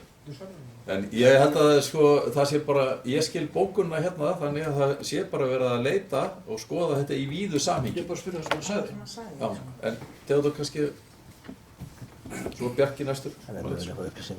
Forseti, en já, svona til að kannski skýra máli það að segja ef við förum í heildarskoðun á því, þessi lóð og þið þekkið þarna aðeins til, þarna er ekkert langt frá til að mynda fangelsi og lóð sem að þetta sama fyrirtæki sótti og hafði hug á því og hefur hug á því jafnvel að stækka þá starfsemi sín því það er stutt þarna í orku. Það kann að vera jafnvel ef að við svo kjósum íbúar á höfuðborgarsvæðinu, mér finnst þetta að vera verkefni ekki bara okkar einkamál, heldur ef að við þurfum á gagnaverið að halda á þessu svæði, það kann að vera gott að hafa það, ég þekki það ekki, allavega þá er þetta svæði okkar ekki á, það svæðaskipulagsnefnd þarf að koma að því og mögulega önnur svæði þá á okkar, í okkar umdæmi.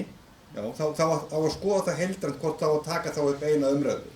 Meira geti ég sjálfsög ekki farið, ég sé að Ólafur hristur í höfuðið, líkar ekki svarið, en það átt að skoða það heildrænt yfir sveitafélagið allt saman. Það er markmiðið. Ekki bara utan vaxtarmarka, höfuðborgarsvæðisins. Innan sem utan. Nei, ekki bara. Þú sagði þennan blótt. Já, fyrirgefðu. My mistake. Takk fyrir mig. Bjarki, Björnsvöld. Þetta er náttúrulega mjög stórt mikið mál og náttúrulega engin loka umræða hér, hvorki í skipulagsnefnd í bæjarstjórn. Ég langaði samt að koma aðeins á öðru sem nú nefnt í bókunum og máli snýst auðvitað víkum. Það var rætt mikið á fundinum. Eitt var þetta málsnúmer og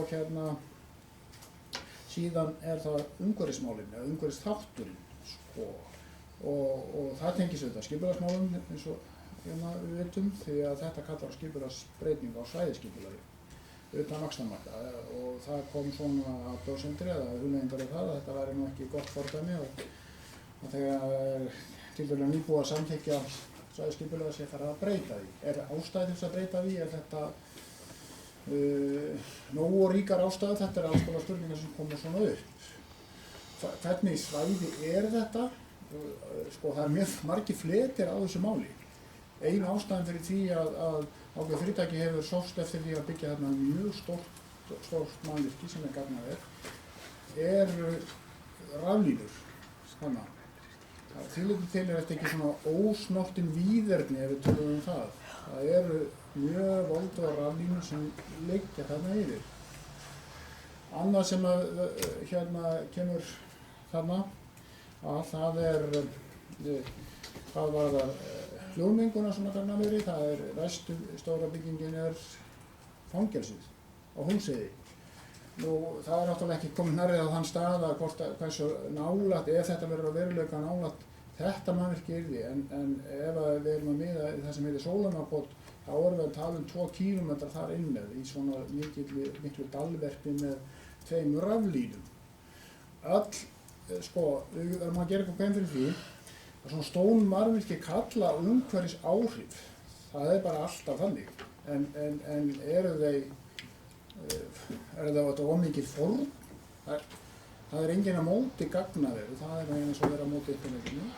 Fulltrúi íbúðarhreyfingar í skipulagsnefnd talar það að finna annan stað fyrir það sé fylgja því að hafa gagnaveru í Mosfellsbæ, en hvernig til þess að finna annan stað fyrir það sem ekki hefði þessi umhverfisráð. Þá kemur þetta sem við vorum að tala á, hvar gæti svoleiðis staður verið?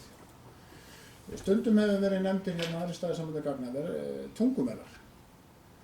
Hvað þýðir það? Það þýðir að það þyrfti að flytja rammann með þangað og vantar að þá sjónrænu árið verið þá meiri svona nálægt Vesturlandsveginum. Þetta svolítið svona hvað segja, ekki felum myndi ég segja, en þetta svona á landi sem ekki ósnortið, en það ekki svona kannski svona það sem ég segi svona í alfara leið. Og sem að viti nákvæmlega á þessu stíði málsins hvar þetta svæði yrði nákvæmlega staðsett ef þetta gengur í gegn. Þetta var rætt náttúrulega á fundinum og verður auðvitað rætt aftur. Ég vildi koma þessu að því að þetta var nákvæmlega talað þetta. Það margar hlýðar á þessu máli. Eitt sem ég geti nefnt hérna, það nýbúin að vera umræða mannvirki við Liklafell. Það auðvitað eiginlega meira inn Mosfellsheiðina, en það má kannski segja að það sé nauðsynlegt þar vegna þess að þar eru þessar raflínur sem að hafa auðvitað mikið sjónræn á hérna yfir alla heiðina. Og við horfum nú á þetta þegar við erum að fara í Hellisheiðina. En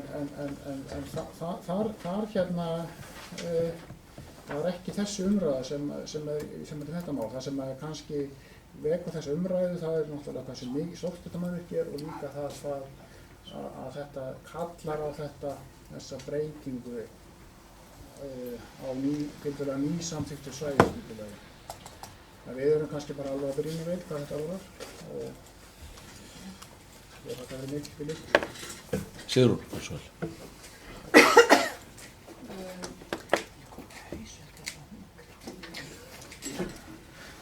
Ég ætla bara að láta þetta mál niður falla. Ég held að ætlar að draga bókuna tilbaka eða? Já.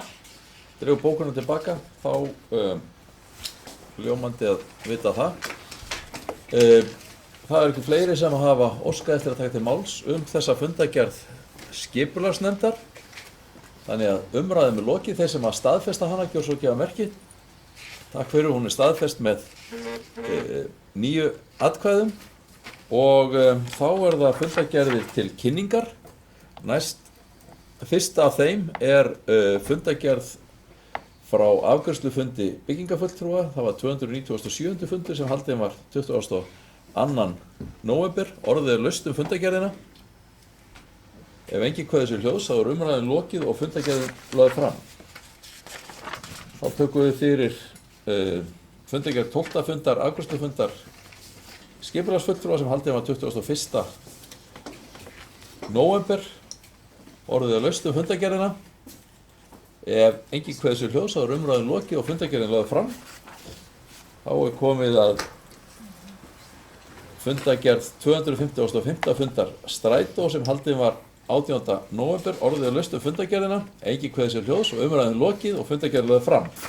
Þá tökum við fundargerð 368. fundar stjórnar Strætó sem haldin var 25. nóvember, orðið er laust fundargerðina. Engin kveður sér hljóðs og umræðum er því lokið og fundargerðin lögð fram. Þá er komið að fundargerð 844. fundar stjórnar Sambands íslenskra sveitarfélaga sem haldið var 25. nóvember, orðið er laust fundargerðina. Engin kveður sér hljóðs, umræðum lokið og fundargerðin lögð fram. Og að síðustu erum við með fundargerð 28. fundar heilbrigðisnefndar Kjósarsvæðis sem var haldinn 28. nóvember. Orðið er laust fundargerðina, engin kveður sér hljóðs, umræðum er lokið og fundargerðin lögð fram. Fleira liggur ekki fyrir þessum ágæta fundi. Ég þakka fundarsetuna og segi fundi slitið.